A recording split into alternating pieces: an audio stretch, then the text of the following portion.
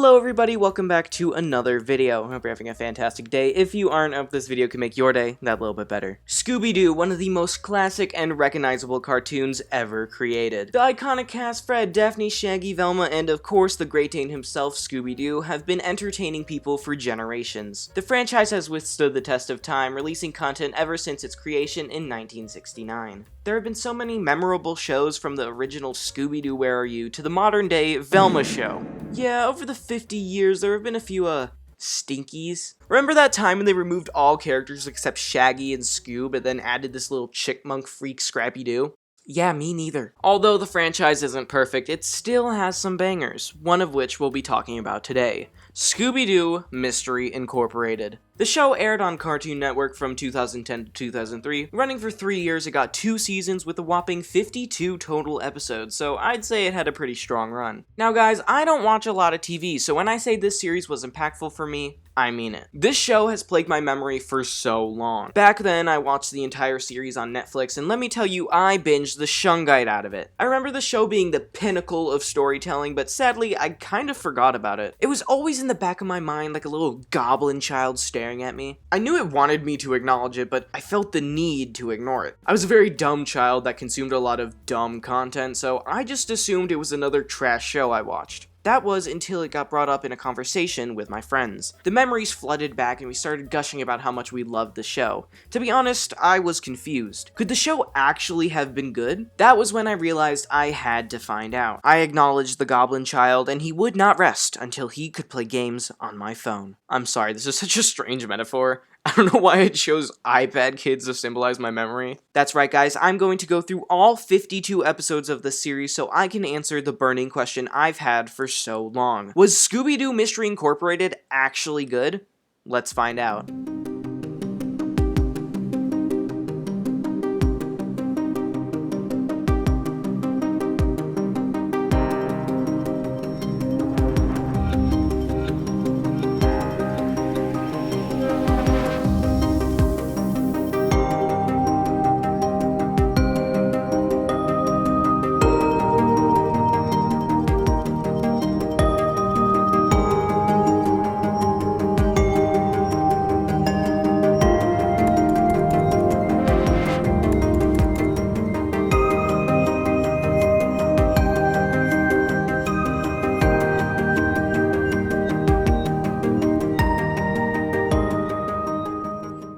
Before we start, I have some things to cover. First of all, yes, I am going to be recapping every single episode in this show. Why?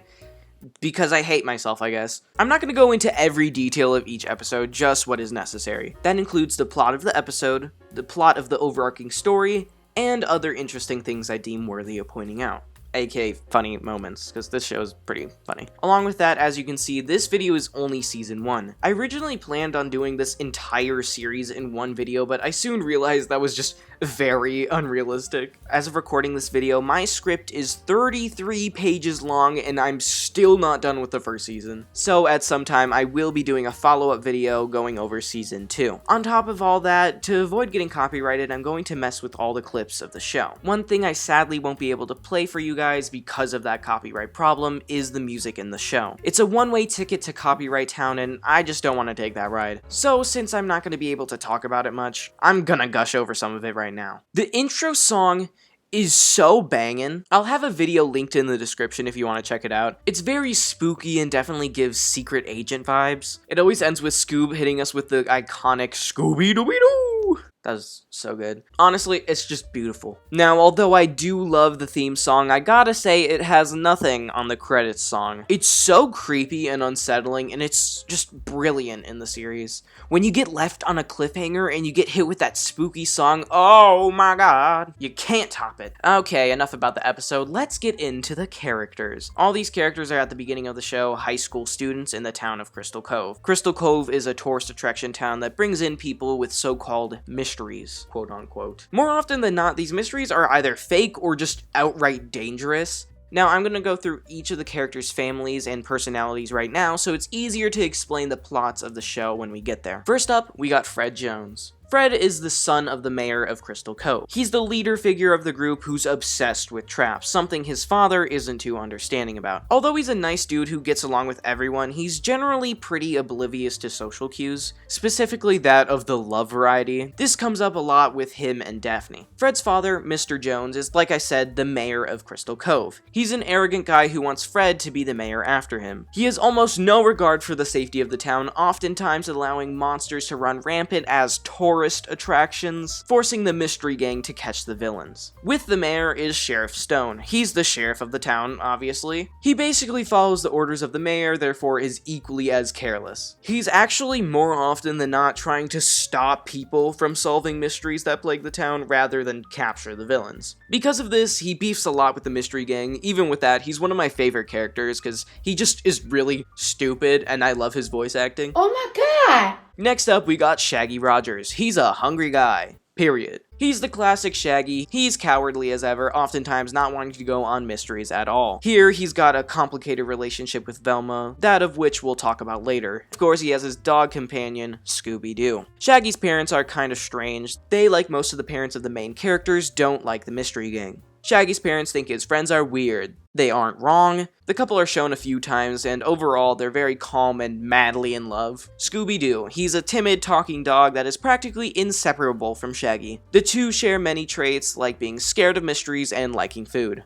Velma Dinkley. She's a techie nerd who uses her tech and knowledge to help solve mysteries. She's very evidence-based and doesn't believe in any type of monster or other being. Because of this, she's always very interested in mysteries, wanting to solve them. Something else she's interested in is Shaggy. She really likes Shaggy. Velma's parents. Velma's parents own a museum that capitalizes on the mysteries of Crystal Cove. The business clashes with Velma as she doesn't believe that any of it's real, which it really isn't. Interestingly, Velma's parents, at least her mom, actually believe in the supernatural. They also don't like the mystery gang, probably since they lose profit when they solve mysteries. Finally, out of the main cast, we have Daphne Blake. Daphne is a pretty rich girl who, unlike past iterations of Scooby-Doo, isn't actually dumb. She's not snobbish or rude like stereotypical rich kid. Rather, she's actually one of the kindest members of the gang. She's a little clumsy though, often being put in damsel in distress situations. She has a crush on Fred but gets upset when her advances aren't noticed by him. Her parents, unlike Daphne, are stereotypical rich people. They're snobbish and set high expectations for Daphne as all her sisters are rich and successful. They also dislike the mystery gang, specifically disliking Fred since he's her love interest. Finally, we got Angel Dynamite. She's a radio station host who's friends with the mystery gang. She helps them solve mysteries and is just a general guide and mentor to them. She's a vibe, and I love her. That's not all the characters. There's a lot of side characters not mentioned, along with a lot of the mysterious characters that I'd rather have you guys meet naturally as we go through the series. I've also left out any mysteries of the characters I just mentioned, so be prepared for that. Okay, I think I've set the stage for you guys. That means it's time to take a look at the series. Episode 1, Beware the Beast from Below. We start with the gang celebrating after solving another mystery. Plot twist, they're in jail now. It cuts to Velma giving a tour of Crystal Cove. She's very unamused because, as mentioned, she doesn't think any of it's real. She almost exposes the truth about the monsters just being random people, but she's stopped by her parents. It's actually really cool because the monsters she mentioned in the tour are actually, from my understanding, references to past Scooby-Doo villains. It's one of those things I love about this show. You see a lot of references to the past iterations, and it's so cool. They parody a lot of it, but it's not in a Velma way where they just make fun of it, but rather in intelligently crafted use of it. They clearly have respect for the past of Scooby-Doo and really carried its vibe throughout the show. Anyway, we see the parents of all the gang telling each member that they should get new friends. Each member is basically like, nah. Next, we see these sewer workers break down a wall, finding a cave on the other side. They open these dangerously marked barrels and get attacked by a monster. What should we do? Well, it's pretty clear, isn't it? Those are radioactive symbols, meaning whatever inside is dangerous. Meaning we need to open it right away. Speaking of monsters, Velma's kind of a bitch. She starts pressuring Shaggy into a relationship, even though he's scared of Scoob's reaction to it. Lucky for him, they get interrupted by a monster. They, after getting attacked, go to investigate. They find the same cave the workers did earlier. Daphne finds a little locket on the ground. It looks like a little magnifying glass with a question mark on it, and it contains a picture of two people, a man and a woman. They continue searching and find the workers from earlier, just a little more zombified than usual. The sheriff comes to investigate and Fred straight up steals a body. Funnily enough, this never gets questioned by the authorities. The mystery gang is more concerned by this than the sheriff is. The gang takes the body to a high school science teacher to observe it. Turns out the man is still alive. He's just dehydrated.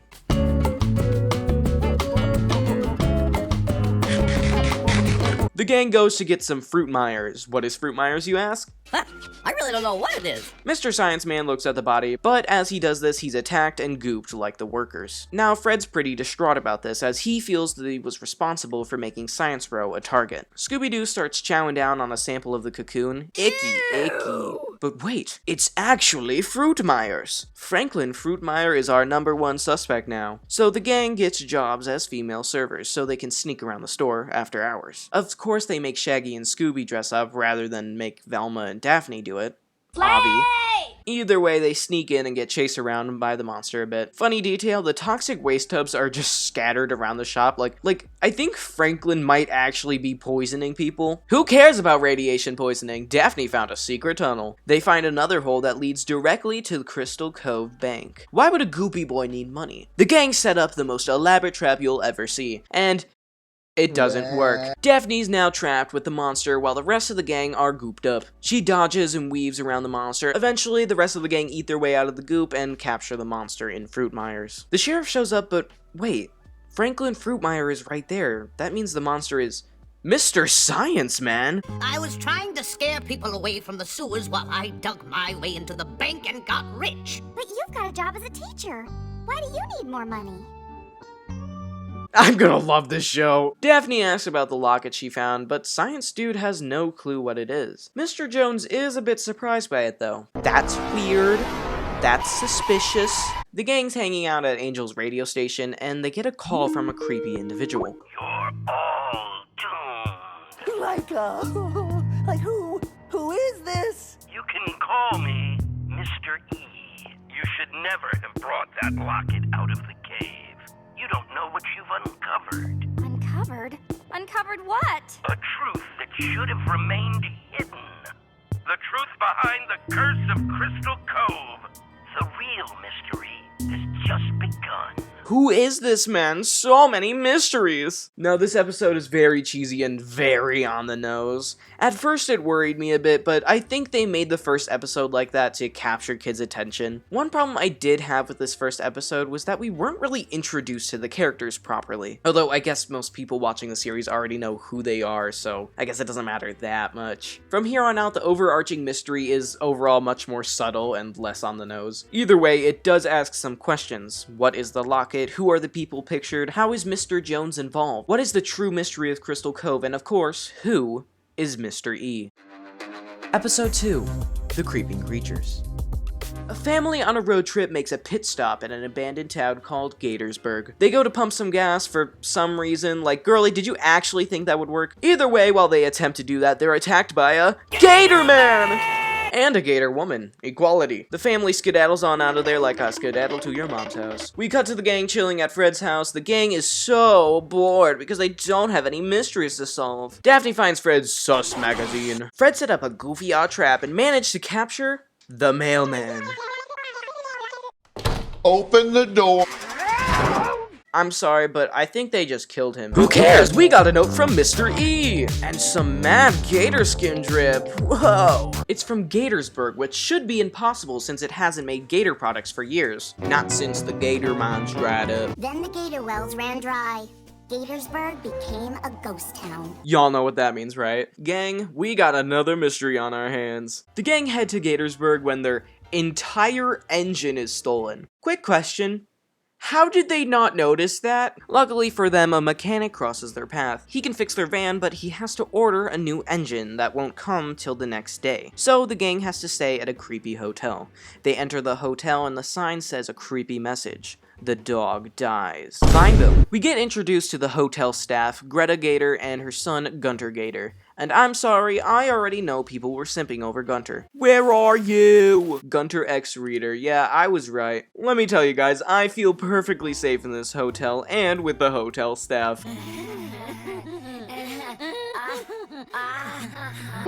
The boys and girls get split up into separate groups, and Scoob gets kicked out of the hotel because there's no dogs allowed. So the gang sneak around, Shaggy goes to Velma, and Daphne goes to Fred.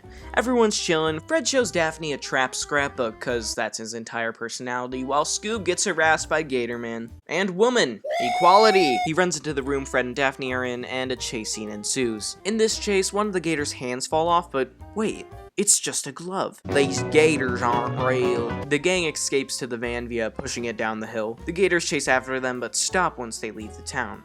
Strange. The gang sneaks back in and finds the gators placing boxes into a boat. They crack open a crate and find some gator products. Daphne touches them but breaks out. She's allergic to fake animal skin products, weirdly specific, so that means it's not real gator skin. The fake gator people are selling fake gator products. The gang set up a trap, lure them in, and capture them. The police arrive to unmask the villains. They're actually the mechanic and the hotel staff. They wanted to create a fake gator skin business, so to keep people from finding out, they created the monsters to scare people away. Funny thing about this episode, since the gators aren't in Crystal Cove, the sheriff gladly arrests them. They ain't making us any money, so we don't care. Also, he got scammed by them, so he's a little angry. With the mystery solved, the gang goes back to the van, but their engine has been replaced. A letter from Mr. E is sitting there. Hope you had a good time in Gatorsburg, but be warned, there are more mysteries to come.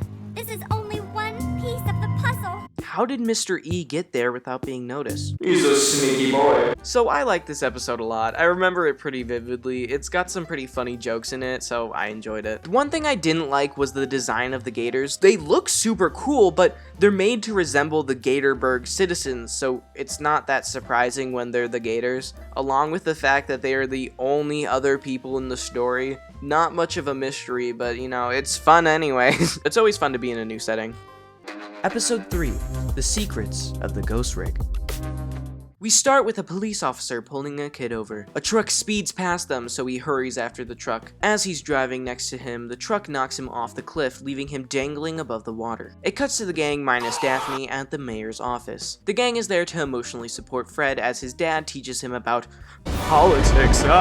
Like create pamphlets and strategize about new places to put parking meters. I know a place you can put another parking meter. Dang, Velma! We cut to Daphne in her house. Her parents introduce her to a young man named Ron Ladderton. They're trying to set him up with her because he owns a ladder company. Duh, he's rich. He's snobby and gross, but her parents hate Fred. Darling, think of it like trying a new cut of meat. Why have ground beef when you can have a nice prime rib? But I don't even like meat. I like vegetables. Like Fred. I'm sorry, I just rewatched that clip.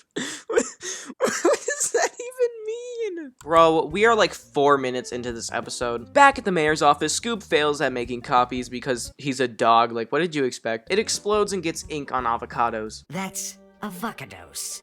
My bad. Mr. Jones tells us he's also running for mayor. He, George Avocados, was the son of Theodore Avocados, who was the mayor of the town until he stole a diamond. He was arrested, but the diamond was never found. George believes he was innocent, but was he? We don't know, obviously. The gang goes to a restaurant, but it's closed. Their crystal doorknob was stolen, so they're closed down. I feel like that's not the most logical option, but sure. You could just, like, open the door. You could just replace the doorknob or open the door without the doorknob.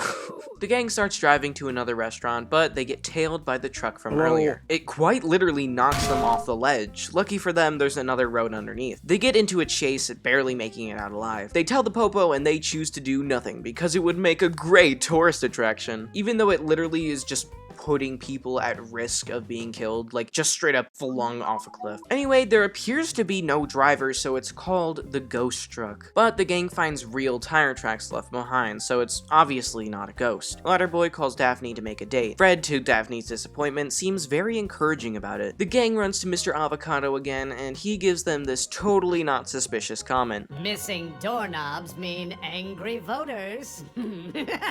They're sick of not being able to enter doors. It's time to set up a trap. This time they got an actual live shark, which brings up so many questions. Fred, where did you get a live shark? We find out the tracks got linked to two people in the city, Jen something something and George Avocado. They also accidentally capture Mr. Jones, but oh my god, it's Avocado! We have to go chase after him! They follow Avocado and end up finding the ghost truck. It's not being driven, so the gang goes to investigate. They find out it's actually just a normal truck that was designed to look old and ghostly. Shocker, I know. Suddenly, the truck bursts to life and hunts the gang down. It chases them again around the mountain ledge before they escape from it.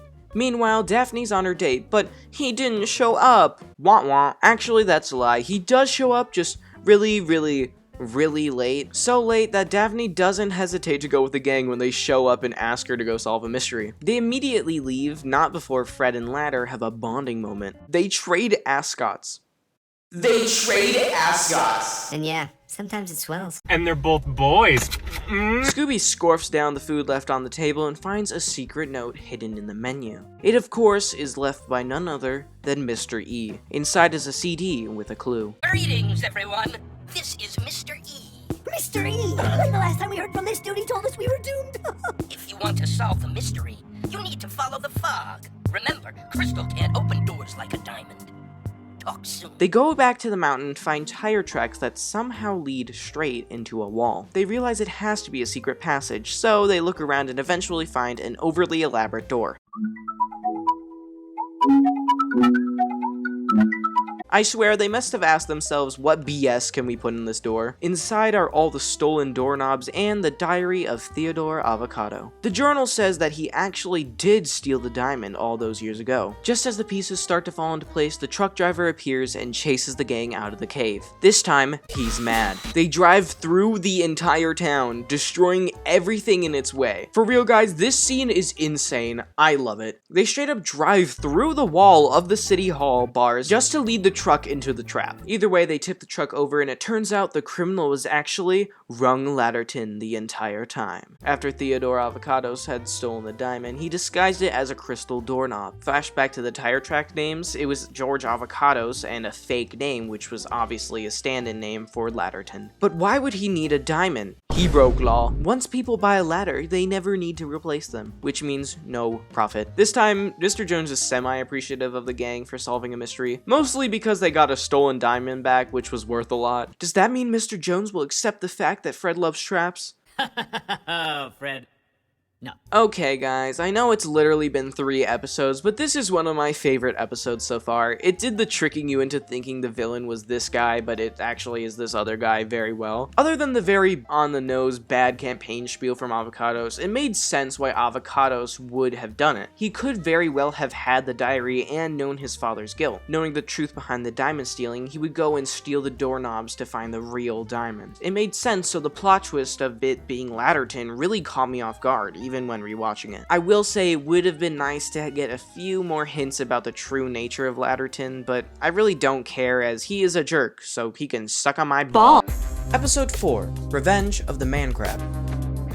We start with 2 people late at night setting up for a volleyball tournament that's going to be happening the next day. They start bickering and suddenly the woman gets kidnapped by a giant crab. The man doesn't think it's real, which okay, I get thinking a monster is a prank, but girly legit just got sucked into that sandsea. Bro, I don't think it's a joke anymore. It cuts to the next day. The aforementioned tournament is going on, and of course the gang is here to watch. The announcer, who's our Queen Angel Dynamite, mentions the sponsor of the volleyball tournament, Trickles Trickwid, the diet water. Sponsored by Trickles Trickwid, what Mother Nature drinks when she doesn't want to look fat. It's so freaking stupid, but it sounds like something that would actually exist. It's literally, take this pill and you'll lose all that weight, as long as you follow the workout plan attached step by step for 12 weeks straight. But don't worry about that, come on. Anyways, Shaggy and Scoob are absolutely ravenous. They head over to the clam shack, and Velma asks the captain about his lost nose. A clam been done took it. He also goes on a rant about how the city moved his clam shack for the tournament. Anyway, the gang goes to watch the game, and there's this child in the crowd who straight up eats a hot dog from the middle? What is this? Anyway, the big old crab jumps out of the ground and absolutely destroys the volleyball court. Angel does some martial arts CD throwing, Slay Queen. The crab ends up grabbing a girl and running away. It's honestly kinda scary, not gonna lie. She's just screaming for help. It's really uncomfortable. The gang chases after her, but the crab disappears. We fast forward to when the authorities get to the scene. The gang are begging the sheriff to close the beach down, but this goober pops out and is all like, The beach stays open. he's the owner of the Trickles Water Company, and since he's sponsoring the event, he wants it to keep going. He straight up tries to gaslight the gang. I kid you not, he literally says, no one really knows what they saw. Young lady, no one's sure what they saw. Could have been a man crab, could have been a man lobster. Could have also been a really ugly, out-of-shape person who should probably be drinking Trickle's Trickwood. Excuse me? I know a man crab when I see one, sir. The sheriff basically pussies out and decides to just leave the beach in danger of hurting people. Of course, with the law choosing to do nothing, the gang steps up to solve the mystery. Straight away, they find a locker of Skipper, the captain of the Clam Shack restaurant from earlier. It's full of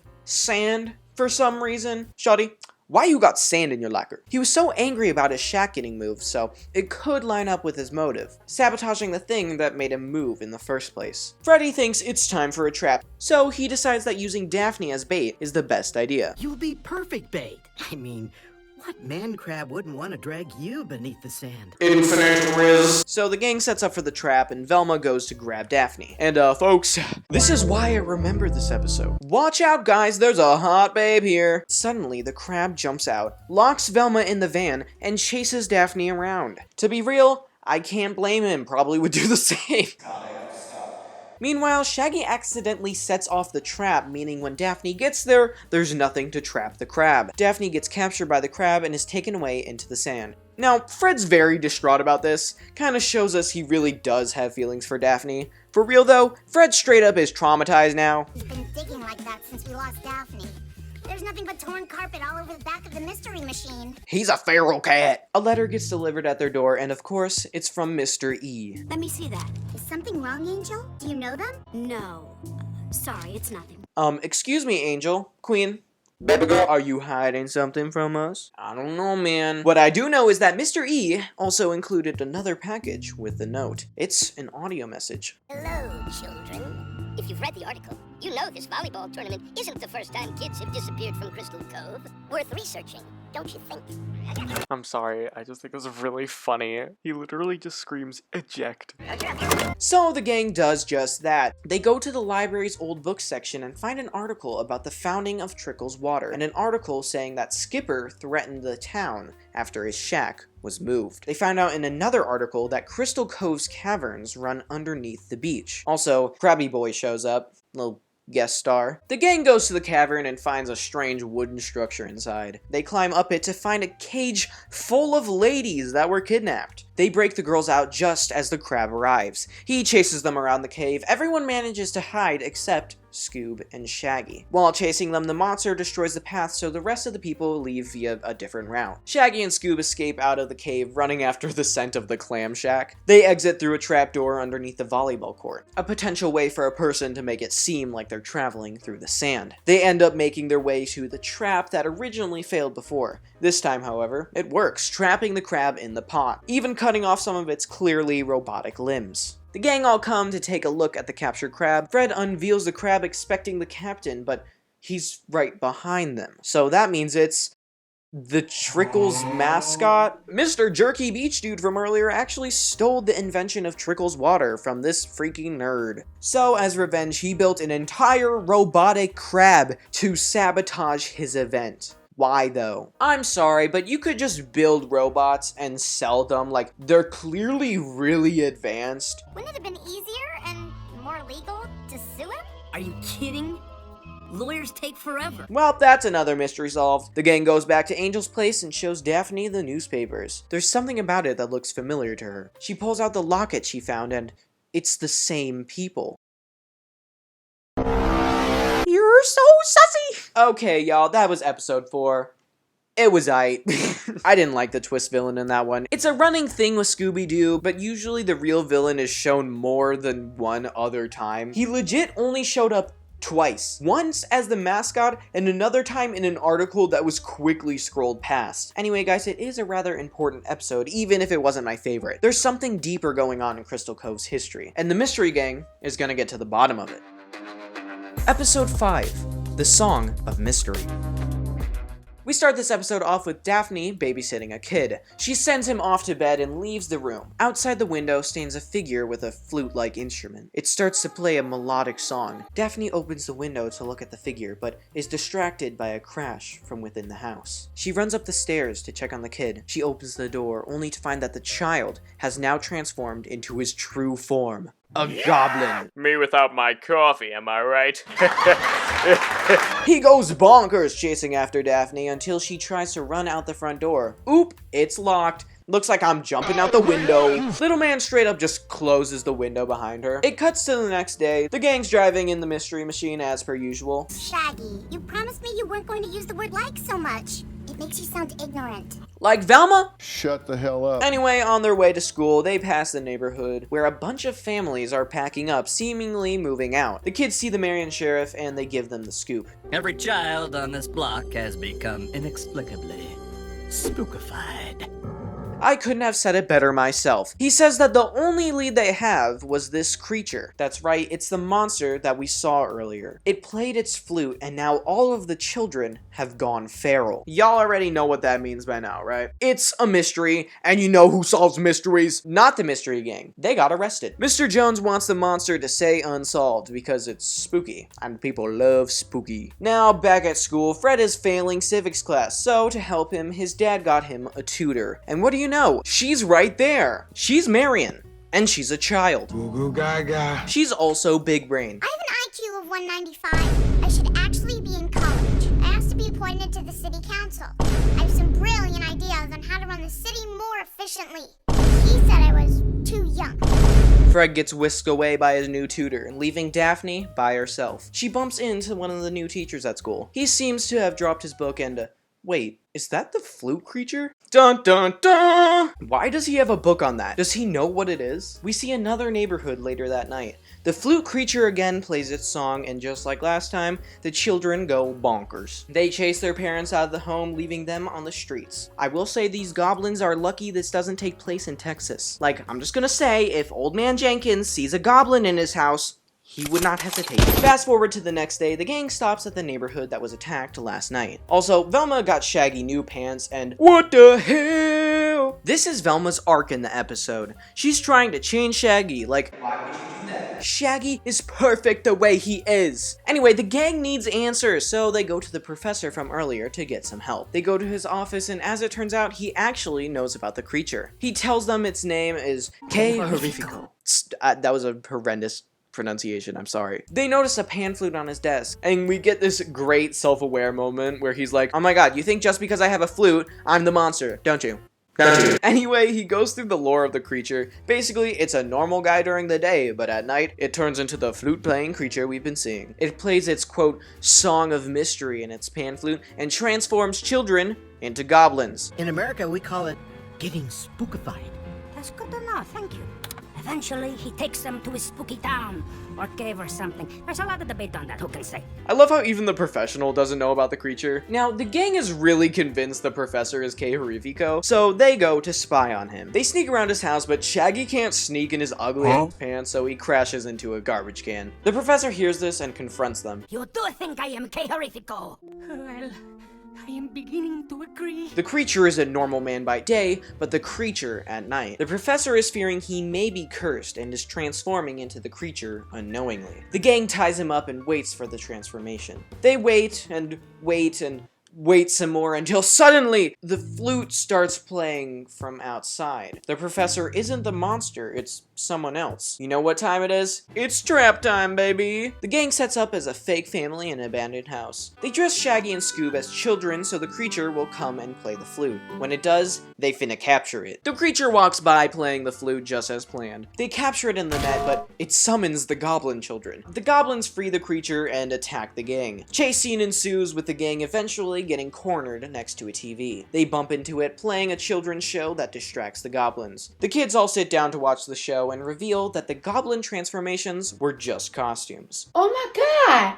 What is that? With the kids distracted, the gang chase after the creature. It gets caught in the net from before and is revealed to be Marianne. The Goo Goo Gaga? She learned about the creature in the professor's class and decided it would be a great way for her to take over Crystal Cove. She wanted to run the city her way. Can't really blame her for that, the mayor sucks. She created the costume from the theater's costume department, of course she's a theater kid, and bribed the children with Utopia!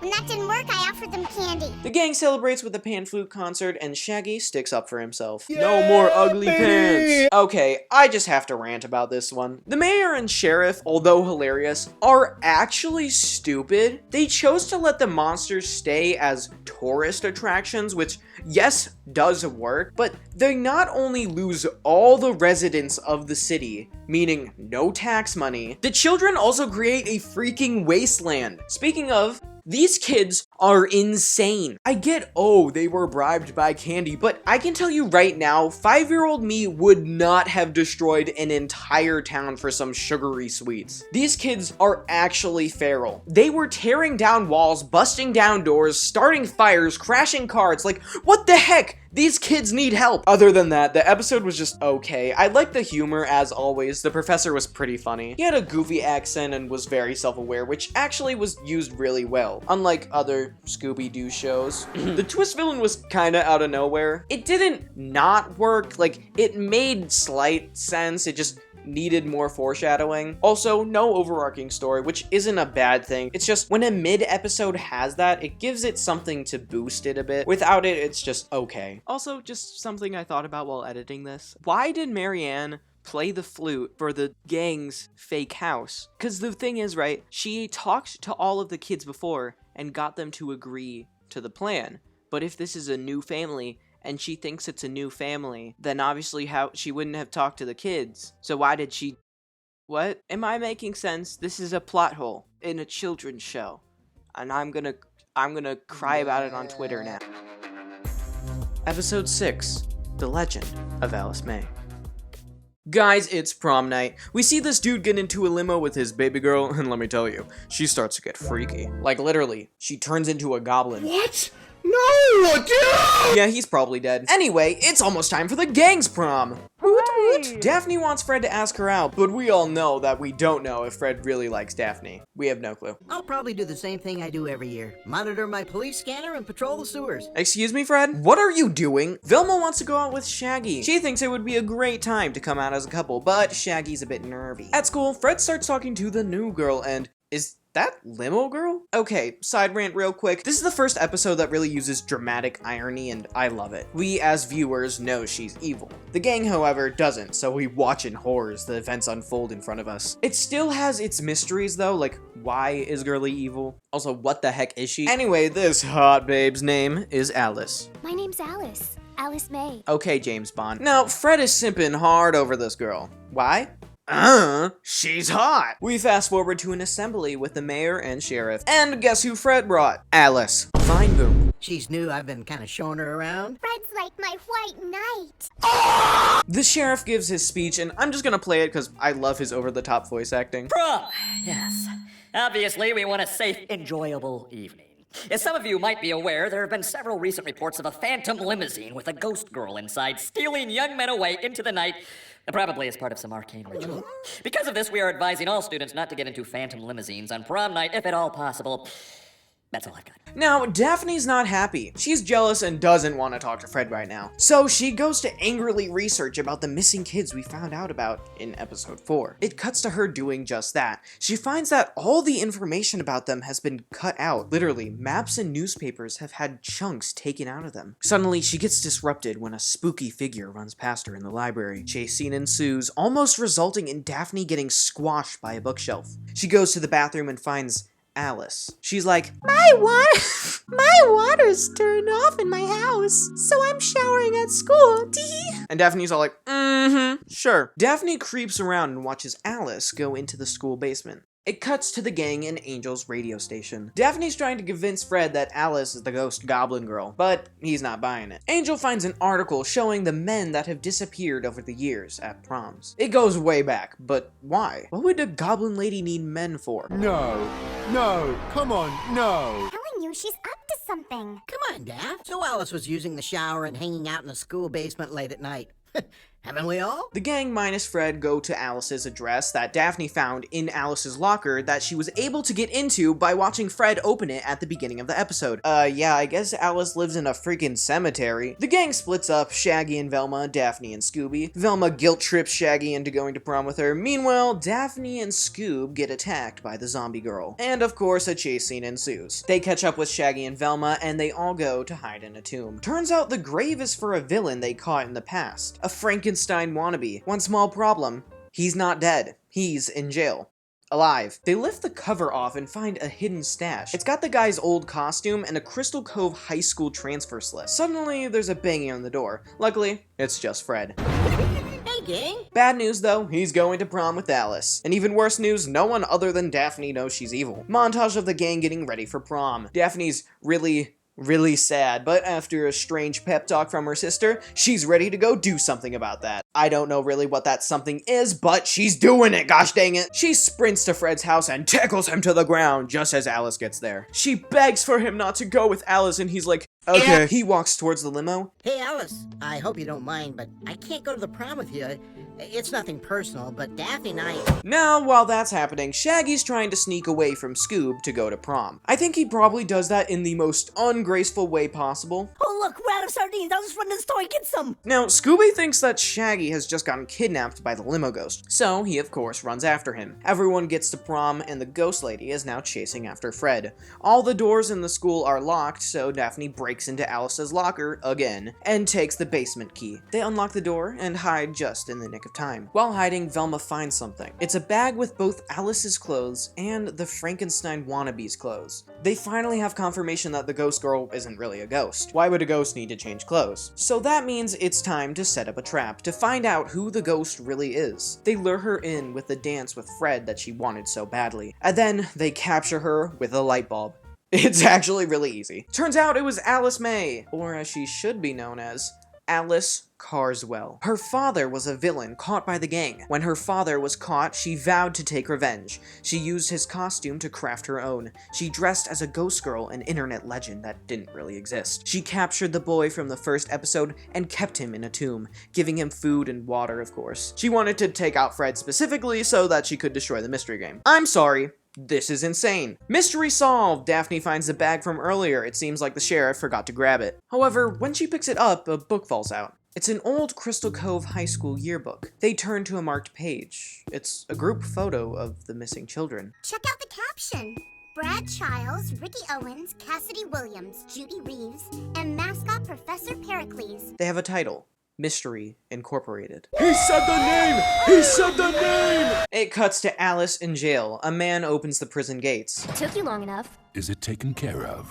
They bought the story. It'll be a couple of days before they realize Deacon Carswell never had a daughter. By then, you'll be long gone. And the yearbook? In the backpack, just like you said. Someone went to a lot of trouble to hide that yearbook before I found it in the basement. You ever going to tell me why you cooked up this whole Alice May scheme just so I could then hand it over to a bunch of kids and their dog? You were paid for a job by my employer, Mr. E, and that job is over. You don't need to know his motives. Holy sh**! This is getting good now, y'all. I loved this episode. It was funny, it developed the characters, it progressed the main story in ways that I was not expecting, and it did it all while breaking the normal formula. It wasn't, let's make it look like it's this person, but then plot twist, it's actually this other random guy. It was Alice all along, but her motives were unknown. And it turned out her revealed motives weren't even her actual motives. Oh my god, it's so good. I am honestly truly remembering why I love this show so much. Now, this episode does bring up some questions. We officially know that people in an old mystery solving group went missing, but why and how? Who is Mr. E? How is he connected to the disappearance? And why does he want the mystery gang to solve it so bad? The fact that he has henchmen hiring other henchmen to do his work for him is bonkers. I feel like he kinda knows what's happening since he's planting evidence for them to find and figure out the story, right? He's so mysterious and I'm here for it. Really wondering if Alice kept the boy in the tomb though, like, poor guy, dude. Episode 7, In Fear of the Phantom. We start off with a concert of a band called the Hex Girls, and let me tell y'all, they're playing an actual bop. I can't play it, but if you know it, you know it. 'Cause we're the Hex Girls, and we're gonna put a spell on you. Hey, Hey, wow, I didn't like that. That shit banging. The gang happens to be at this concert, and I guess Velma's really into the band. Suddenly, the lights go out. A lightning bolt strikes down from the ceiling onto the stage. A figure appears from the strike and threatens the Hex Girls. This will be your final show, or you will suffer endless woe! So saith the Phantom! No one tells the Hex Girls what to do. No one tells the Hex Girls what to do. That's so corny. So that backfires, and the man straight up crushes the main girl with a giant speaker. It cuts to the gang talking to the Hex Girls, and they immediately decide to set up a trap. The manager, who has a really overdramatic accent, is like, "Oh yeah, the show must go on." To Velma's frustration, they put Daphne as bait. They dress her up like the main girl, as she seemed to be the target of the attack. Another thing to point out is that Scooby Doo is mad at Shaggy for going to prom, rather than staying at home to watch the movie marathon in the last episode. Anyway, they set up a trap and start the concert. Daphne sings and the spooky guy tries to attack her. The gang activates the trap, but it lands in the wrong place. For real, I'm sorry, I just was watching that and I realized there's 2 cages to trap 1 villain. Because of this malfunction, Daphne gets captured and straight up disappears. Fred, like the last time he lost Daphne, is absolutely tweaking. He's getting mad at himself because he's not being a cold, heartless man like he should be. Is that emotion I smell? Ew! Just for clarification, you can feel emotion, men. Yippee! While wallowing in his misery, he finds lube on the rope. That's why the trap failed. It slipped. But guess what? He still feels funky. That means he's not just upset about his trap failing. He actually cares about Daphne. Oh, speaking of, she's hanging out right behind him. Literally. Or at least she was. E is for While Daphne's breaking every bone in her body, Fred has a breakthrough. He loves Daphne! Now, one small problem. Daphne's here now, but she only heard the part of Fred's breakthrough that sounded like, "I wish I didn't care about Daphne." I wish I didn't care about it. So, now Daphne's mad, but she wants revenge on that Phantom guy, so she's going back on stage. That doesn't matter though. What matters is that Daphne is now emo, no! She's in her baddie era, which means she doesn't want Fred anymore. Meanwhile, Shaggy and Scoob are still fighting. So much so that Scooby replaces Shaggy with a puppet. They're arguing in the Hex Girls tour bus when they suddenly get attacked by the Phantom. He chases them around, and they even have a classic Scooby-Doo doors chase scene gag. I think that's fun. Just when Shaggy and Scooby think they're safe, the Phantom freaking burns down the bus. What is this? Curtis Connor's tour bus? Get it? Because his tour bus burned down. They managed to throw the puppet at the window to escape, and as it turns out, the puppet's head ripped a piece of the Phantom's fabric off. Somehow, Shaggy recognized the fabric as an artist that was managed by the Hex Girls manager. Did that make any sense? They confront him and he's like, "Oh yeah, you think I'm the Phantom just because I was the manager of Fancy Pants? Haha, that's funny." It's time for Daphne's performance, and she's written a special song. It's basically about moving on from Fred.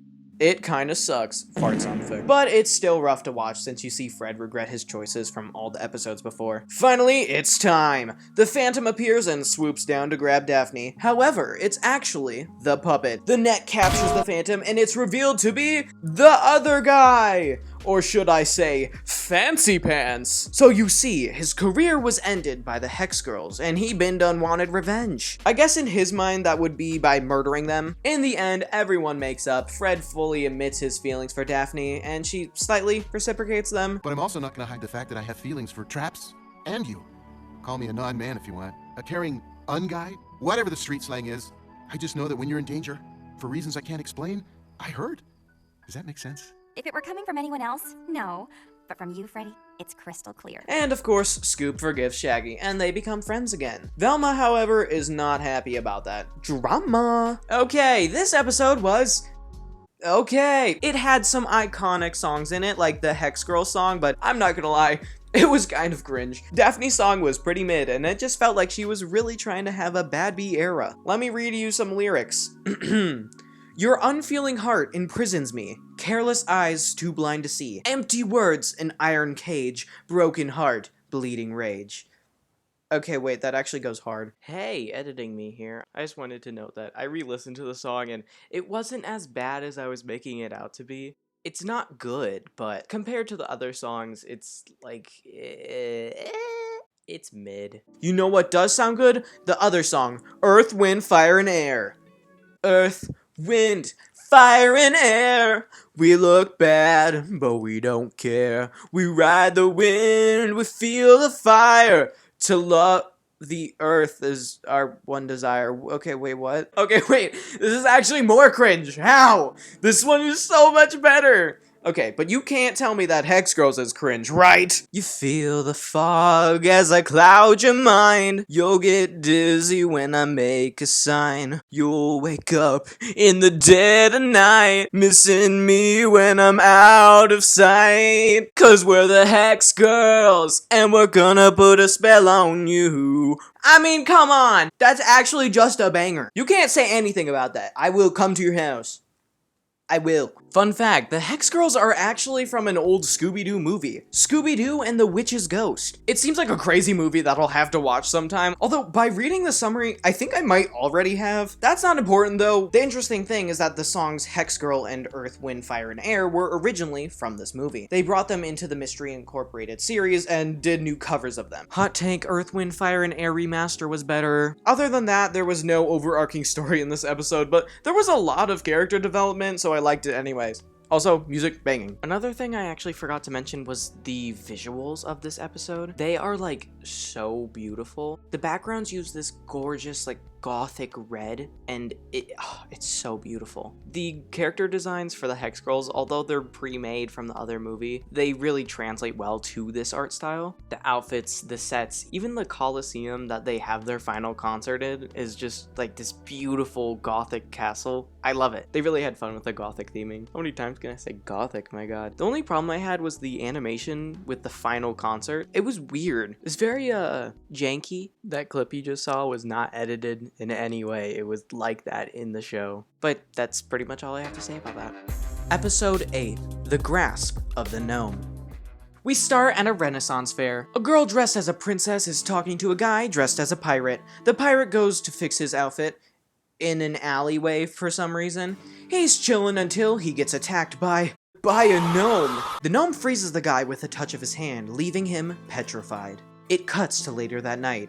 Get it? Night. One of the workers is inviting people in, but let me tell you, he doesn't like people dressing up as pirates. Huzzah, more filthy pirates.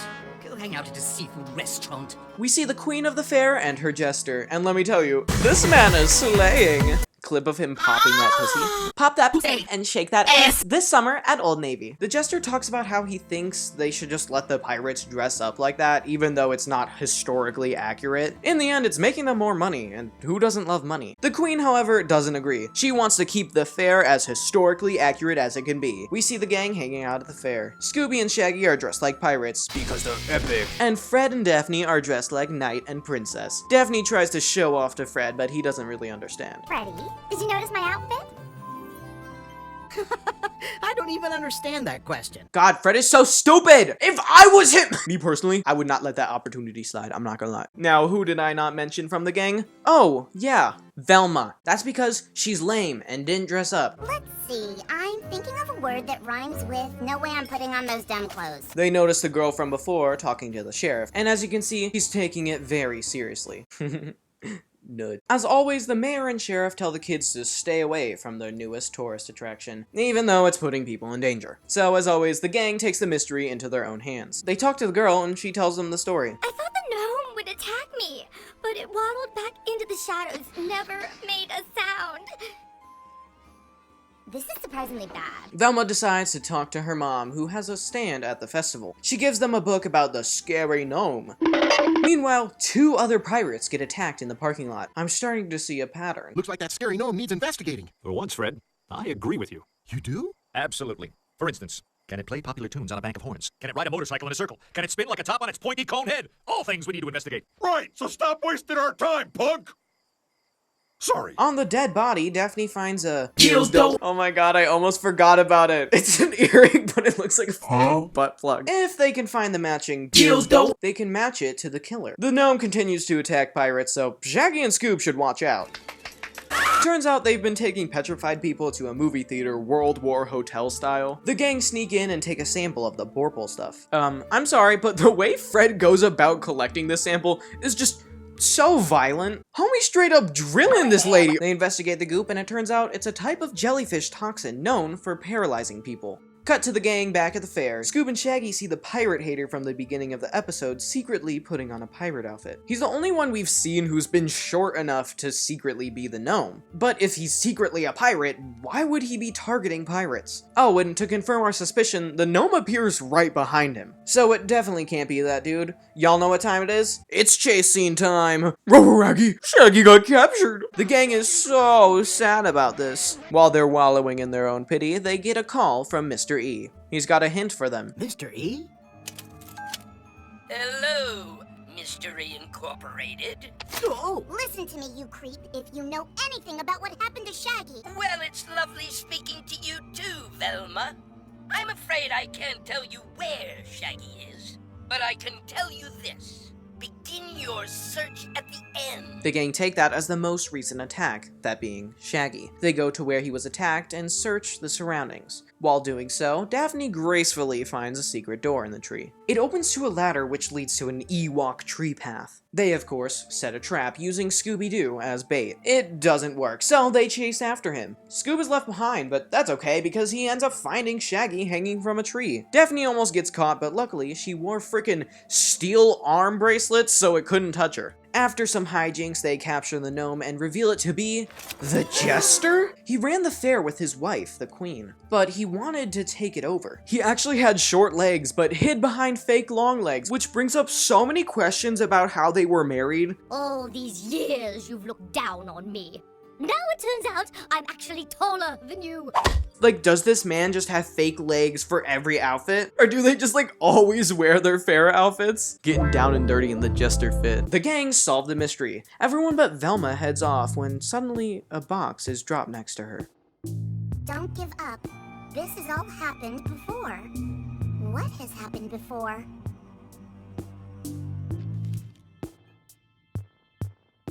Hey, editing me here. I've basically rewatched the episode, and honestly, my review was gonna be a lot more critical than I think it deserved. Was it the best episode? No. But it was pretty funny, and honestly, a very memorable one. Its location, its set, its costumes, they're all very fun and unique, and I just love the setting of the Renaissance Fair. I think it's fun. Okay, story. I feel like it actually had foreshadowing and a decent twist for an actual villain, so that was good. The Mr. E plot, though? Oh, it brings so many questions. What does he mean by this has happened before, and why did he circle the bird mascot? Okay, folks, editing me here again. Now, that was supposed to be the end of the review, but, I actually realized something very, very interesting in my rewatch of this episode. Basically, in the background of this entire episode, there was a character that continuously walked by. Now, at first you might shove this off as just reusing animation or something like that, which is an absolutely understandable assumption.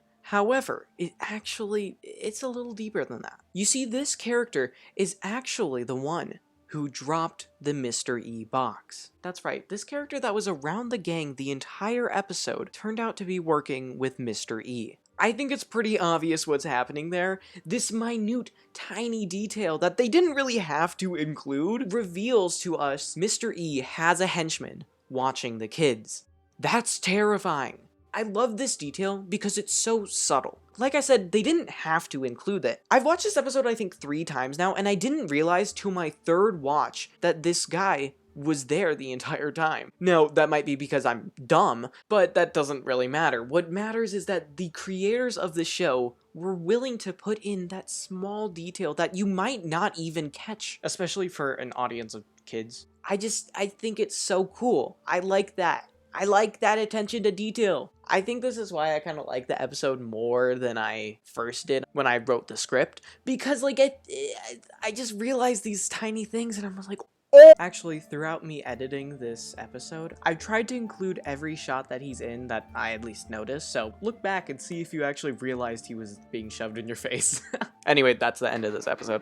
Episode 9, Battle of the Humungonauts. Okay, I'ma be real, this episode is a very unimportant one that I find fairly boring, so I'm just gonna speedrun it. We got 2 giants, the red giant and the green giant. Insert green giant picture here. Both are going around Crystal Cove destroying buildings. Now, they aren't directly hurting people, they're only breaking property that is insured. The twist reveals that the giants are two competing owners of insurance companies. They were brothers who started off as besties but now hate each other. They have rival insurance companies, so as giants, they would attack buildings that the other was insuring. The problem is, we literally never see them. Ever. Period. Other than their ads sprinkled around in Crystal Cove. Those are in the background. They're not brought to your attention. It would be fine if it was like a Mr. E thing to put there, but it's not. This is the main story. You have to make sure that the characters are acknowledging it so you can actually like realize you should be picking up on it, because for all we know, it's just background nonsense. It's not a very satisfying reveal. However, throughout the episode, we got some Velma and Shaggy development. So Scoob finds Shaggy and Velma making out in the bushes. Scooby Doo to the rescue. Hey, yo! Scoob gets mad and now Scooby-Doo and Velma hate each other. It causes tension throughout the episode as each of them wants Shaggy to choose them. It's the girlfriend or the dog. You gotta pick. That whole drama is left for the next episode. Another important development is the renaming of the Mystery Gang. Fred decides that they should honor their predecessors by calling themselves Mystery Incorporated. Are you cheating on me? Episode 10, Howl of the Fright Hound. We start at this asylum of sorts. The guards are chillin' when suddenly a vicious demon dog breaks in. The thing's throwing people around like a kid throwing his keyboard after losing a round of Fortnite. The gang's chilling outside of school when a giant metal spider runs at them. Oh, wait a minute. Holy shit, there's a small enemy spider. It's actually just a robot of this Eggman named Jason. I look at you and I'm like, oh. This guy's basically an incel, and he's obsessed with Velma. Apparently, they co-own a robotics club together, and guess what? Once she touched my knuckle! Next, we see a tour bus later that night. It's a tour of Crystal Cove's mysteries, and it's of course led by Velma's mom. She's a material girl, what can she say? As the tour ends, the dog from the beginning breaks in. It knocks Velma's mom out and flees the scene. One of the passengers got the attack on camera, and we get to see the footage as the mystery gang arrives. The sheriff, who's already at the scene, immediately arrested Scooby-Doo. We look at the footage I mentioned, and it turns out the demon dog looks just like Scoob, collar and all. We know it wasn't him who led the attack because he was in the van with the gang, but the sheriff's not taking any of that. He's convinced that since it looks like Scoob, and since the collar was left behind, even though Scoob is wearing his collar intact, that Scoob is the criminal. It's actually really funny because the sheriff is so convinced that Scoob is some kind of mastermind villain. Well, he's obviously a mastermind criminal, dog. He's bound to have a closet full of collars back home. It's great. I mean, not for Scoob. Speaking of, he's brought to jail. Right to jail. And Shaggy's not too happy about that. The entire last episode and the beginning of this episode, Velma and Scoob have been fighting for Shaggy's love. So Velma sees this and thinks it's a great time to take advantage of Scooby-Doo not being there. She tries to convince him that he should move on, and even tries to be like Scoob. Huh? I'm going to kill you? Yeah, Velma kinda sucks. They decide to go visit Scoob. He's being kept in an animal insane asylum, which is hilarious. Diabolical? These are animals we're talking about. Snappy Jack the turtle did this to me yesterday. Does this look like something an animal would do? Kinda. Yes. Probably. Totally, dude. They get taken to Scoob and start talking to him. While they do that, Daphne accidentally opens her locket and it plays the music from it. Suddenly, they hear a voice. It's from the other room. They enter through several layers of metal safe doors and enter this insane room. It's a huge empty space that, in the center, has a single bird. The bird that belonged to the original Mystery Incorporated. The guard explains that the bird hasn't talked for years. His name is Professor Pericles, and although he's just a bird, he's incredibly intelligent, even somehow tasing the guard without leaving his cage. Clues await, children. Clues that will lead you to the cursed secret that feeds on Crystal Cove. What secret? I'm sure you will find out. Meanwhile, I will dispense this bit of advice. Beware of those closest to you. I'm specifically talking to you, Frederick. That's enough! The gang gets kicked out of the building, leaving more confused than they were when they entered. They decide that the parrot's riddle should be saved for another day. After all, they have to prove that Scoob is innocent. They go back to the tour bus crime scene and find a robotic part. It's a leg joint presumably left by the demon dog. Velma has a suspicion on who made the robot. You see, the part they found was one of the exact parts they use in the robotics club. That's right, it links directly to Jason. They go to his house and confront him. There we see his mom, who babies him, and his strange friends. First, how about a double date? My friend Minjo has programmed a sock puppet with artificial intelligence. Her name is Sheila, she's a Pisces, and she's a cotton wool blend. He gets offended by the accusations and tells us that he was with his friends last night. They confirm that, but do we actually believe it? I still can't believe Jason had nothing to do with this. Oh. I guess we do. While they drive away from the house, they get attacked by the dog. Hello. We see it in clear light now, and it's a Scooby Doo clone. They manage to escape it and go to tell the sheriff about it. He, of course, doesn't believe them. As they start talking, the dog breaks into the asylum. The scene from the beginning of the episode starts. The guards all shoot the dog, revealing his actual robotic form. It's scary, not gonna lie. The demon dog goes and tries to attack Scoob. Lucky for him, the gang was there to save him. They start to drive away, but they run out of gas. They decide to hide in a nearby abandoned factory. This place is dangerous. Heavy equipment is everywhere. The dog chases them around and corners Velma and Shaggy. It looks like it's the end for them. Until Scoob comes and attacks the dog with a frickin' forklift. Bad dog. We all know that Scooby Doo is forklift certified. It's common knowledge. I love this scene. It's absolutely insane. Oh my god! Eventually, they grab the dog with a crane, and it gets destroyed by all the heavy machinery. Scoob giving the final blow.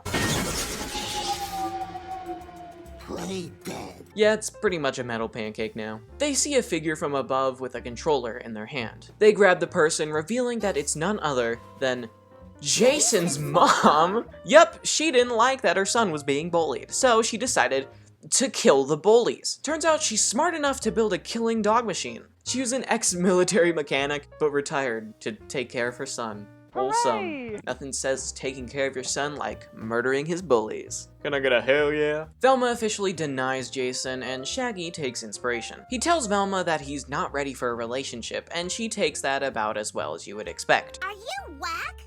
The boy I love picks a dog over me? Oh, that's the most insulting thing a girl could ever have happened to her. Either way, Scooby-Doo is saved and the mystery is solved. One problem. It seems that Professor Pericles has escaped imprisonment. Just want to let you know that all the animals are accounted for, except one. Velma gets a text from Mr. E. It's from Mr. E. What's it say? It says, follow the parrot.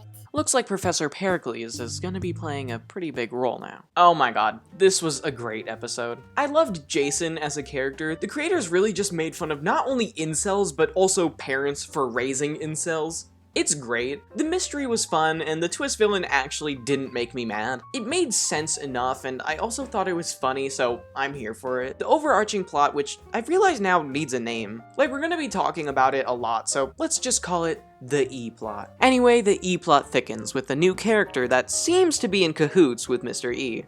Get it? Cahoots? 'Cause he's an owl?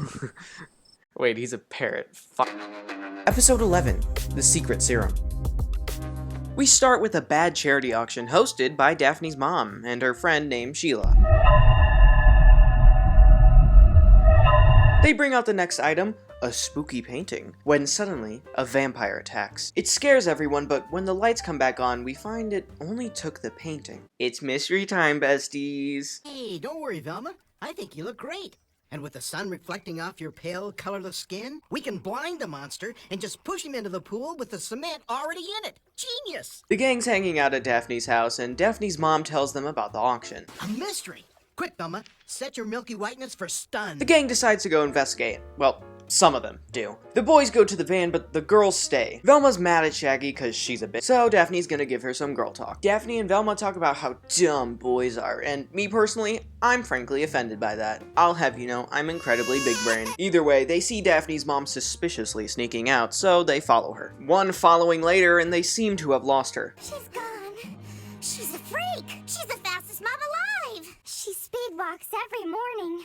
Well, your mom must have thighs like tree trunks, because we totally lost her. The only building that seems to be in use at the time is the Botanical Gardens. A light's on at the Botanical Gardens. This makes no sense. My mom hates nature. She hates anything she doesn't have to pay for. We are so different. Meanwhile, the boys are at a dead end. They went all over town and found nothing. Suddenly, they hear screaming coming from the botanical garden. They rush there and immediately set up a trap. Sadly, it only traps Daphne and Velma, not the vampire. Speaking of vampires, it's right there. You know what that means? Like, run! One chase scene later, they meet the gardener, who shows them the start orchid has been stolen. My script says start orchid, and I'm pretty sure it's probably not that. I'm just gonna read it. Basically, the gardener tells them that the start orchid has been stolen. Why would a vampire need a painting and a plant? Something's not adding up. They go to Velma's mom since she knows everything about the paranormal. They look around her books when Daphne notices a figure. She follows it when suddenly a book falls out of the shelf.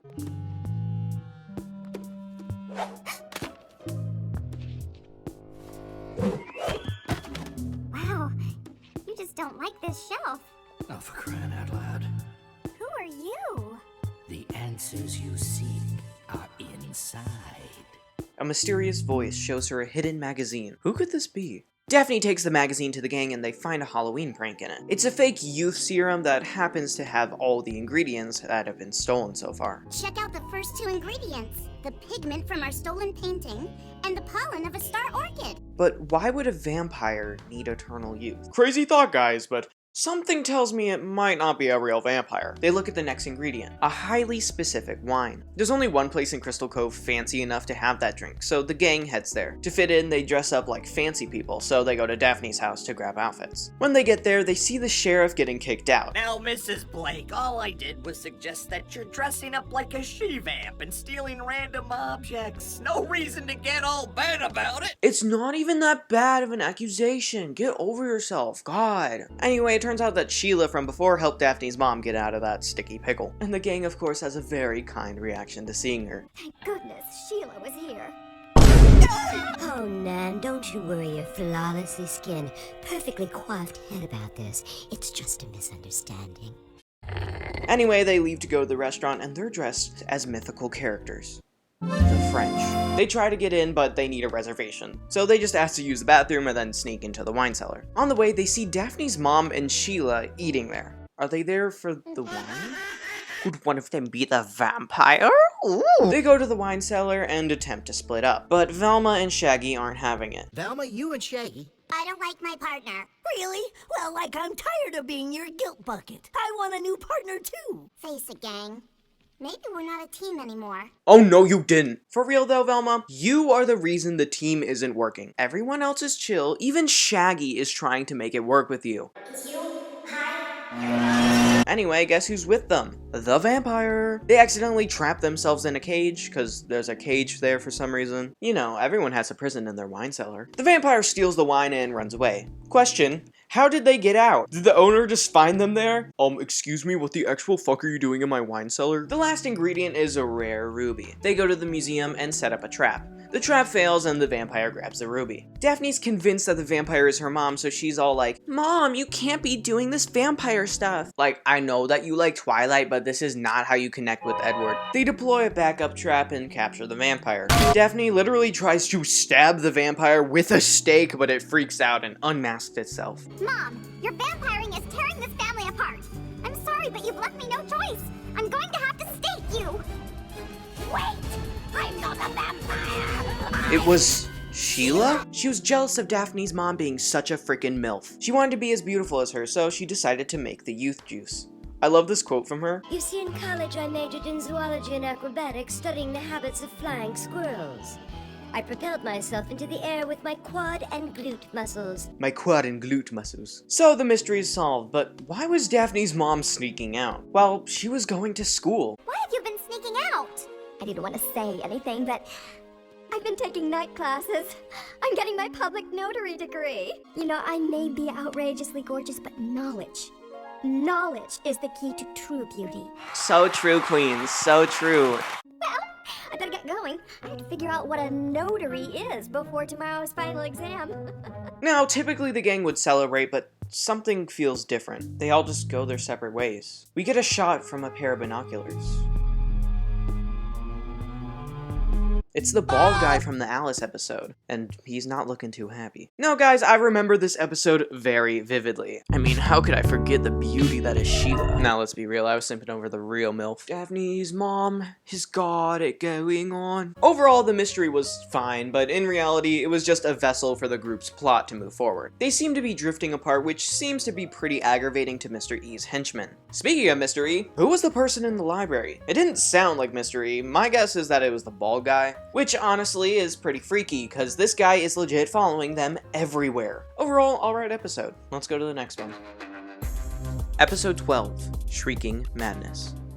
The episode starts off with this guy bullying his friend for reading a book called Chargar-Gothicon, the Beast That Hath No Name. He's talking about how it's lame and a made-up story by a guy who claims he can speak to demons. His friend argues that the author, whose name is H.B. Hatecraft, which I find so funny, can actually speak to demons. That is where he got the stories from, duh. The guy then points out how there's an author coming to the school soon, and how that guy is so much better. He leaves the building ranting to himself about how much he hates Hatecraft, when suddenly he's attacked by none other than the Beast himself, Chargar-Gothicon. Saw you hanging out with Caitlin yesterday. Rebecca, it's not what you think. I won't hesitate, bitch. Oh my god. I think he's dead. We cut to each of the parents dropping the gang off at school. They're each visiting college for different reasons. Fred's dad was in a fraternity, so he's sending Fred there. Go straight to my old fraternity and drop my name. They have to let you in. Daphne's sisters all went to this college, so her parents are putting her there. Velma really wants to see the author who is visiting the campus, Harlan Ellison, who is a real American writer. It must be way more of a deep cut than my peanut brain can understand. Oh my god, he's actually voiced by the writer. I'm pretty sure they just make fun of him though, so it's kind of funny. Anyway, Velma's mom knew him back in the day. Excuse me? Velma's mom canonly knows a real-world author. What this means for the lore, I don't know. Shaggy and Scoob are basically there for the food. I guess the restaurant at the college is known for being bussin', on God, for real, no cap. Yeah, I'm pretty hip with the youth. Go kill yourself. They all see each other and, of course, are all grumpy. So they all immediately go their separate ways. Fred goes to the fraternity and tells them that Mr. Jones was his father. They bring him in and tell him what they're all about. When you're in college, male and ripped, there's only one thing to do. Wrestle! Daphne's going through the building, which I guess is named after her family. She finds a protesting group fighting for... stuff. Are you with me? Yes? Fight! What are we fighting? She is confused, and honestly, so am I. Shaggy and Scoob go to get food, but the burger joint has been transformed into something horrifying. A vegan restaurant! No! While this is all going on, Harlan's been giving his presentation. And that's why there hasn't been anything good written since the 1970s. Oh my god, they're just straight up making fun of pretentious writers, and I love it. A person in the crowd asks his opinion on H.B. Hatecraft, and he goes in on him. He not only insults Hatecraft's writing, but also the guy for liking Hatecraft. Everyone just sits and laughs. It's honestly a good representation of pretentious people like that. Everyone just mindlessly listens to some idiot who sounds like he knows what he's talking about. It makes them feel smart, even though they're literally just being told what to think. Anyway, I'm pretty sure Velma's mom thanked Harlan Ellison. Velma Dinkley, sir. I'm a huge fan of your work and the themes you explore in... Dinkley? Not by any happy chance a relation to Cape Cod Dinkley, an old friend of mine? My mother. Oh, holy Bradbury. You must give her a kiss for me. Reivew. Velma's mom canonly glonked a real-world author. Once again, don't know what that means for the lore. Later that day, Harlan's leaving the school when he's attacked by Chargar-Gothicon. The gang hears this and runs out to rescue him. I just want to say, this monster's powers are insane. Homie straight up got sound wave bursts. The monster skedaddles. The gang finds a book of Chargar-Gothicon, the Beast That Hath No Name, left behind. And let me tell you, it's stinky like funky. The gang needs to get answers, so they go to Hatecraft's house. The door opens, so they just walk in to say hi to him. Right to jail. He turns off the news he was watching about how some Darrow family archives were stolen from the campus. He talks to the gang, telling them about how he thinks that by writing the stories the demons have told him, he has somehow unleashed a beast onto the world. They leave Hatecraft, not really getting much out of the visit. Fred suggests they stick together to solve the mystery, but nobody is having it. Even though they all go their separate ways, they end up meeting at the diner because it's the only restaurant for miles. My new brothers are gonna teach me a move called Happy Tapioca. I don't know what it is, but apparently, I'll be blindfolded and submerged in pudding. See you around. What? Who wrote that into a kid's show? Fred leaves to go do his thing. Meanwhile, Velma, Shaggy, and Scooby get attacked by Chargar Gothicon. They run away real quick, grabbing Fred on the way. Tapioca, tapioca. I did not add that moan in. Oh my lord. While all this is happening, Daphne's talking to protesters from earlier. Pick something from the list of protestables. It's fun. Rice crackers? Shawarma? Old person smell? Can you even protest that? I don't know, but someone should. They are literally making fun of everybody in this episode. Jocks, pretentious snobs, supernatural nerds, vegans, millennials. The gang grab Daphne and run into Professor Hatecraft, who's been watching to see if Chargar Gothicon was really there. He decided it's time to come clean. He hosts an event telling everyone that his stories are all fake. He made them up. The guy from the other assembly was not having this. Who's threatening you to say this? No one, bitch. Chargar Gothicon breaks in and steals Hatecraft, taking him to Hatecraft's mansion. The gang run after him. They split up and Velma and Scooby actually settle their differences. Somewhat. Oh, who am I kidding? It's like he's a part of me. Even though he left me for you. I'm sorry. Guess what I'm thinking now? Well, are you thinking about me? Ah, gotcha.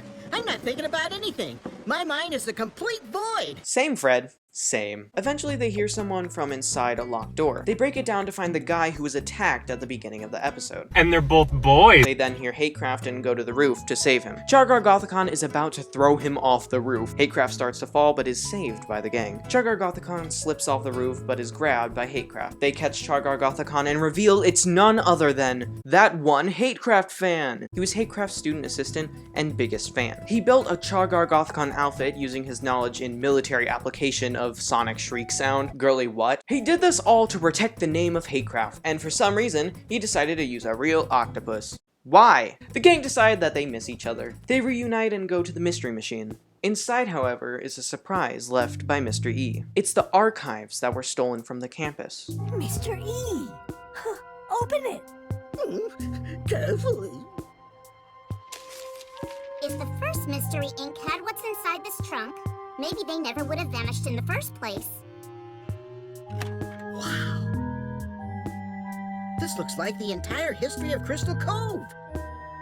Gang, I think one mystery just turned into two. As you can see, there's a lot of things in that chest. Things that we're gonna have to learn more about in future episodes. In the meantime, I want to share a little theory of mine. I think Hatecraft was in on the Chargar Gothicon plot. Think about it. It was his student assistant that used his house to hide a human being. You mean to tell me that Hatecraft didn't know there was a human trapped in his own house? I think that Hatecraft told his student assistant that his stories weren't real. So he got him to create a fake Chargar Gothicon monster to make it seem like it was real. I fear I may have inadvertently opened a portal to an alternate dimension. If some random person is dressing up as one of his characters going around literally trying to kill people, definitely wouldn't claim that he caused that, right? He knows his stories are fake, so you would just assume that he would be like, yeah, no, this isn't me, guys, no. But it seems like he's trying to keep up the story for people, you know, being harmed. However, it got too dangerous. His assistant went too far, so he came out and told everyone that it was fake in hopes of encouraging a student to drop the act. However, the student gets angry that he sabotaged his plans, so he tries to kill him. He gets caught, but still has some respect for the professor, so he keeps his name out of the story. I think the reason he kept his name out of the story was because he was thankful that the professor caught him when he was falling off the building, which, on that note, why would Hatecraft catch the monster from falling to its death? If he actually thought it was Chargar Gothicon, you know, a monster going around killing people, why would he catch him? That doesn't make sense. I'm pretty sure he knew it wasn't a real monster. You know what though? Maybe the whole roof scene was planned by Hatecraft and the student to bring hype around his stories. Or maybe Hatecraft was feeling romantical and wanted some tentacle action. Really though, I actually like this episode. I remember the gang being separated for much longer than that, but honestly, I'm fine with it. I don't really want to watch a bunch of teenagers fight because one of them got denied over a dog. Along with that, there's a whole nother mystery to Crystal Cove right in front of them. Maybe this information could somehow help them solve the mysteries they're looking to solve.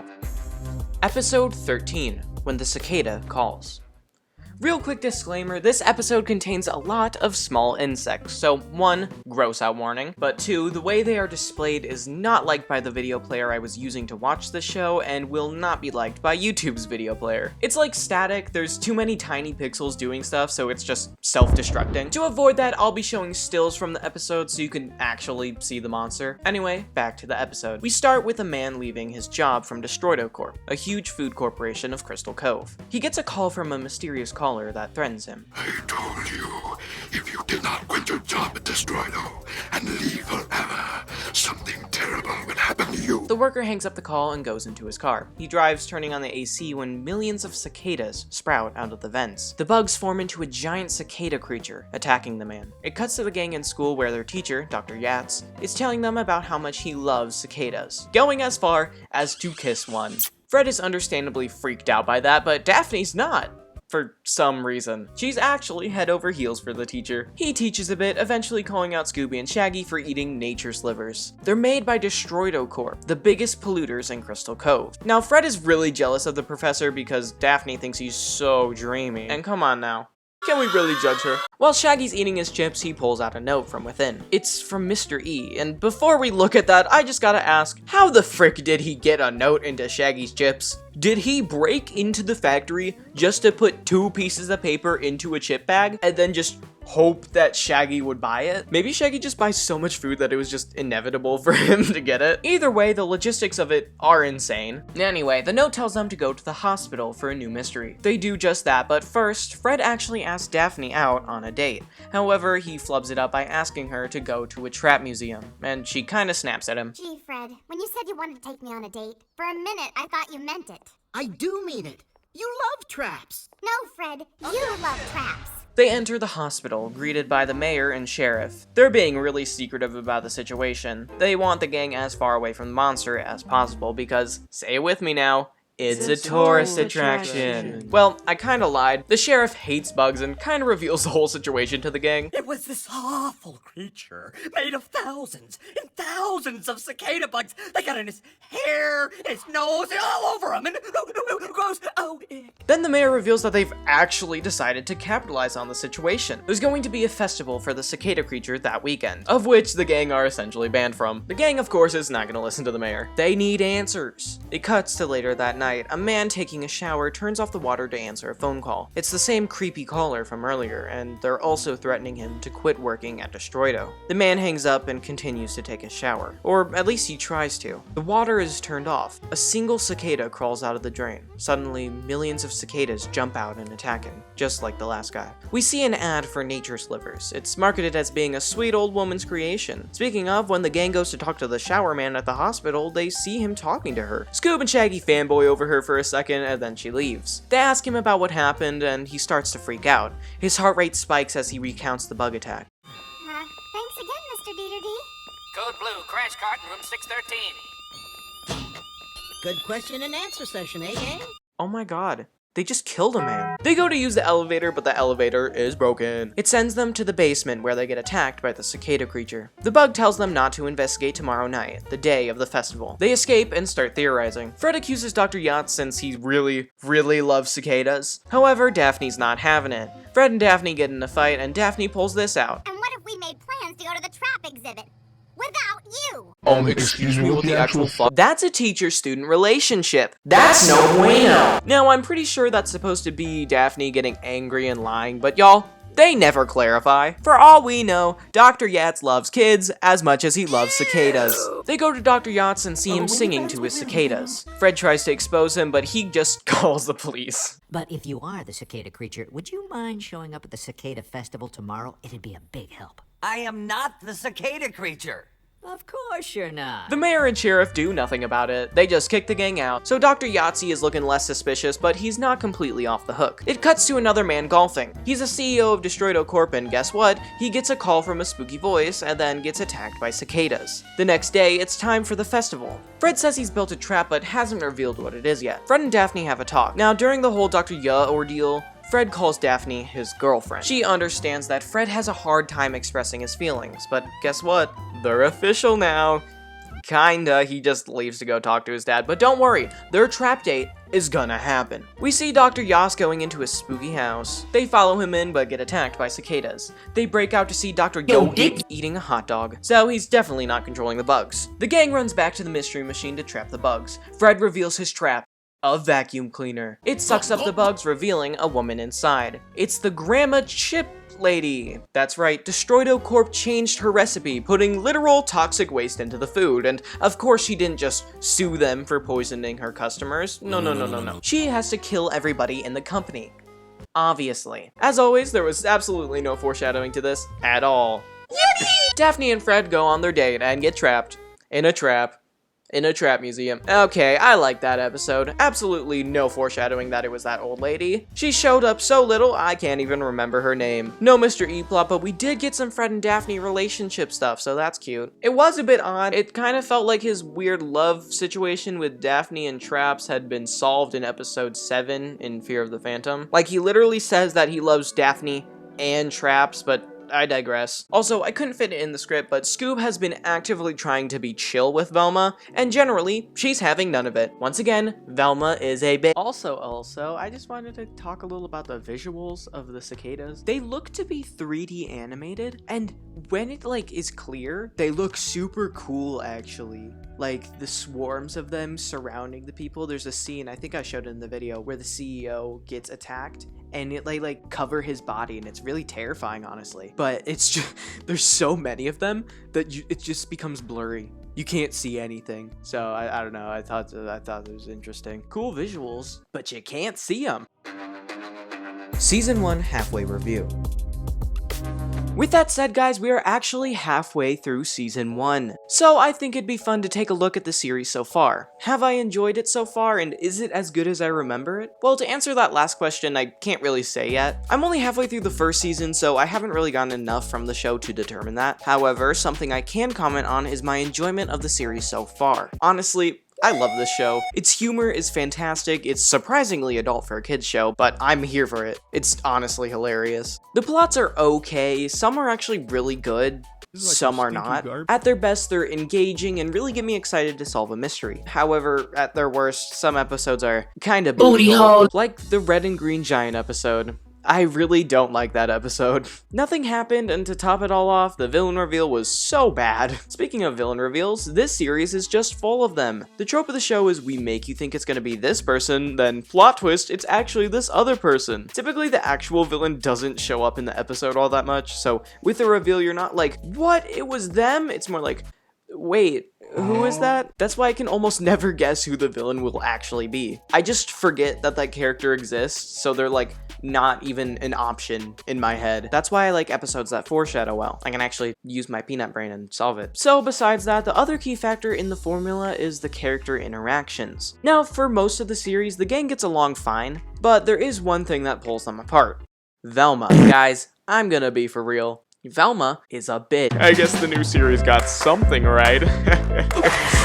She's the source of all the group's problems, and she doesn't have any sympathy about it. She lacks any form of self-awareness. I like that Scoob is actually trying to be nice to Velma. Like, the dog is more mature than her. One strange thing, I remember all this relationship group drama happening way later in the series. Like, I swear I remember the group splitting up at the end of the first season. That happened like an episode ago and got resolved like an episode ago. On that note, the character drama solves itself very quickly. I get why. The cast is small, so it makes sense why they wanted to solve the conflict real quick. If there's no mystery gang, there's no show. I also feel like some things get resolved and then the next episode the same drama's back again. Like Velma versus Scooby Doo drama. I thought it was done, but nope, it just kept coming back up. I forgot to talk about Fred and Daphne's relationship. They kind of have a similar thing where it feels like something gets solved and then it just not, it comes back in the next episode. However, the one key difference between, Fred and Daphne's relationship and Velma and Shaggy's relationship is that Daphne is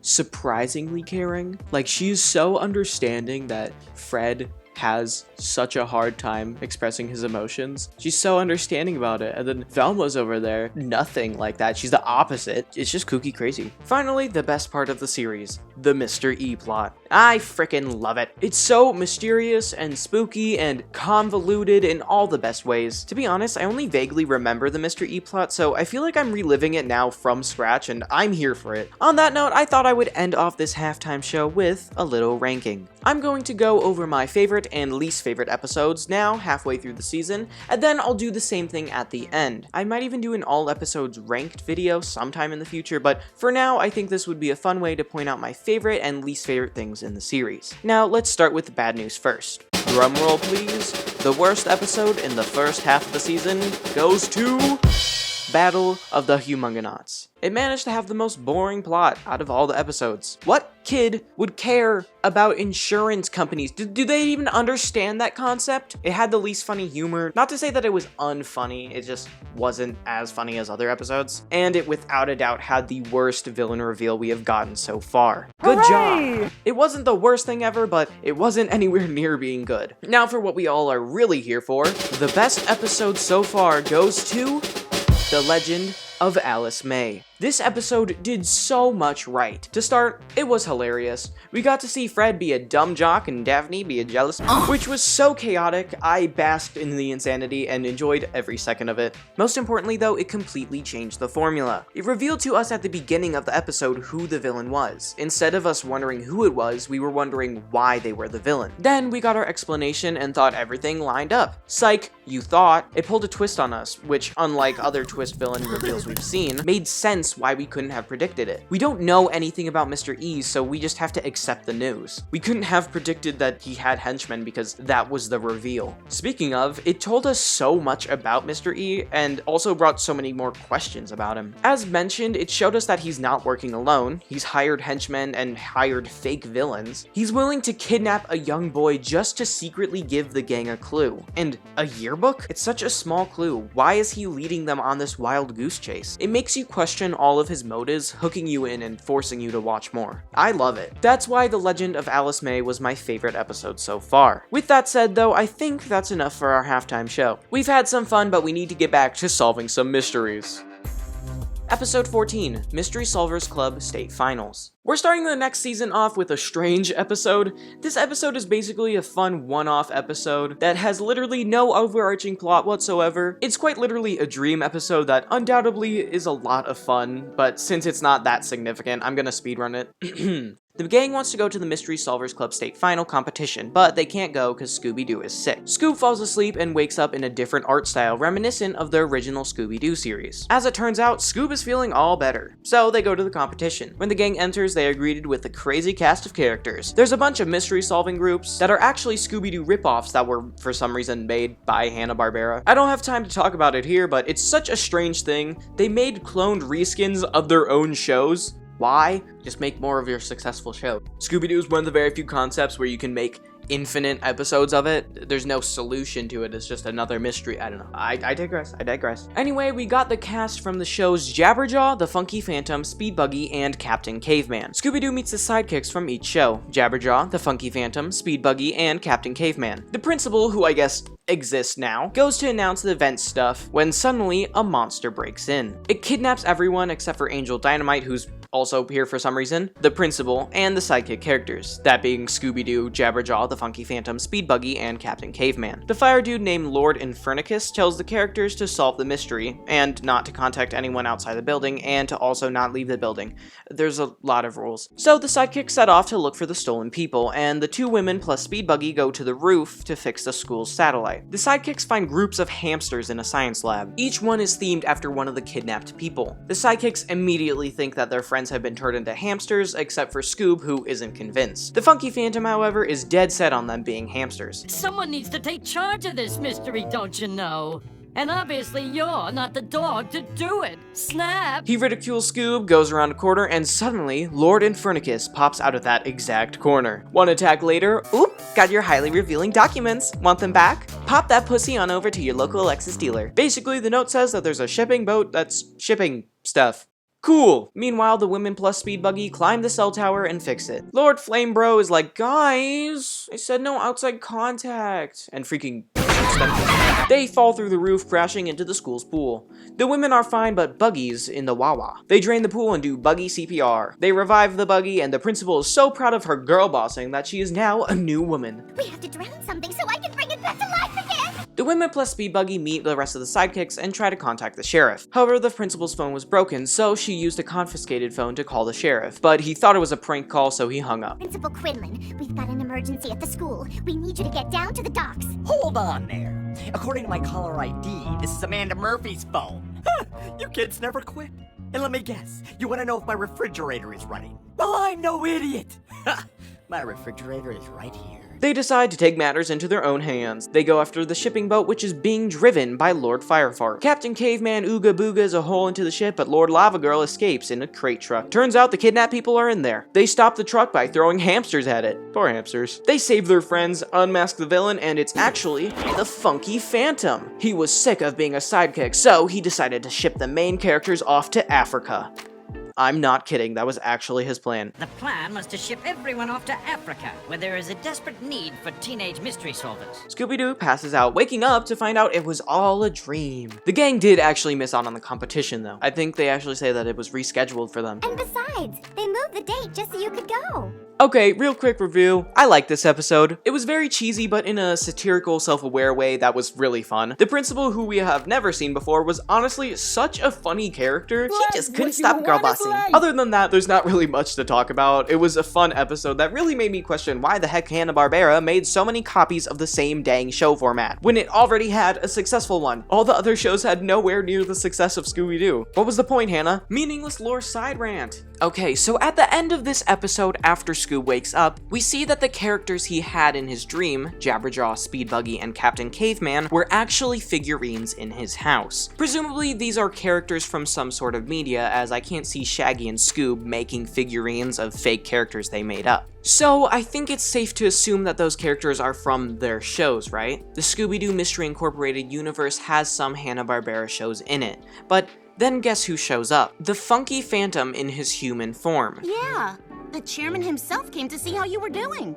Hello, how you doing? Good to see you. A pleasure, even. Now, I didn't mention this in the episode because it confused me, but the Funky Phantom isn't a ghost. He claims he's an actor pretending to be a ghost. I'm not a real ghost. I'm Jonathan Wellington Muttermore, actor. This is obviously confirmed by him being a real person at Scoob's house. So, if Funky Phantom is a real live actor, we can assume that his show is live action, right? But in Scoob's dream, he was in the same art style as the rest of the shows, Jabberjaw, Speedbuggy, and Captain Caveman. So are those shows live action too? Or maybe the character Funky Phantom was voiced by the real life guy and his design was created based off of him, meaning his show and in turn all the others are cartoons. I think this is more likely, but it still brings into question how Scooby-Doo, an IRL Hanna-Barbera show, has Hanna-Barbera shows within it. Is Hanna-Barbera an in-universe company? Is the gang and in turn all of the Mystery Incorporated cast stuck in an alternate reality where they think they are real, but they are actually being created by Hanna-Barbera overlords, the same ones making the cartoons they watch? Is this some sick, twisted 1984 world where they are given cartoon shows to create the illusion of choice, when in reality they themselves are the same as the cartoons? Crafted, drawn, created in a hell where their own creation and destiny is predetermined without them even knowing? Are they trapped in a world where the only media around them is, without them knowing, created by the shadow overlords that are Hanna-Barbera? Or is it just a fourth wall joke in a presumably non-canon episode? I guess we'll never know.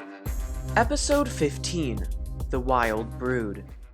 We start at a bar. A group of goblins come in and beat up a bunch of people. They order drinks and tell the bartender that their next stop is Crystal Cove. Fast forward to the Crystal Cove Tiki Bar. It was shown and destroyed in the Humungonauts episode, but I didn't care to tell you about that. Either way, it's rebuilt now, and Fred is taking Daphne on a date there. Well, that's what Daphne thought at least. Turns out, Fred invited the whole gang there. He's really bad at romance, and Daphne's mad at him for it. Suddenly, the goblins arrive, and the sheriff tries to kick them out. He claims that they have a law against monsters being in public spaces. Unless tickets are being sold.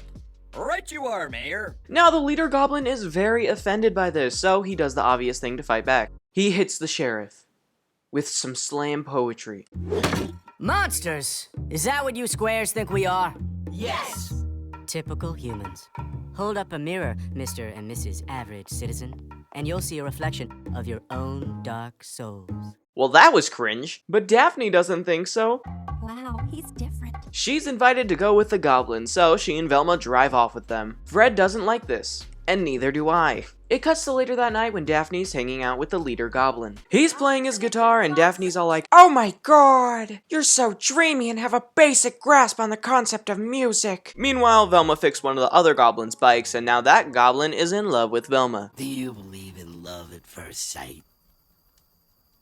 In your case, no. Freaking owned. While these goblin romances are happening, a goblin that looks suspiciously like the leader goblin breaks into the Crystal Cove armory and steals a rocket launcher. It cuts to the next morning where the gang and the sheriff are in Daphne's room to interrogate her. Velma and Daphne say that they were with the goblins at the time of the break-in, but no one else is buying it. So they go to get some evidence. They go to the scene and watch a camera clip of the crime. It's the figure from before that looks a lot like the main goblin. The gang investigate and find a slip of paper left behind by the criminal. It's a napkin from the restaurant in the Chinatown I guess Crystal Cove has. The gang heads there immediately, but before we go, I just want to ask the question, how big is Crystal Cove? I was under the assumption that it was a smaller town, but they have an animal prison, an armory, a Chinatown, a tiki bar, and much more. I guess the mayor was onto something with the whole tourism thing. Anyway, at the restaurant, they meet the Wild Brew drinking coffee and go to talk to them. Did you break into the armory and steal a rocket launcher?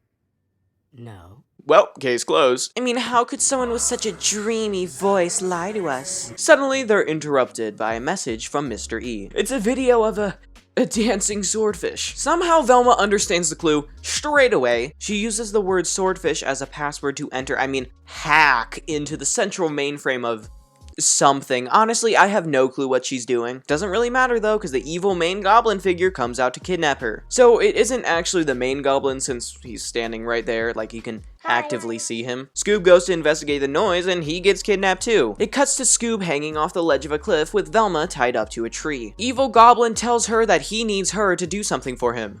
That was a really convoluted sentence. Since you're so gifted with computers, you're going to help me reroute a train through Crystal Cove. Girl, all she did was type in a password. I can do that. Kidnap me, wait. Unless. Basically, if she doesn't reroute the train, he kills the dog.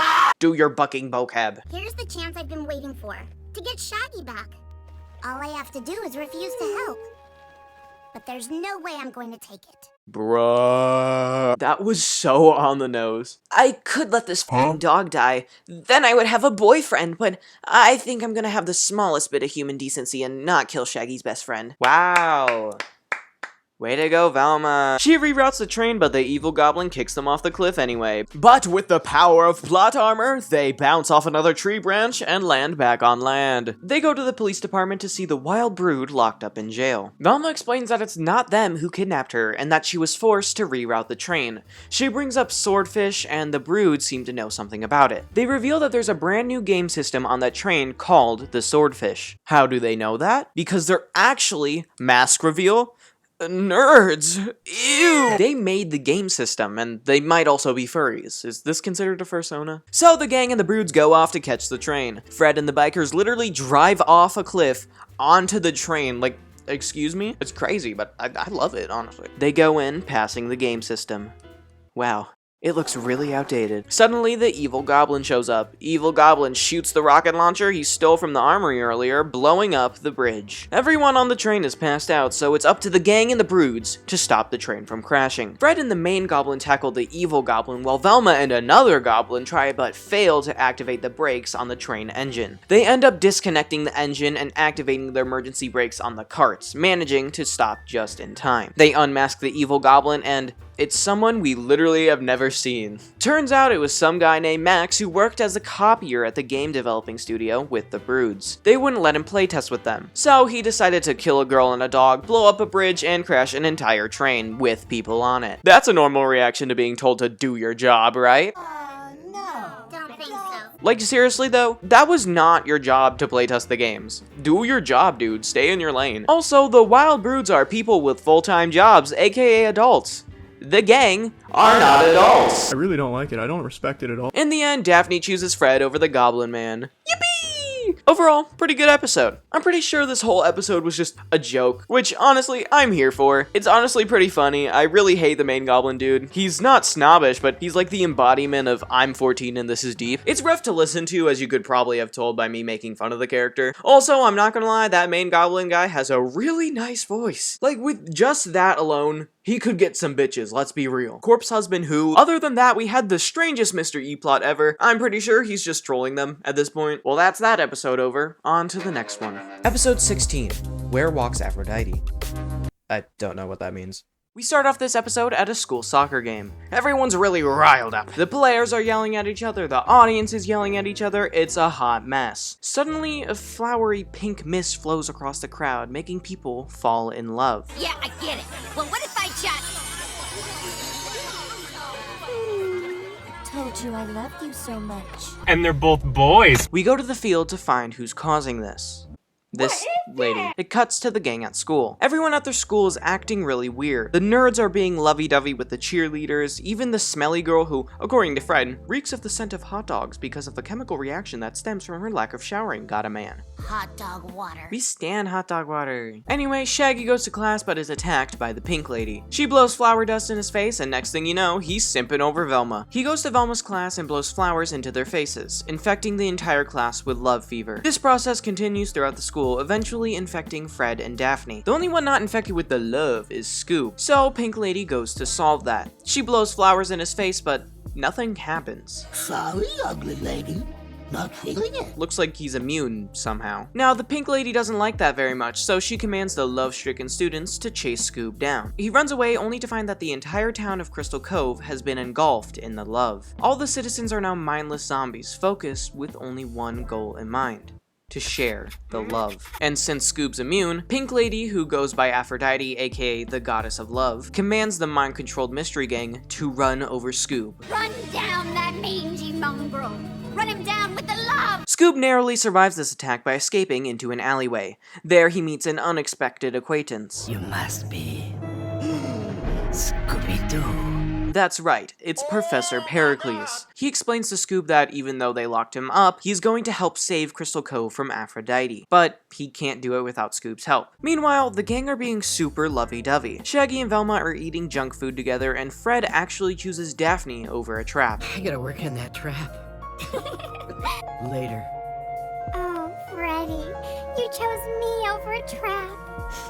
I'm going to cry. Guys, this is bonkers. So Scoob and Pericles team up. They go around gathering the ingredients they need to craft the antidote. First, some stuff that's inside a 1800s stained glass window. Next, ectoplasm, which they actually get from the Dinkley's museum. And finally, rose quartz that they get from the Darrow Mining Company mines. They craft all this up in the school's chemistry lab, creating the antidote. But as they're about to pack up, they're spotted and attacked by Aphrodite and her army. She says this line, I will have my crown. And then grabs the antidote. Scoob and Pericles make it out, sadly with only one vial of antidote. We see the state of Crystal Cove. It's in shambles, with everyone in a sleepy love trance. The mind-controlled gang come across the mayor and sheriff who are dancing together. And they're both boys. Lucky for us, Scoob and Pericles goop the gang up with the antidote and awaken them from their trance. Silver-plated seesaws, Fred. You're not in the love anymore?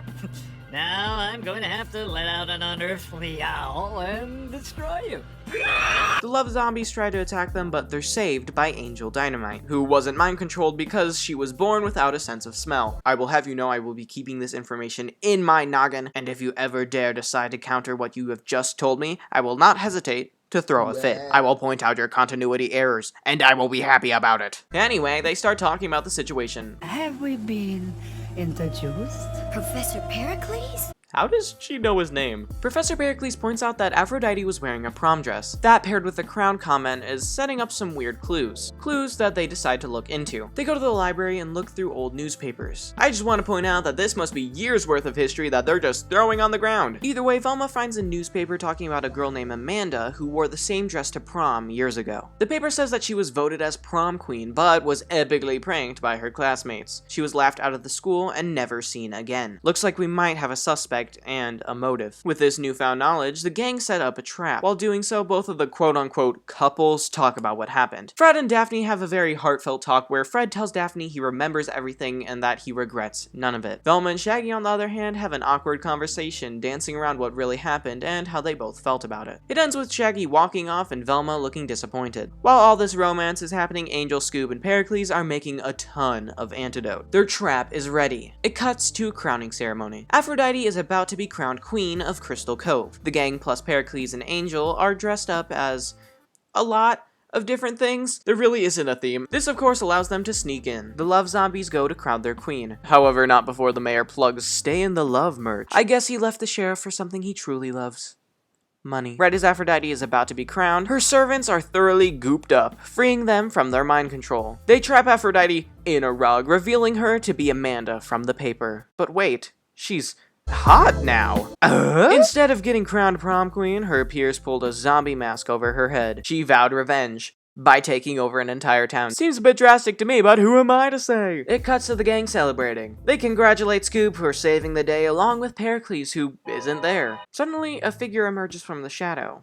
It's the bald henchman, and he's got some upsetting news that the parrot left for Mr. E. Turns out, Professor Pericles didn't want to help Crystal Cove at all. In fact, he actually gave the love potion formula to Amanda. He did this all so he could use Scoob to gather ingredients for some kind of evil plan. First, an ancient conquistador ship manifest. Next, that stone-piercing industrial-grade diamond rail bit. And finally, the geological reports from the Darrow Mining Company. Your move, Mr. E. The curse of the haunted treasure, an ancient fortune left behind by the conquistadors that first settled this area. Legend has it that it is buried somewhere deep beneath us, and it now appears that Pericles is on the verge of discovering it. And if he does, it could well mean the end of Crystal Cove. Yeah, he just walks away after dropping that one. Like, girl, you can't just do that. Okay, y'all, I really like that episode. The villain was very fun. I love when the villains have a lot of stakes to them. Like, sure, a fake vampire stealing a gem is bad, but here, all of Crystal Cove became a zombie wasteland. Also, I just want to point out that this is like the second time this has happened to Crystal Cove. First with the Goblin Children and now with Aphrodite. Speaking of, Aphrodite is just freaking cool. Naming yourself after a Greek goddess, let alone the Greek goddess of love, damn girl, like, that's actually a power move. Other than that, we learned two very important things. One, the mayor and sheriff are lovers, and two, Scoob is a drag queen. Okay, really though, let's talk about the Mr. E plot. I love that we're starting to get more of Professor Pericles. He's a very funky character that is so different from the other villains we've seen. On that note, I love how they made us think Pericles was actually a good guy. He actually seems to be going against Mr. E, which brings up the question, is Mr. E good? Technically, he hasn't done anything but give the gang mysteries and clues, but some of those mysteries have been very dangerous, like sending them to killer gator people. And one of the clues inadvertently got Velma and Scoob kidnapped and almost killed. Since we don't know why Mr. E wants these mysteries solved yet, we can't really tell if he's good or not. Like, everything I just mentioned could just be unexpected consequences or even an oversight. One thing that we do know, however, is that it's now Mr. E versus Pericles, and it's most likely going to be up to the gang to choose which side to help, a choice that could potentially decide the fate of Crystal Cove. Also, some other parts to mention, Angel knew who Pericles was. How? I mean, this could just be that off camera the gang told her about him. Like, that is totally realistic. She is their mentor of sorts, so it would totally make sense. On the other hand though, she could have some previous knowledge of him. Maybe she knows something we don't. Honestly, I have no clue. I'm just speculating. One last thing, the gays are real. Those two guys on the football field are actually gay. Here's why. I believe the rules of the love flowers are that you fall in love with someone that you love, not someone you see in the room. We see this specifically with Velma and Shaggy, and potentially with Daphne and Fred. You would think that it would be like the stereotypical Cupid's arrow, where if you get shot, it makes you fall in love with the first person you see. However, Velma wasn't in the room with Shaggy when he was infected. I think Shaggy still has feelings for her, and the flowers activated those feelings, forcing him to go to Velma. Meaning those two guys, and in turn the mayor and sheriff, had feelings for each other beforehand, confirming that they are gay lovers. I rest my case. Anyway, overall, it's a really good episode, but it is time to go to the next one. Episode 17, Escape from Mystery Manor. We start this episode on Halloween decades ago. Love that vagueness. A little girl runs up to trick-or-treat at this giant mansion. She knocks on the door. It opens not to candy, but to an old man cursing out his family. I guess she got tricked, huh? Laugh! He's yelling about how his family will never get the pizza slice he's holding. They all fight over it as it goes from family member to family member. First the daughter, then the mom, then the dad, and finally the youngest son. Suddenly, as the boy celebrates, the house begins to shake. The floor and walls crumble around them, plunging the house deep into the ground. I just want to pause before we go on to say that this was such a good hook, such a tragic story that I think only watching it would properly convey. Daddy? Mommy? What's going on? God, it's heartbreaking. As someone who actually has a good relationship with her direct family, I know, crazy. Seeing this family literally go savage fighting over a Chuck E. Cheese pizza slice is kinda terrifying. Anyway, it cuts to the gang analyzing all the information that they have that presumably relates to the haunted treasure. We got Daphne's locket, which holds a picture of Brad and Judy from the original Mystery Incorporated. Next, Professor Pericles, who was also in the OG Mystery Incorporated. He escaped from prison without a trace. How does a bird do that? I don't know. Next is the Darrow family, who disappeared with their mansion over 75 years ago. And the final lead, Mr. E, a mysterious figure who Velma calls an ally. He's obviously been setting up clues and leading the gang on the mystery. Angel gives the gang a book that she says Mr. E left on her doorstep. Weird thing, however, it doesn't have a Mr. E mark on it. Either way, it's a journal of Cassidy Williams, who was a member of the OG Mystery Incorporated. They look at the last entry before they all disappeared. Dear Diary, in our quest to track down the cursed treasure, we leave tonight to search the site of the old Darrow mansion. That's weird. The papers said they disappeared from the Crystal Cove caves. They find out that the Darrow University that they went to in the Chuggar Gothicon episode is actually built over where the mansion sank. They go to the college boiler room, the lowest part of the school, which they somehow have access to. Don't know how that happens. I mean, honestly, they could have broken in. They've done worse. While in the boiler room, they find a path leading down. Just down as a whole. They jump down and find out it was the chimney of the old Darrow mansion. Suddenly, after the gang gets down, the chimney closes behind them. Suddenly, an old tiny stereo bursts to life. A creepy voice welcomes them. Welcome back, Mystery Incorporated. This time, you'll never leave. Shut up, shut up, shut up, shut up! The voice talks about how he's been waiting for the Mystery Incorporated gang to come back, and how they won't be escaping this time. The gang quickly realizes that he has them confused with the OG Mystery Incorporated. He even goes down the gang just misnaming all of them with the old Mystery Gang names. Brad, you too, Judy, Cassidy, Ricky, and of course, the ever-coming Professor Pericles. The gang tries to tell him that they aren't the OG Mystery Incorporated, but he doesn't listen. Now, Mr. Voice says he set up traps, which gets Fred very excited. The gang quickly understand what Mr. Creepy Voice means by traps, as Shaggy and Scoob almost die to one. Creepy Voice is not messing around, so Fred puts his skills up to the test. He fails. Daphne and Velma nearly get killed. Luckily, Fred puts in a super secret code that saves them. Weapons, however, still start to drop from the ceiling, so they get forced into a room. They seem to be safe until they set off a tripwire, plummeting the gang to their demise. Daphne and Fred wake up in an empty pool. Creepy Voice explains that he set up a challenge. Fred and Daphne are tied to furniture. Fred's chair is free, but Daphne's is chained to the ground. The pool they're in will slowly, or rather quickly, fill up with water. Fred's chair will float, but Daphne's will stay underwater, drowning her. There are 4 objects scattered around: a hand mixer attached to a bobber, a rock, a screwdriver, and a hammer. It's a hammer! It's up to Fred to use these items to free himself and Daphne before she drowns. Now, instead of freaking out like normal people would, Fred is freaking out over how much of a mastermind trapper the Creepy Voice is. Daphne suggests they just give up and die together, but Fred isn't having it. This is a trap off, and Fred isn't gonna go down that easily. Before I tell you what happens next, see if you can solve this escape room. It's actually pretty well thought out. I think it's really cool. 1, 2. Okay, time's up. First, Fred grabs the mixer and uses it to paddle to the hammer. He smashes the hammer against the pool, breaking off a ceramic shard that he uses to cut the rope he's trapped in. Now he's free. He runs to the screwdriver, noting that he'll be able to use that to detach the door hinges to escape. One problem, Daphne's still trapped, and she don't got much time. He runs over to the rock that has a note on it. For weighing you and your sweetheart down together for all eternity. Cackle, cackle, jibber, jabber, cough, cough. Daphne, for some reason, just agrees with the note. Like, girl, I don't think drowning with your lover is as cute as you think it is. Fred ignores her. Wow, he's so cool and dreamy and hot. He swims over with the rock, breaking the chains and freeing Daphne. I just want to point out that Daphne thought Fred was going to hit her with the rock. Like, what? Why would he do that? Like, sure, he's goofy, but he's not a murderer. And like, it's so obvious that he was going to use the rock for the chain. I don't even know why they put that in. It's so goofy to me. Those two managed to escape, but it seems like Velma, Shaggy, and Scoob are in a similar situation. Creepy voice tells them that the big fat insecure know-it-all is the only one that can save them. So Velma takes on the challenge. Just want to clarify that the show made the joke. Someone in this room is a big fat insecure know-it-all, but only the truly smartest member of your party can figure out this trap. Okay, moving on. There are tripwires everywhere, and Velma immediately sets one off. I'll just use my dainty eyebrow trimmers and...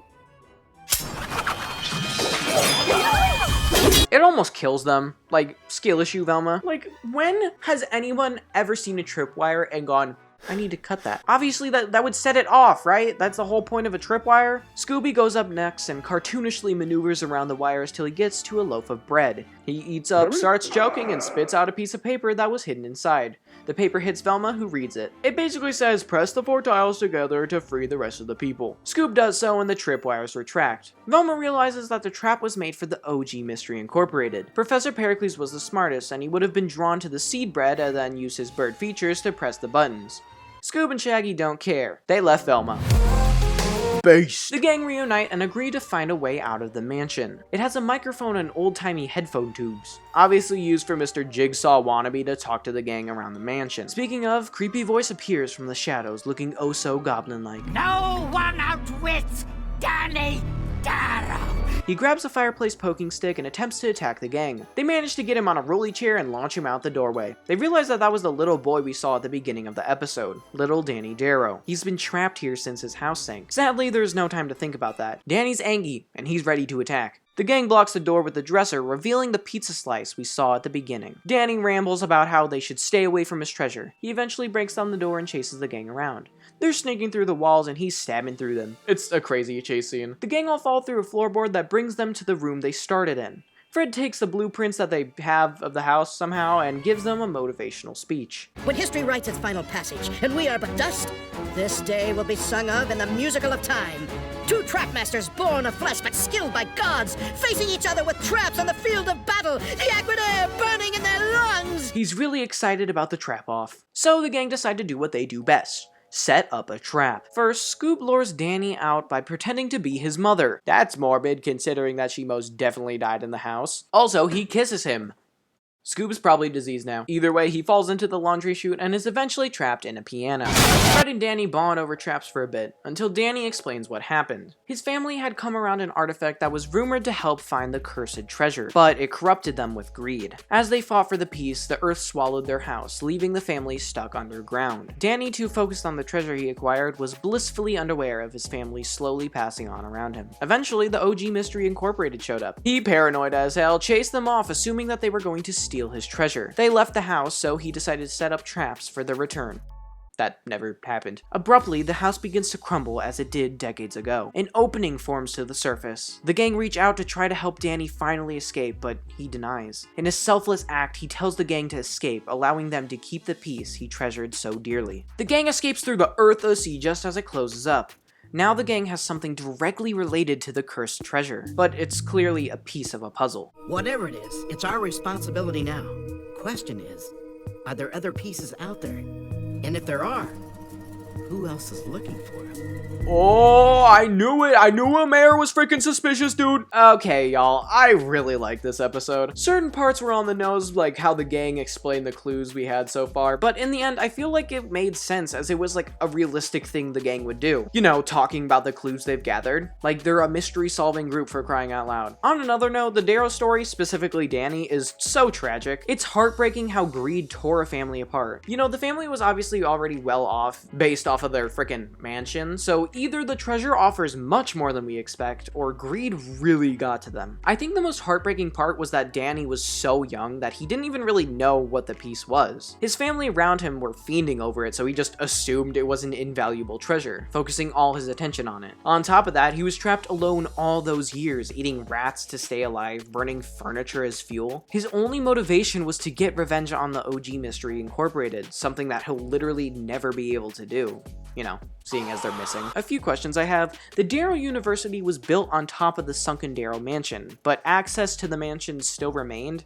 How and why? They built the entire college but left the man stranded inside? Honestly, I don't know if those questions will ever be answered, but I'm still curious. Off-script side rant. You know, it could be like a thing where it's like a cover-up. You know how like the newspaper clippings had like things, like chunks taken out of them relating to the missing children? It could be like, oh, the missing kids went down there and it said that they went missing shortly after they went down to the mansion. So it's like people in the know covering it up being like, oh no, nothing's down there. Don't worry about it. However, it doesn't really line up timeline wise, because realistically the college entryway is probably how they, and by they I mean the original Mystery Incorporated, got to the mansion. Like Danny Darrow made a stone wall that blocks the chimney, so presumably that's how the gang got in, and that's why he put that there, because he knew that's how they could escape, and he's like, no, not today. So it's still, we're just back to square one where like the college was presumably built before it. I don't know, it just doesn't make sense. Maybe we'll have answers, I don't know. Another thing to note is that the OG Mystery Incorporated were essentially parallels of the current Mystery Gang, and we know that they disappeared, so like, I guess we just gotta hope that that won't parallel. Anyway guys, that's all for this episode. On to the next one. Episode 18, The Dragon's Secret. We start this episode off in China, of all places. We see a pawn shop with this little gremlin guy. That's all I have to say about that. For real though, they kind of just show him and ignore his existence for the entire episode. He doesn't show up at all again, but I love him. Oh my god, wait, it's a Gremlins reference. That's where they get the gremlin in the original movie. The Gremlins. Wait, so is the Scooby Doo world connected to the Gremlins world? Nah, that'd be silly. Anyway, we see a woman walk into the pawn shop. She asks to take a look at the jewelry. She notices a fancy ring and asks to try it on. The cashier is supposed to hold on to it for another customer, but he's seduced into letting her look at it. While the cashier walks away for a moment, the girl grabs the ring and leaves. A menacing figure walks in, asking for his reserved ring. The cashier shows him the ring, but as we know, it's been stolen. The figure gets angry and attacks the man with white electricity. It cuts to the gang at the Crystal Cove's Chinatown coffee shop, which we saw in the Wild Broods episode. Like I'll take a double bacon latte, dry, no whip, with a triple pump of nacho cheese. Can you make that? Make it?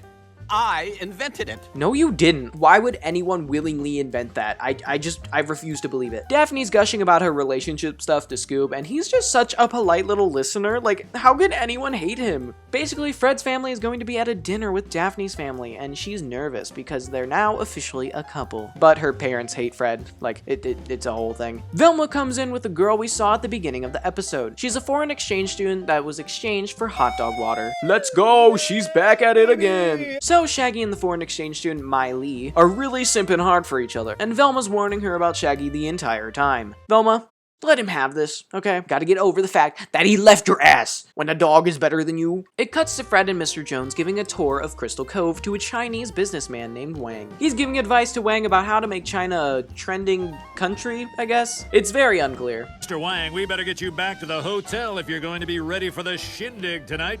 Oh, pardon my French. Shindig is American for hootenanny. I love how he took an American word and replaced it with an even more American word. That's a true American experience, assuming everyone knows what American slang is because that's the only slang that matters. It cuts to the dinner at Daphne's house later that night. The lights suddenly go out and a red wizard-like figure appears before them. He threatens that whoever claims the dragon's heart will face death. They'll die. Fred acts quickly. He activates a trap he set in Daphne's house. It scares off the monster, but now there's an even bigger threat.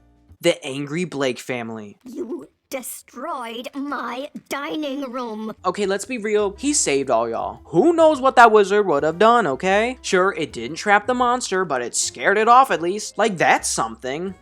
ungrateful. It's only a giant hole in your wall. It's fine. Get over it. Either way, the gang looks around for clues. They find an extremely flammable rare tea, and let me tell you, there's only one place in Crystal Cove that specializes in rare flammable teas. Great fucking Britain! They go to the Chinese coffee shop and spy on it from within the mystery machine. Daphne gets flung out of the van, but nobody cares to help her. Shaggy and Miley share some ice cream, leaving Scoob out.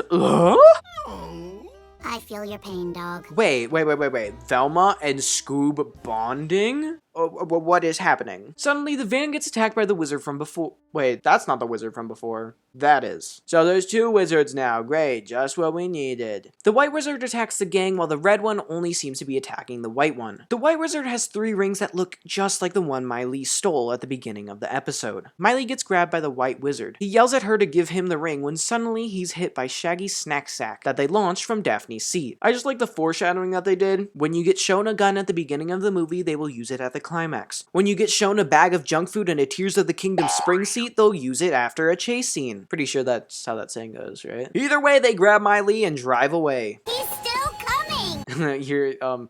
Your dad. The red wizard and white wizard collide and disappear. The gang drop Miley and Velma off at Velma's house, and of course, they get attacked by the white wizard. Turns out Miley is an absolute baddie who knows martial arts. She 1v1s the wizard and actually starts to win for a bit. You go, girl. Real! The first time I've ever agreed with Velma. Turns out while this is going on, Shaggy came to visit Miley. And can we just talk about how committed this man is? Learning a new language for his baby girl? Come on, that's some dedication. The girls run into Shaggy at the door and fall over. Miley!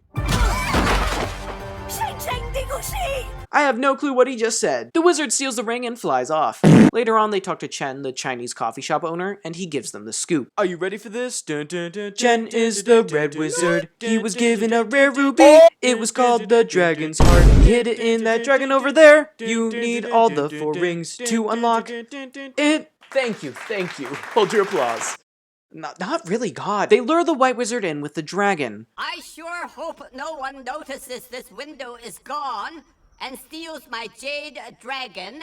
Oh well. With that, they summon the white wizard. I mean, how could someone turn down an opportunity like that? They shoot fireworks at him, triggering the sprinkler system that short-circuits the wizard's electricity. Scoob does a flip, launching Daphne and Velma into the air, where they cut a chandelier, trapping the wizard. Spicy giblet ponies, Fred. Why do you have a gay tied up in here?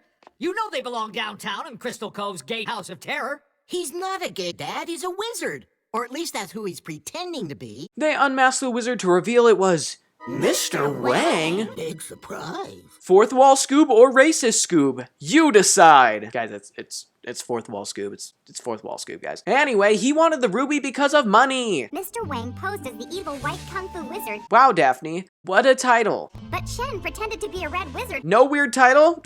Okay, Daphne. I don't know what you're on, but I don't like it. Weird writing or racist Daphne? It's weird writing. It has to be weird writing. Turns out the wizards use Tesla coils and jetpacks to do their wizard shenanigans. Oh, God, that's an awful sentence. I just want to point out how dinky my boy looks without a suit on. So you think I'm skinny? Miley grabs the rings and a little later gives them to the gang. Turns out she's going back to China. After like 2 days here, Shaggy's so sad about her leaving. I guess this is what it feels like to have your heart broken. Oof. I know it's supposed to be relatable for Velma and like have a bonding moment between them, but it just kind of shows us that Shaggy doesn't care about Velma and him breaking up. So in a last-ditch effort to get his baby girl, he goes to the airport to see Miley. What is this wapad look? Plot twist, she's not at the airport. She's getting on a boat. Turns out she stole the ruby from within the dragon and is running away with it. The gang traps her, takes back the ruby, and Velma even stands up for Shaggy. He's too good for you.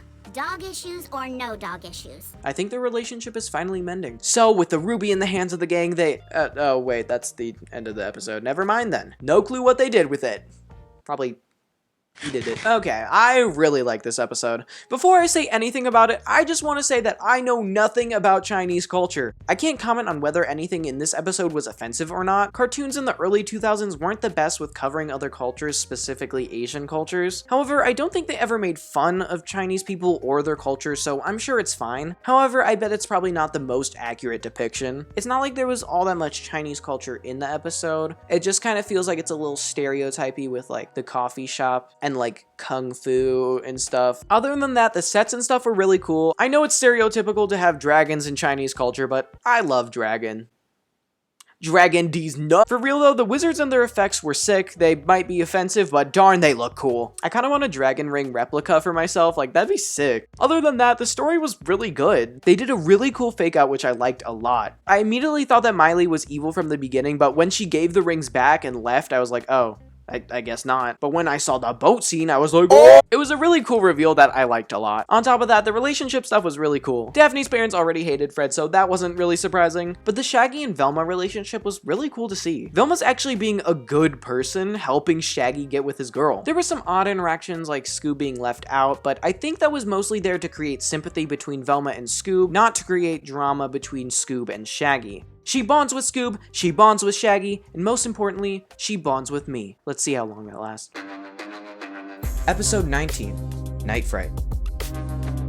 We start this episode off at Scoob and Shaggy's house. They're watching a Vincent Van Gogh movie, a cheesy horror actor that pumps out a lot of goofy horror movies. Suddenly, they hear a knock at their door. They go to see who it is, and it's Vincent Van Gogh? Turns out Scoob and Shaggy won an essay contest, and now they get to have dinner with him. Like, having dinner with, like, Vincent Van Gogh at his house would be, like, the most coolest thing in, like, the whole, like, history of cool things. Like, well, no wonder they won. Work of art right there. They drive to Van Gogh's house that's all spookified. Fake thunderstorms, spoopy statues, and even a creepy organ. Van Gogh activates his security system to protect them from stuff. They go to eat dinner, and Van Gogh recounts how he's recently felt like he's been watched within his own house. Right when he says that, they're attacked by the Mutant Bee, a character from Van Gogh's movie, The Mutant Bee. They skedaddle, running into Dr. Phobos from the Van Gogh movie, The Repellent Dr. Phobos. They skedaddle again, running into Professor Jatson from the Van Gogh movie, The Castle of Gummy Discharge. Yeah, I'm not gonna comment on that one. They skedaddle once more, running into the now locked door. A giant brute appears and attacks the monster, then the group. I am Nightfright! Time for you to die! He's Nightfright from the Van Gogh movie that doesn't exist. That's right, he's not from a Van Gogh movie. The group resumes their skedaddle, running and locking themselves in a room. As they escape via a secret passageway, Van Gogh reveals the whole thing was staged. The monsters were actors for his new TV show, Ghoulish Dinners with Vincent Van Gogh. However, the brute that was chasing them is not involved. They're trapped with a real monster. They go back to the entrance, but it's stuck closed. 1456, 1636. So they sprint to the library and activate a prison bar door. Van Gogh's house is very concerning. I have plans that I cannot share with you right now because the haters will sabotage me. We see the showrunners watching through the secret cameras hidden in the house. Scoob and Shaggy tell them to call the police for help. Nah, I'm just kidding. They asked for Mystery Incorporated. When they arrive, Velma shows them the City Hall schematic of the house. The only way left to get in under the lockdown is through the tunnel that leads to an emergency generator in the backyard. The production assistant suggests against this as there are, live wires that could electrocute them to death, but the director tells him to pipe down. The entrance to the tunnel is suspiciously already open, but they don't got time to worry about it because they gotta save their friends. Meanwhile, Nightfright broke the gate down and is now chasing the group around. Bro falls off a balcony and is scared off when the gang arrives. They go to the tunnel to escape, but uh-oh, Nightfright is there. Fright, scream, scream, time for you. They commence their skedaddle once more and go to Van Gogh's room. Nightfright chases after them, and I'm sorry, but what in the furry am I looking at? While hiding, Van Gogh cries about how no one cares about me anymore. Girl, you have a mansion, I think you're fine. He points to a pile of doo-doo shit fart scripts for movies he's been asked to do, and as Shaggy looks through them, he finds one called Scream Scream, Time for You to Die, starring the monster, Nightfright. Hold up, y'all. That's not a monster. That's an actor. They decide to set up a trap. They want to send Van Gogh out to trick the monster. Nightfright wants them to scream, so they have to confuse it by not being scared. Van Gogh, however, is so nervous. He's doubting his acting skills. But no worries, Shaggy and Scoob are there to hype him up. They're like, oh my god, Queen, no, you're so slay. And he's all like, guys, stop. And they're like, just take the freaking compliment! Van Gogh ends up going out there and doing what I do to your mom. Oh, hello there. Nice to see you again. Treat her very respectfully. Ah, the women. We will always treat with respect. Basically, Five Nights at Freddy's over here does what Sigma males think women do when they leave their messages on read. He's literally just begging for their attention. I am Nightfright. He ends up following them into the room and gets trapped. They yoink his mask off to reveal the production assistant? Turns out he wrote the banger script of Scream Scream Time for You to Die, featuring Vincent Van Gogh. After Van Gogh dipped from the movie, he became the production assistant on the reality TV show and vowed revenge. The producer walks in and goes, "Wowza, this sure was epic. Van Gogh, your show is goated, and Nightfright guy, your pathetic life story would make a great movie." You know, none of this would have happened without you meddling kids. Thanks. They all get together, eat some food, and of course, evil laugh. Top 10 best family bonding activities. Number 1. Evil cackling. Okay, I like that episode. It was super dumb, but in a really good way. It was very, very self-aware. They referenced classic old-timey horror movies, their tropes, etc. And they did it all through a flamboyant horror actor, which I found very fun. The twist villain was great. I'm very confused how that man tore metal bars apart, but I love that he thanked the gang for ruining his plan. It's honestly so funny to me. I really like how much thought was put into Van Gogh as a character. His movies have shown up in the show before. Honestly, I don't know if I ever mentioned that because it's a small running reference that doesn't matter too much, but it's a really cool attention to detail. Also, all the characters and settings had great designs. It's overall just a banger. And Velma was not a beach. She actually helped save Shaggy. I was nice today. Episode 20, The Sirens Song. Episode 20, 2-0. Episode 20, 2-0. Guys, this is honestly so crazy for me. Like, there are only 6 episodes after this. Ugh. I've been working on this project for so long now. It's so good to see, like, this checkpoint. Ugh. Anyway, we start this episode off on a boat. The crewmate pulls up their net and zoinks, there's nothing in it. The captain decides to go to Dead Man's Point, a supposedly haunted area of the ocean?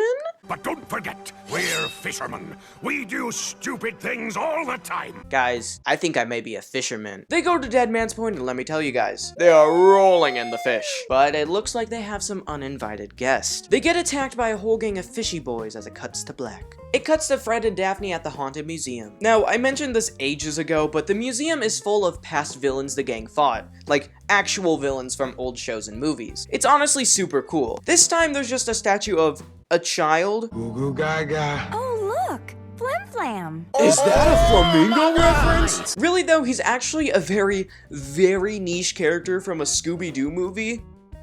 I think. Honestly, I don't know why he's here, but I think it's hilarious the gang arrested a literal goo goo gaga baby. Anyway, Scrappy Doo is there too. Wow, I haven't seen... Look away, Daphne. We all promised each other that we would never speak of him. Not ever. What's the idea? You can't do this to me! People adore me! Shaggy and Scoob are at the bloody steak inhaling food, while Velma is on their webpage. It's so 90s, dude. At least I think so, I don't know, I'm a 2000s girly. Either way, she gets an anonymous message about a boat that went missing around a cursed oil rig. I wonder what both are talking about. Cough, cough, wink, wink, nudge, nudge. Velma calls the gang, but they're all too busy to help her, so she decides to go by herself. She's an independent woman, goddammit. She yoinks the Blake's family boat and goes to sea. It's super foggy and stuff when suddenly she hears singing. It's gonna be impossible to find any clues in this fog.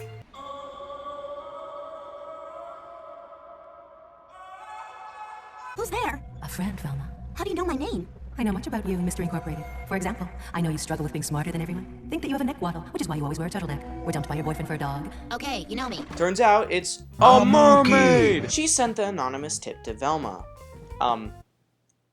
What? The mermaid explains that her name is Amy, Crystal Cove is in danger, and that they are after her. They're coming for me. Run, Velma, or they'll get you too. Who they is, I don't know. She swims off as quick as she came. I'm a friend, Velma. You have to trust me. Honestly, I don't know what the hell just happened, so I'ma just move on. She said trust me, bro, so I'm like pretty sure we're best friends now. End of story. Anyway, Velma gets attacked by fishy boys from earlier. Good luck explaining that one to the Blakes. She returns to the gang and gives them the scoop, leaving out the detail about the mermaid. You know, the craziest part. They go to Skipper for help. He tells them that Velma is crazy. Sea monsters don't exist, silly. Gets to Velma in her house, and I kid you not, Amy shows up at her window. Girl, what? So she's not a real mermaid, right? Like, she's out of water? I don't know, man. Amy tells Velma that Skipper's been taken by the fishy boys, but before they can talk further, Velma's mom interrupts them, forcing Amy to jump out the window. POV me watching this episode. Not actually. I'm actually really intrigued by the chaos right now. I hope y'all feel the chaos, because, like, this is how it felt watching this episode. It's so chaotic. I'm living for it, but my god. Velma tells the gang about Skipper, presumably leaving out the mermaid detail again. Angel tells them that Destroido Corp actually ran an old oil rig at some point that was shut down by some scientist dude over some environmental heebie-jeebie stuff. Angel Dynamite doesn't believe in climate change. I didn't know you lived here that long ago. I didn't. I swear, this episode is just confusing me more and more. The gang finds out that there's gonna be a Destroido press conference, so they go to it the next day. Destroido is proud to announce our newest product, guaranteed to be a hot seller until we start getting sued. Gummy dummies, fortified with extra lead. Finger looking good right there. What a convenient way to get my daily lead intake. The gang try to get permission to go to the oil rig, but the Destroido guy says no. The radical idealists from the Shrieking Madness episode approach the gang. They don't like Destroido Corp because they are bad for the environment. The gang decide to go to the oil rig without permission. They just like me for real, for real. I left class 5 seconds before the bell rang. Yeah, you could say we're both rebels. I don't remember Daddy's little boat being so dinged up. Yeah, no shit, Daphne. Your roof is, like, gone. Really though, Velma is hiding so many secrets from the gang this episode. The gang approaches the oil rig. They walk around when suddenly they're attacked by the fishy boys. They get tied up. Alongside them are Skipper, the captain of the boat from the beginning of the episode, and the scientist Angel was talking about. They claim the fishy boys have been making them work on the oil rig. Slave labor, yay! The fishy boys want to drill the oil like Destroido Corp tried to do ages ago. However, if they do, there will be a huge oil spill, polluting the water and killing thousands of sea creatures. They do not care. They activate the drill and dip out of the oil rig. Suddenly, Amy shows up. She unties everyone and they're surprisingly unresponsive to a literal mermaid in front of them. Velma reveals she knew her and kept her a secret. She was my source.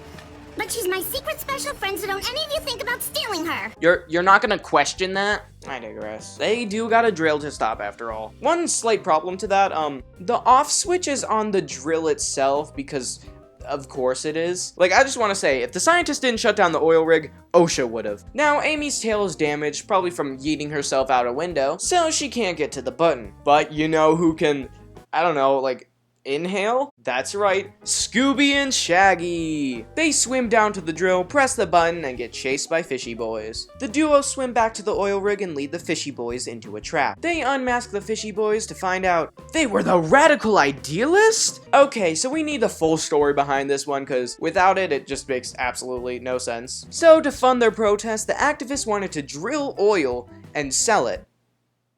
Honestly, that's a pretty good idea. They dressed up as the fishy boys to scare off anyone who dared get in their way. The goobers get arrested and we see Amy making out with the scientist. And she has legs! Her husband was kidnapped by the fishy boys and the police wouldn't do anything about it, which, you know, is in character. So she got the mystery gang to do it instead. I would be more outraged by this, but honestly, they do more work than the sheriff has ever done for the town, so they're like probably the people's first pick at this point. Velma shouts out Angel for researching the oil rig, but then Amy drops this bombshell. She knew about Destroido's involvement from some old newspaper articles. That's how we made the connection. Newspaper articles? That's strange. Destroido covered the whole thing up. The papers never even knew about it. Velma confronts Angel about lying and I'm sorry, but hypocrite! You've been keeping secrets this entire episode, and they've been huge ones. You destroyed your best friend's boat and met a literal mermaid and told no one. Anyway, she confronts her about the aforementioned oil rig knowledge and the non-Mr. E marked diary she gave the gang in the Mystery Manor episode. What are you saying? I'm saying Angel Dynamite isn't your real name. I think your real name is Cassidy Williams, and you're one of the members of the original Mystery Incorporated that vanished in the caves beneath Crystal Cove. Tell me I'm wrong, friend. Vine boom. Fuck it, double vine boom. Okay, y'all, before we dive into what just happened, let's talk about this episode as a whole. I'm not gonna lie, it was pretty fire. Oh, so confusing yet very engaging. The villains were fun, hashtag fishy boys for life. Me and the boys fishing it up. Bottom text, literally. I love how stupid their plan is. It's just plain funny, dude. Amy threw me for a loop, great design, and not gonna lie, for a second, I actually thought she was a real mermaid. I still can't get over the fact the scientist pulled her, bro. Like, he literally pulled a Hudson, dude, my god. Honestly, though, Amy is really creepy. Like, this is a teenager, and she was trying to be friends with her for personal gain. She straight up said one of the most classic grooming sentences ever. Please, Velma, I have nowhere else to turn. I'm all alone. I think you can understand that. Velma, you are getting manipulated. I swear to God, Amy's gonna bust out the ukulele. On that note, Velma's kind of becoming one of my favorite characters, guys. I know, it's crazy, but she never really was a bad character, you know? She was just being a bitch at the time. Like, she was crazy and secretive this episode, but she had a reason to. Before, her actions were driven by the want to get revenge on Shaggy. She was just bitter and annoying. However, in this episode, even though she was doing crazy things, they stem from her motivation of distrust and need to prove herself. Aspects that were in her breakup tantrums, but were overshadowed by an obvious solution of just moving the fuck on. One of my big problems, on a list that's long and distinguished, is that despite my skeptical nature, I trust people. I want to see the best in them. Unfortunately, they usually let me down. We saw her latch onto Amy, the first person that we've seen who went out of their way to acknowledge her. Besides the wild brood guy, but that was for romance and he was never really like complimenting her or anything. I know much about you, Mystery Incorporated. For example, I know you struggle with being smarter than everyone. Amy reached out, understood her problems, and she complimented her intelligence. Although it feels really gross and manipulative, you know, cause it is, it shows how vulnerable Velma is right now and why she would do these things. It also brings the question, how will this affect her in the future? Will she fall prey to someone else's manipulation? Maybe someone who has more harmful motives than I want to save my husband. It's a surprisingly deep characterization for a kids show, and I'm really excited to see where it goes. Who knew when you stop throwing temper tantrums, people like you more? Wish some people in my life realized that. I'm just kidding, I don't know anyone like that. Except for your dad. Wah, wah, wah, I stole your wife. Last thing before we cover the bombshell, I just wanted to touch on the settings of this episode. The ocean has always been rather spooky to me, especially the idea of an oil rig in the middle of the ocean. It's something I've thought about before, like being stuck working in a place that has no escape except the frigid waters below. Who knows what's in that water, man? You might run into the fishy boys. And listen, guys, I don't want to run into them, okay? Not after last night's party. The foggy atmosphere of the ocean boat scenes, the eeriness of the oil rig and its fog and color scheme, it was all just impeccable. I loved it. To be honest, I wish we spent more time on the oil rig. A chase scene there would have been great. Okay, y'all, the moment we've all been waiting for. The Angel Dynamite reveal. So, I just want to be clear, we don't necessarily know if this is accurate, you know, like it's just an accusation from Velma, but like it seems pretty on the nose to be wrong. To be totally transparent, I remembered this detail. I obviously didn't want to spoil it, so I didn't say anything up to this point, but I always tried to bring major attention to it when the clues were seeded. Now, first things first, to me the accusations kind of felt a little out of left field. There's a lot of evidence to support that Angel isn't being honest. However, there's not that much that would actually suggest she's Cassidy Williams. However, the diary is the real kicker. Think about it. How else would she get that if it wasn't literally hers? It was a kid's personal diary, and I know characters can be weird in this show, but I don't think that DJ Angel over here would be capable of finding something that would be covered up. The whole missing kids case is erased from history. It would have definitely been destroyed, unless Angel had it hidden the whole time. You know, because it's her own personal diary. And I know, it's a stretch to take this all from one little detail. Of course, it makes sense when you already know the reveal. But something you have to take into account is that this was a show on TV coming out episode by episode. The schedule would have given the audience time to linger on each detail and come up with theories around them. Other than that, they're also both the only black people the gang has brought attention to. How did you figure out I was Cassidy Williams? 'Cause you're black! You know, it's a pretty cool reveal and it had pretty okay foreshadowing. Much better than other reveals, so, you know, I'll take it. Gosh dang, y'all, the plot be thickening like freaking jello over here. This episode was great, but I'm invested in this whole situation, so we gotta move on to the next one. Episode 21, Menace of the Manticore.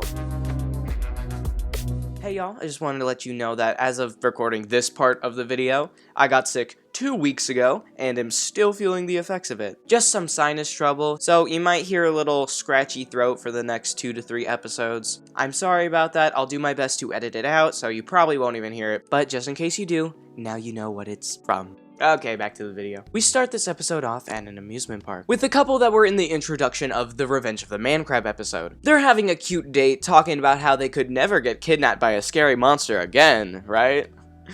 Right? They go up on a ride. While looking at the view, they try to smooch it up, but are interrupted by a giant flying manticore. They, of course, get snatched up. It cuts to Destroido Corp. A person on a motorcycle rolls up to a pipe spewing out toxic waste. They remove their helmet to reveal to be Angel frickin' Dynamite, baby! She enters the pipe, leading into some sort of underground facility. She dodges guards, cameras, and security lasers with her sick acrobatic skills, until she gets trapped in a tube. If I'd known this was all it'd take to get your attention, I'd have just rung the bell.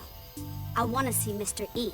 Now. The bald man leads her into this large underground room. It's kind of giving Vector's house, not gonna lie. We got sharks swimming below the platform, sharks swimming above. It's wild, y'all. Angel walks up to a man in a chair. This, my friends, is of course none other than Mr. E, the first time we've seen him in the flesh. He's surrounded by TV screens that seem to be security cameras hidden around Crystal Cove. Angel informs Mr. E that the mystery gang has found a piece of the planispheric disc, aka the pizza slice that they were given in the Mystery Manor episode. Mr. E claims that they know where 2 of the pieces are and congratulates Angel for her work. Just remember, I'm working with you, not for you, E.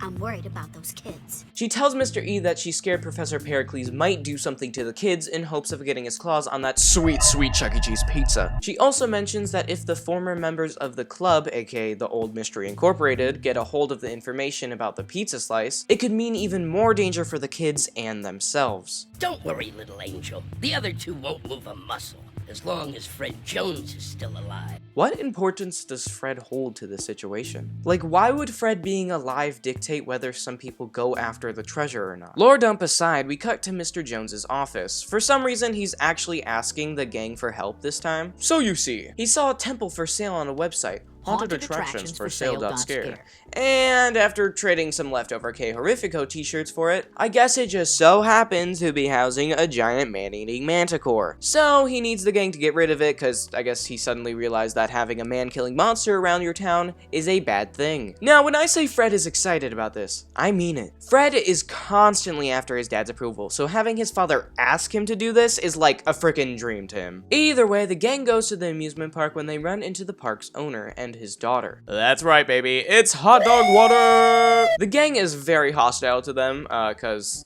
I don't know, they smell like hot dog water. Turns out the park is shutting down. They're so broke that they have to reuse the water they used to cook the park's hot dogs in as bath water. Well, it might be the last science fair you compete in, darling. With the park going under, I'll never be able to pay for college. Oh my god. Dude, this is just making me freaking sad. Society moment for real, for real. The gang convinces the owner to keep the park open just a little longer. With this opportunity, the gang immediately goes to the temple to investigate. They walk around, eventually coming to a big worship room, where they of course get attacked by none other than the Manticore himself. The gang skedaddle out of there using the ride built into the temple to find the exit. They're of course attacked while trying to do so, but they eventually make their way to safety. They go to Angel Dynamite's place to look up the website Mr. Jones used to buy the temple. Turns out, it's a fake. It's selling life-size possessed tribal doll, which is actually just a picture of the Statue of Liberty. With this newfound information, the gang decides to go back to work. Not before Angel and Velma have a little chit-chat. So it turns out Angel told Velma she would come clean to the rest of the gang.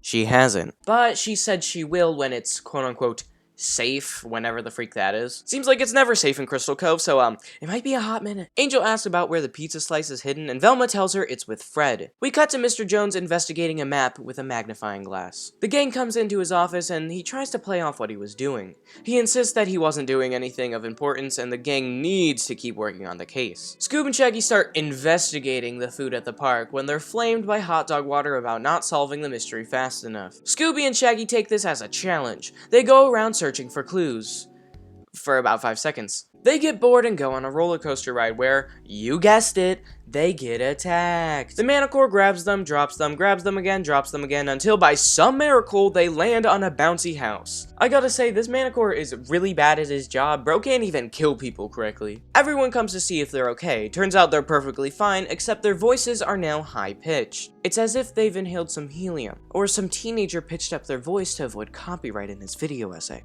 The owner says he's gonna shut down this park right here, right now. He doesn't want any more people getting hurt. However, Fred shuts this idea down. He needs to make his father proud, and to do that, he just needs to make him a shitload of money from this amusement park. Y'all know what that means, right? It's motherfucking trap time, baby! Velma and Fred go to the Joneses' house for trap equipment. While Fred grabs some of the needed material, Velma is tasked with grabbing fish from Fred's bedroom.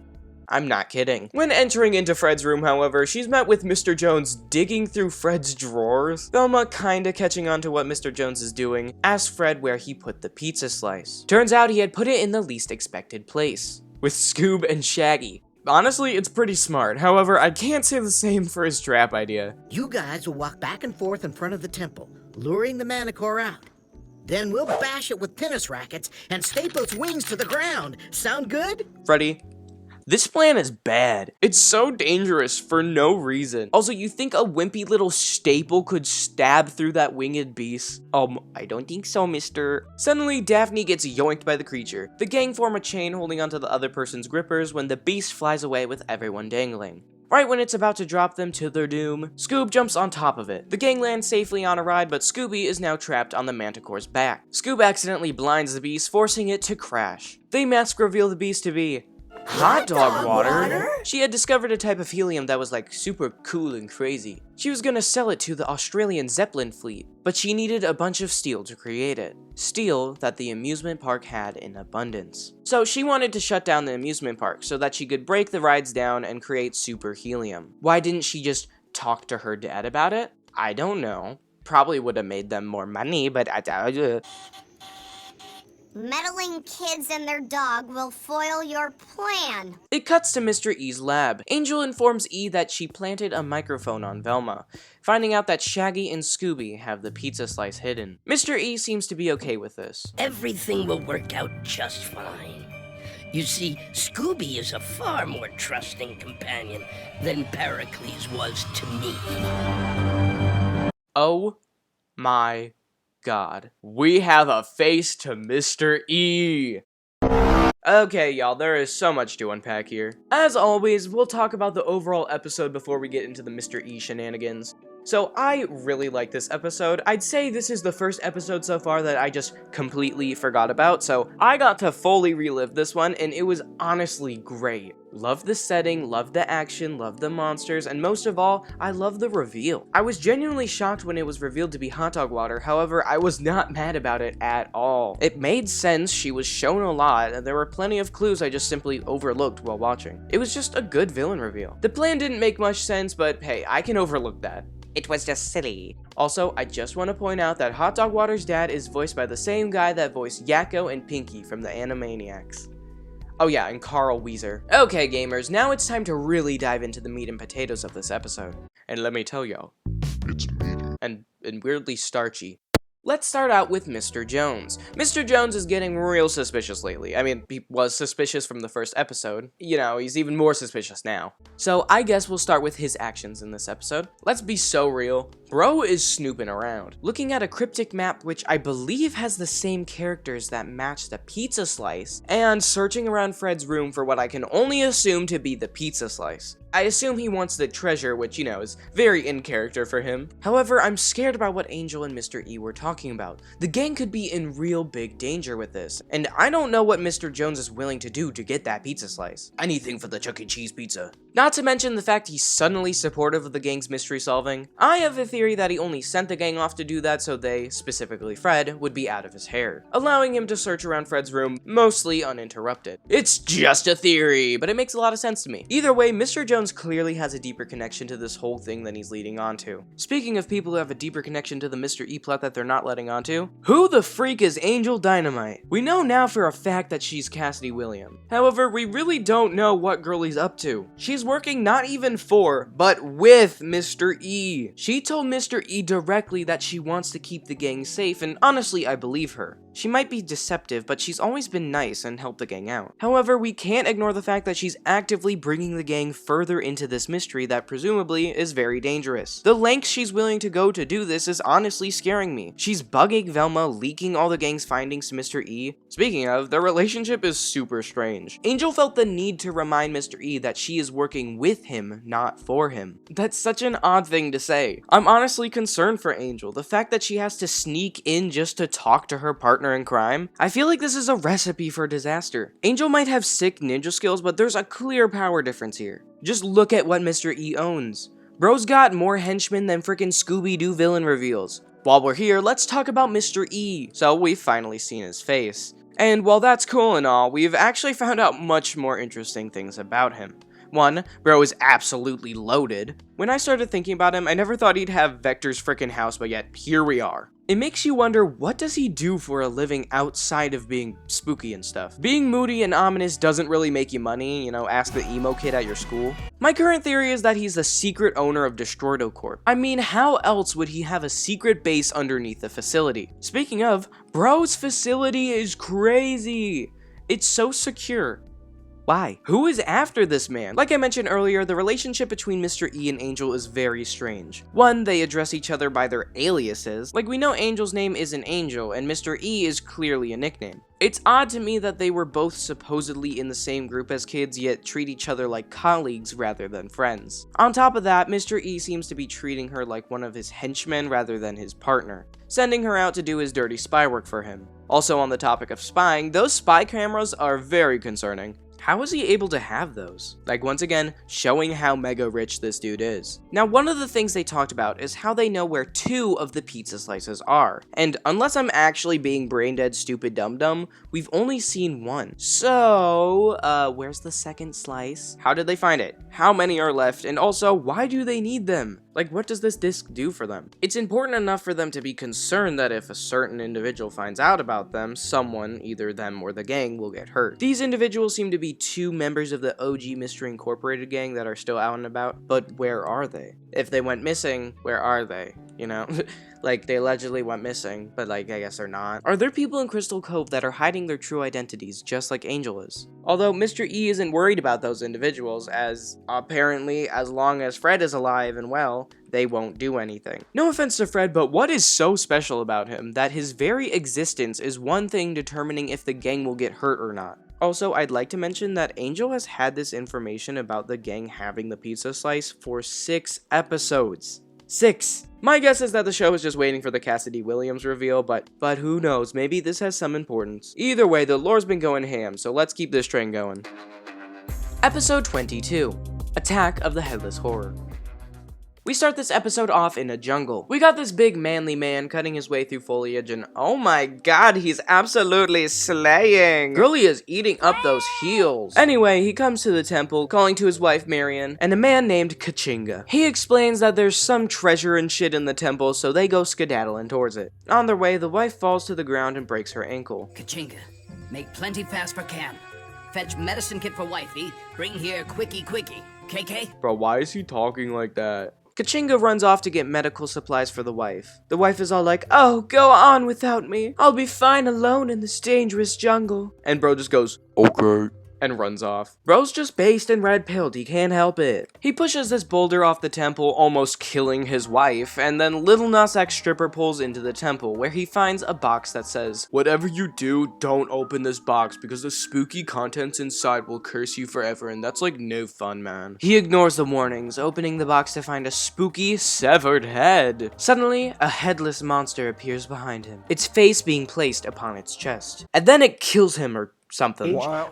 It cuts to Fred cruising the mystery machine down the highway. Me when school starts at 7 and I just got up at 6:99. Velma and Shaggy get into an awkward situation because of Fred's reckless driving. Sorry. No, it's okay.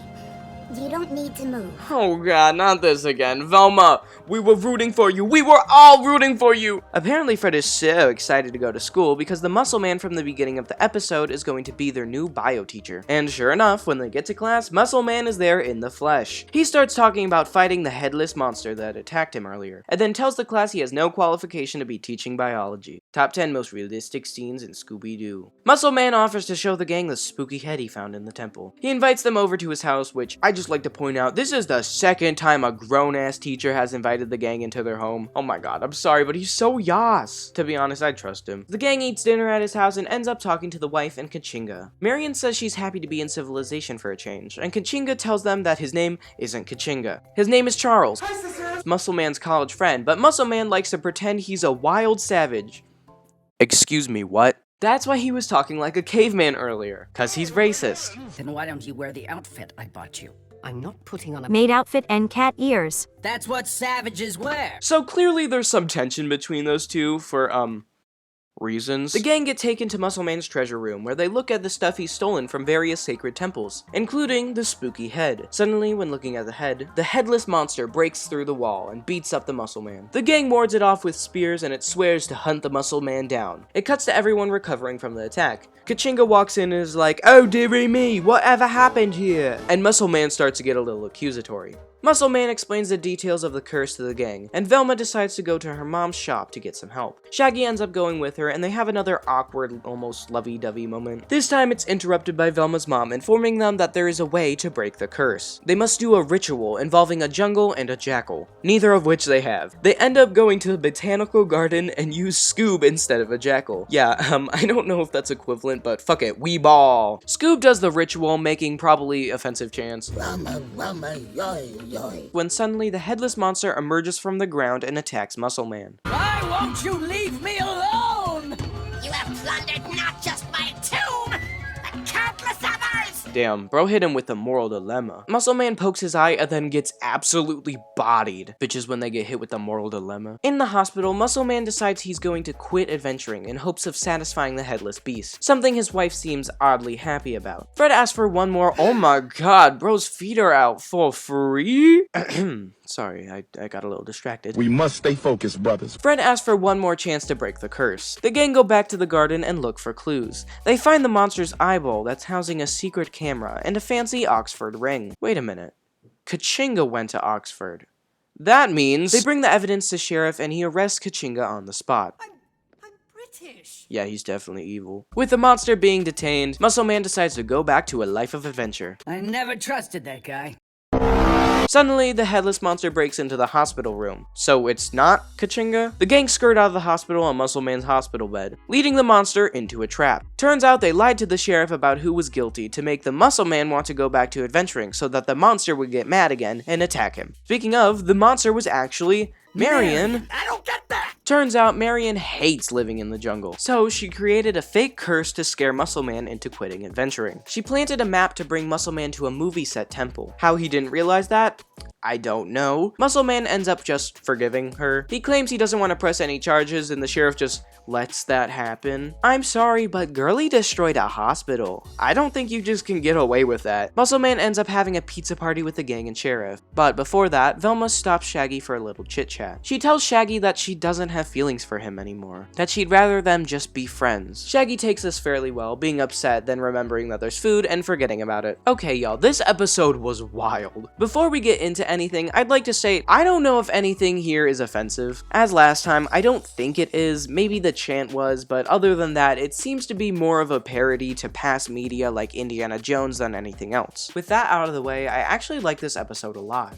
I found myself laughing at the absurdity of it very frequently. Like, the intro itself had me pause the show and verbally ask, what the heck is even happening? And honestly, I think that's beautiful. For real though, Muscle Man as a character was so fun. I understand that he's pretty clearly an awful person, you know, being racist, not caring about his wife, stealing ancient treasures from sacred ruins, etc. But I feel pretty confident in saying that it was purposeful. Like, to me at least, it's a clear parody on characters like Indiana Jones. These larger-than-life men who go to foreign countries, take their stuff, and are celebrated for it back at home. The fact he ignores his wife and friends' wants for greed is honestly interesting for his character. He learns to put that aside and focus on what really matters, those who love him. Speaking of, in my fan canon, Cicada and Muscle Man are secret lovers that do drag shows together in their free time. While we're on that topic, Cicada is such a vibe. He's this posh British man that just puts up with his boss's crazy shenanigans because he gets paid well. That's so funny. And Marion, oh my god girl, I relate to her so much. I'm an actual pussy when it comes to nature stuff. Like, I'll do the occasional gardening, camping, but when you bring out the bugs, I'm out. The monster design was fantastic, very spooky, and the villain plan was so over the top, I loved it. A lot of the times the plans are nonsensical, and it's no different here. Like, why was there a temple movie set in the middle of a jungle? The whole point of a set is to be fake. It doesn't have to be in an actual jungle. But in this case, the plan is crazy because there's only one way Marion could get through do to her husband. It's honestly really sad, and it made for a really good plot. One that actually allowed me to guess the twist villain correctly for once. Other than that, the Velma and Shaggy drama shocked me, in a good way this time. At first, I was very upset that they were bringing it back. I was scared that Velma was gonna go back to her bitch era. However, I was pleasantly surprised when she actually did the right thing and stopped the relationship. She claims that she doesn't have feelings for him anymore, which totally makes sense. She's moved on, she's focusing on her own personal growth, and that's great. However, I will say that you don't almost make out with someone twice in one episode if you have completely no feelings for them. There's potential that Velma is taking the hard decision to put her feelings aside because she knows that the relationship won't be good for either of them. Whichever situation it is, or maybe it's a mixture of both, I really love that the show is willing to go there. Many kids shows treat relationships as perfect soulmate type situations, which is frankly unrealistic. Not an unpopular opinion whatsoever, I know, but it's true. Showing a character speaking their truth in an honest and friendly way is just so real. We need more shows to show kids what real relationships look like. They're rocky and imperfect, so we need to make sure that they understand that and are prepared to be honest and work through the bumps, not only with their partners, but with their friends and family. I realize I'm ranting now, I just really love this. Okay, no more yapping, on to the next episode.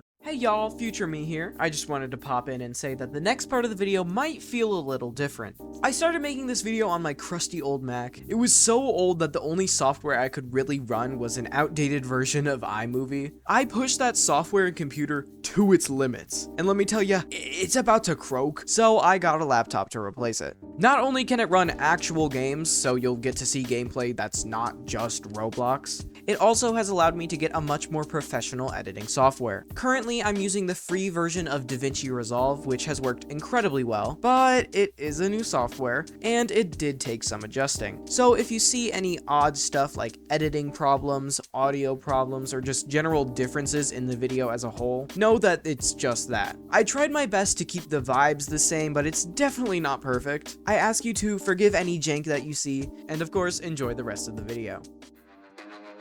Episode 23, A Haunting in Crystal Cove. We start this episode off in the Joneses' house. Fred's sleeping, but his father is up to some sneaky shenanigans. He's locking up a slice of the Chuck E. Cheese pizza within a secret hidden safe. So this is where the second slice that Mr. E was talking about is located. Mr. Jones is chillin', but suddenly a spooky ghost-like figure appears, chasing him out of the house. The next day, Fred talks to the gang. Apparently, Mr. Jones has been running out of their house every night screaming. Scoob and Shaggy offer to spend the night at Fred's house to help however they can, and Velma offers to give him some of her mom's herbal sleeping teas. Before these plans go into action, Daphne and Velma have a girl talk. Apparently, Fred is a wee bit controlling. He's even made a schedule so he knows where I am and what I'm doing every moment of the day. Look at this. That's only today. Oh yeah, bro's definitely got some form of autism. It would explain the trap obsession, I'm just saying. Anyway, the gang goes to Mrs. Dinkley's shop where they meet the new barista. Your father need an exorcism. She basically tells Fred, your vibe is off, so your dad is probably like possessed or some shit. They, of course, do not listen to her. It cuts later to that night when Scooby and Shaggy are sleeping over at Fred's house. Scoob knocks over a picture of a woman from the mantle. Whoa, she's hot. That's so out of pocket, Scoob. Oh my god. And to make it even worse, that hot babe is actually Fred's mom who left him when he was young. Anyway, Scoob and Shaggy go to eat food. They start making a pizza when Mr. Jones lets out a holler. Fred goes to check up on him and sees shit flying around with his dad stuck to the ceiling. Fred calls Scoob and Shaggy for help, but they're busy fighting their pizza that has just come to life. After some ghostly shenanigans, everyone gets chucked out of the door. The next day, the gang is talking to Mr. Jones. He's had it with the ghost, so he's dipping out of the house. Apparently, there's also sunflower seeds in his socks, so I don't know what's up with that. Fred essentially makes a bet with his dad. If Fred can't solve this ghost problem, he'll give up mystery solving forever. Velma sets up cameras around Fred's house with her sick tech skills. Fred also brings Lady Marmalade, aka the questionable voodoo lady from Mrs. Dinkley's shop, to help talk to the spirits. They use the Ouija board to ask the spirits who it is, and what it wants to do with Fred's dad. Poor word choice. The things I would do to them! And I want what you took from me. The Ouija board lights in a huge flame as it starts flinging shit around. The house chases the people out of the house. That's an odd sentence. But Mr. Jones gets sucked back in. Also, the voodoo lady runs away. What a great addition to this episode. The gang go back inside to regroup. Daphne and Fred chat about their relationship. Fred admits that he's been controlling lately because he feels like those around him have been yoinked away. Daphne assures him that there's nothing to worry about. I mean, for their relationship. His dad is currently missing inside their own house, so to fix that, the gang checks their cameras. Turns out Mr. Jones wasn't grabbed. He closed the door himself. They look at a different camera and see Mr. Jones grab the pizza slice from his safe. Then they hear a scream from the recording. The gang look around for clues, finding some sunflower seeds in one of Fred's traps. However, it seems to have been modified. Just a little.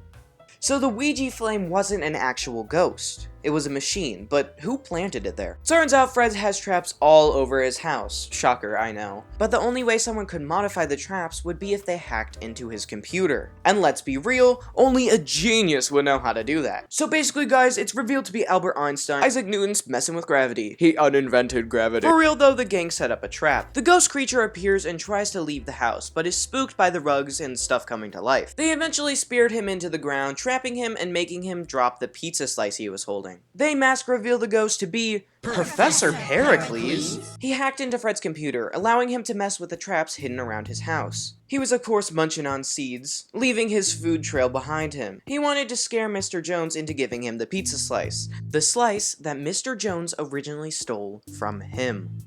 Because, dear Fred, he stole it from me. A long time ago. Suddenly, Pericles breaks free, activating a trap that sends the gang into the basement, as he flies away with the pizza slice. The gang crashes to the bottom, finding Fred's dad tied up. They dig into him a bit, asking why he had the piece, and he tries but frankly fails to play it off. That's absurd. We confiscated it off him years ago, when we locked him up. I felt it was best to keep it here, safe.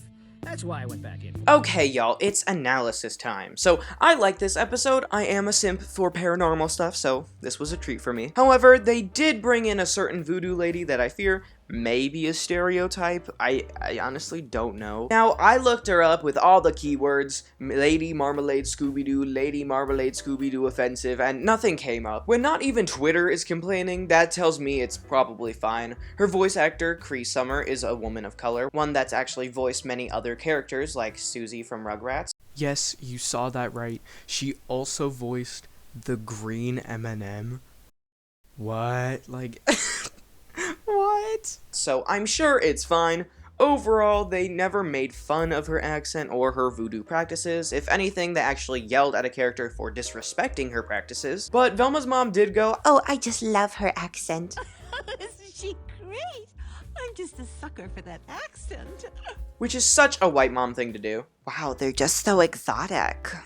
So interesting. I'm sorry for doing this whole potentially offensive thing so much. I just want people to know that, like, I'm seeing these things and acknowledging their potentially offensive nature. I'm simply a Midwestern white guy who knows nothing about anything but cows and corn. I'm not trying to look like some white knight defending the minorities or anything. Trust me, they are way more badass than me. They don't need me to get offended on their behalf. I just feel the need as someone who loves this show and is not only sharing it with you but also reviewing it to talk about the good and the bad. And that includes sharing information to allow you, and specifically minorities it may be offending, to make your own opinions on it. I'm not trying to cancel the show by any means. I honestly feel like the writers are pretty compassionate people, simply based on how the characters are written. Speaking of human characters, Fred is a human. Really though, I'm a trauma dump on y'all real quick. Don't worry, I'll keep it mellow. I lost my mom when I was young, after I had seen this show, so watching it now really hits close to home. I relate to Fred as a character in a way that I didn't before, and I think that's really cool. I understand that we lost our parents in different ways, but the core relation is still there. I love this episode for letting us look at how broken of a person Fred is. He has these scars of his past that affect him to this day. It affects his relationship with his dad, him being the only parent he has left. It affects his relationship with Daphne, being overprotective and fear of losing her too. It's so real and painfully relatable to me. It's just really good writing, and once again, a great honest display of relationships to children. They worked out their problems by talking, and throwing a little shade, but come on, we all do that every once in a while. I did like the Pericles ghost a lot, nice and spooky, and the haunting scenes were a lot of fun. Other than that, there were some very interesting Mr. E plot parts here. For starters, we know what Mr. E was yapping about when he was talking about the planispheric disc. One is with the gang and the other is obviously now in the claws of Professor Pericles, but was with Mr. Jones. I gotta ask, how and why did he have it? I think it's a safe bet to say Pericles did originally have it, seeing as he was so frantic to deny the stealing allegations. Maybe he did quote-unquote confiscate it when Pericles was arrested, but instead of properly reporting the object and having it moved into a government facility, he kept it for himself. However, that's a guess going off of his lies, so I'm not 100% convinced on that one. Although, I guess the how isn't as important as the why. Once again, it's a safe bet to say the slices lead to something in relation to the Crystal Cove treasure. But what the treasure is, we don't quite know. It's probably not money, as based on their house, the Joneses are loaded. They don't need the money, you know? So what on earth could be so valuable you're hiding a literal ghost haunting from your son? And then Pericles, oh, don't get me started. Dude is such a badass. I can't. While the gang was exposing his scheme, he straight up said, ha, yeah, I did that. That was me. Guilty. He was knowingly leaving breadcrumbs around, or I guess seed crumbs, without a care in the world. He knew his plan would work. He wasn't even worried about the gang's involvement. However, I will mention that bro was spooked when the gang fought back. On top of that, I fear that Angel's fear is coming to fruition. Pericles is putting them in danger. This time it was just hitting some lady with a pillow, but God only knows what he'll be willing to do when he finds out where the pizza slice is hidden. Also, he has one now. What that means for Crystal Cove? I don't know. I guess we'll just have to go on to the next episode to find out. Woo! Episode 24, Dead Justice. We start this episode off with the gang attempting to trap an infamous foe, the Piranha Goat. They, fail, but luckily the sheriff is there to step in. Oh, never mind. Yeah, Fred's trap backfires and captures the sheriff instead of the Piranha Goat. Luckily, a mysterious figure emerges from the fog. I'm not gonna fib, for a second I thought this was another upcoming villain that I remembered from the show, but instead I got jump scared by this motherfucker. A zombie man on a skeleton horse traps the criminal with an electric lasso. To the sheriff's shock, this is none other than the famous Crystal Cove sheriff, Dead Justice. However, there's a heavy emphasis on the dead part, as he died many years ago. Don't really know what bro's doing waddling around, because he got bored in the grave. There's a pile of oyster shells on the ground. Yup. We had succeeded in destroying the town's water, like we may never have bathed again. We don't bathe now. Fine boom. Dude, I actually don't like Shaggy and Scoob anymore. Wait, no, scratch that. Scoob is a dog.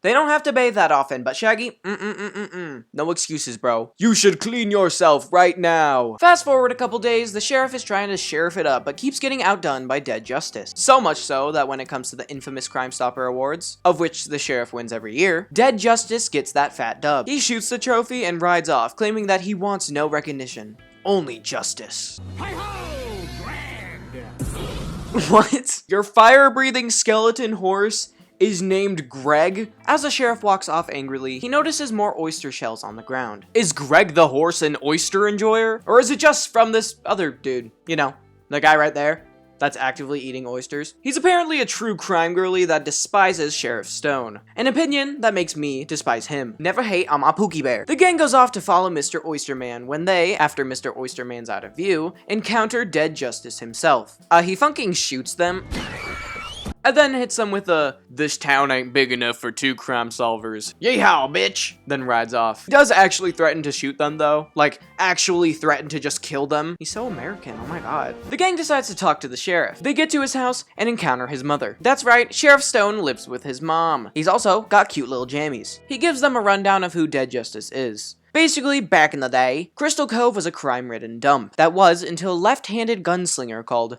Iron Will Williamson, yes, that's his real name, left-handed gunslinger named Iron Will Williamson, decided to kill people. He became the town sheriff and with his true American rights, cleaned up the town. There was, however, one thing standing in the way of a peaceful town. There was one criminal that he just couldn't catch. So, to stop this villain, he tackled him on horseback into a funking volcano. What? Wait a dang minute. The real Dead Justice was left-handed. The one that's been running around is right-handed. That's not a resurrected zombie sheriff at all. And double wait, you know who else is right-handed? Oyster Dude. They go with the sheriff to the Oyster Man's house and find his man magazines.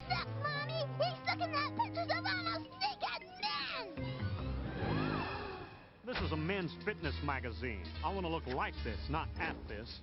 I got nothing to be ashamed of. He's also got a whole bunch of hay in his house. Could it be for Greb? Greb? Who the f is Greb?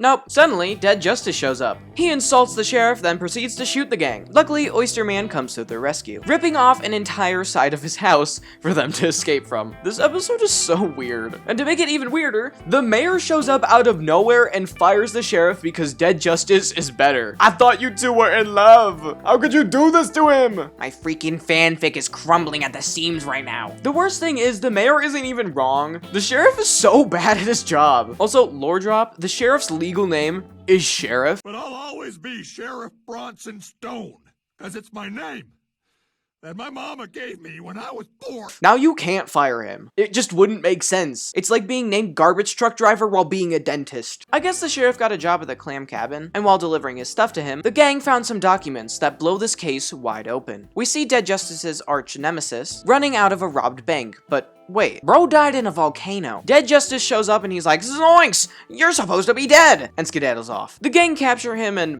You're busted, dude!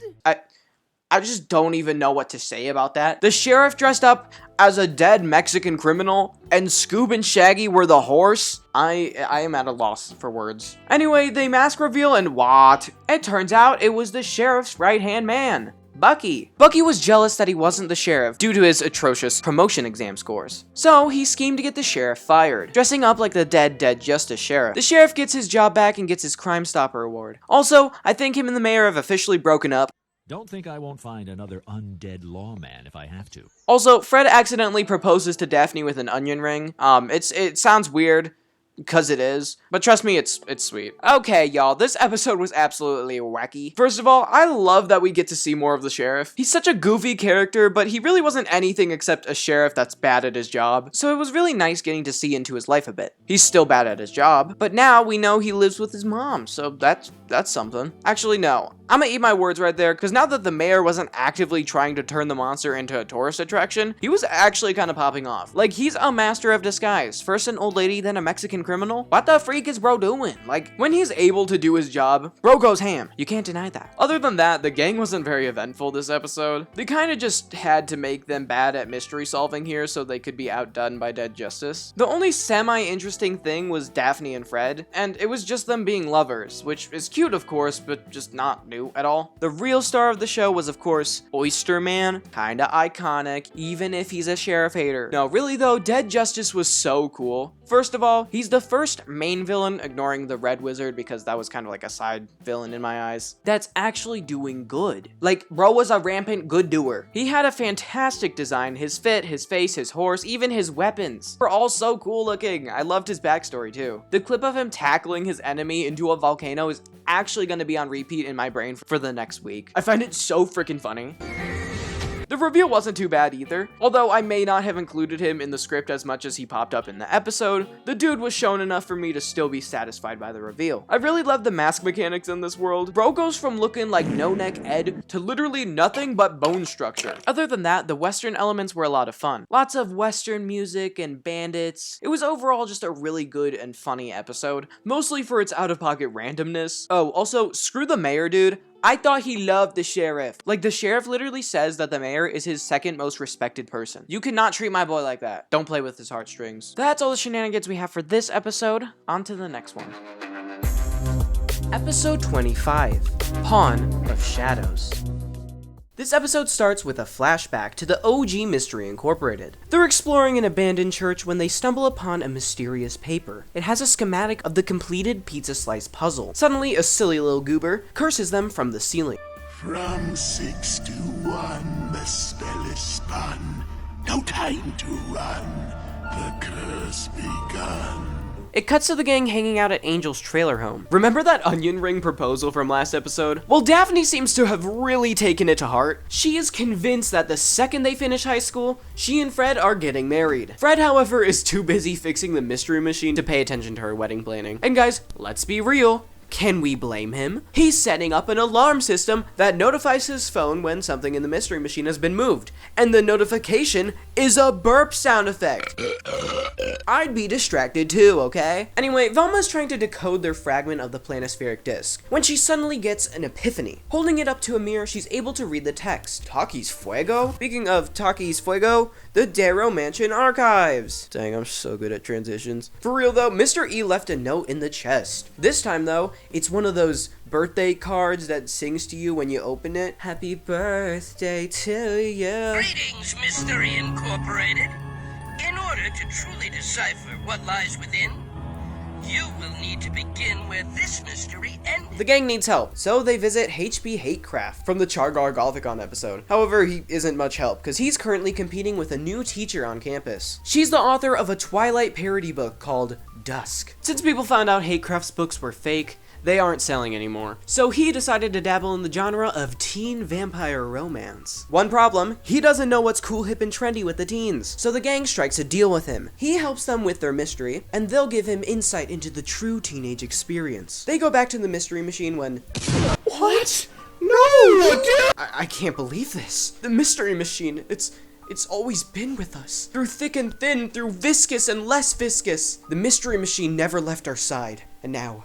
it's gone. Who could have done this? What monster would take such a beautiful creature from this earth? An absolute baddie, apparently. Oh my god. This Star-Lord wannabe chases the gang plus Hatecraft around. She mentions that she wants to destroy Mystery Incorporated. They manage to escape, but the gang is mad. Angry emoji. And it seems Angel is too. She's watching the gang from Mr. E's lair. Angel, like I said, is very concerned for the gang's safety, but E doesn't want to interfere unless absolutely necessary. But let's not forget, little angel, I brought you back to Crystal Cove.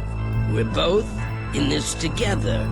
Velma, Fred, and Daphne find a book in the library. The book claims that Spanish conquistadors used the planispheric disc to travel oceans and as a map to mark and relocate their stored treasures. Suddenly, they hear a belch. A belch coming from Fred's phone. That means something was moved in the mystery machine, meaning the mystery machine is still alive. The gang tracks down the signal of the mystery machine. Turns out it was hidden in a train yard. But wait! It was a setup! Miss Batty starts attacking the gang. And y'all, I hate to be that person, but Girly is absolutely slaying. She's using homing missile bow and arrows, invisibility cloaks, bomb darts, and grenade whips. All while she's in heels and whatever you call that outfit she's in. She's going off, okay? The gang capture her, but she disappears right before their eyes. Quick cut to Professor Pericles! Mystery Incorporated. It appears you've made an enemy. Fortunately for you, I still require you alive. The gang plus Hatecraft look through the Darrow archives. Turns out Hatecraft's silly nonsensical language helps him pick out the phrase pray and colored glass. The gang quickly piece together that it's referring to a church's stained glass window. One that Pericles brought Scoob to during the Where Walks Aphrodite episode. The gang go there to investigate. Daphne finds another spyglass locket, just like the one she found in the mines at the beginning of the series. The gang accidentally opens a secret hatch door, seemingly leading to the Crystal Cove caves. Suddenly, the gang gets sneak attacked by Lady Gaga. She captures everyone but Hatecraft in a net. Now, it's time for him to shine. He summons the wrath of Chargar Galvicon to his mortal flesh. The power coursing through his veins, Suddenly, the real baddie shows up. Angel Dynamite. After a close battle, she beats up Lady Gaga, revealing her to be Alice May. She reveals to the gang that not only did Mr. E let her out of jail while she was arrested, she was also sent by him to attack them today. He wanted to put the gang in trouble in hopes of attracting Pericles to the gang. With Pericles distracted, Pericles' pizza slice would be left unattended, making it a perfect time to yoink it. While this is shocking to the gang, it's equally shocking to Angel. Turns out she didn't know that Mr. E sent Lady Gaga after them. Now, after that fiasco, Hatecraft's books are selling big time after a song based off of them goes ham. Good for him. However, the gang aren't satisfied with just that. They need answers. It's time for Angel to reveal herself. After finding the map and investigating the hidden treasure mystery, the OG Mystery Inc. was threatened by a creature that called itself the Freak of Crystal Cove. It ordered them to leave town or else those they loved would be harmed. Angel admits that she should have told the gang earlier, but she didn't want them to get hurt. She advises them to stop investigating, but they walk off. Mystery isn't over until we say it's over. Come on, gang. No, you don't understand. He's still out there. The freak is still out there! The curse begun, but soon they'll see the buried truth will end with with me.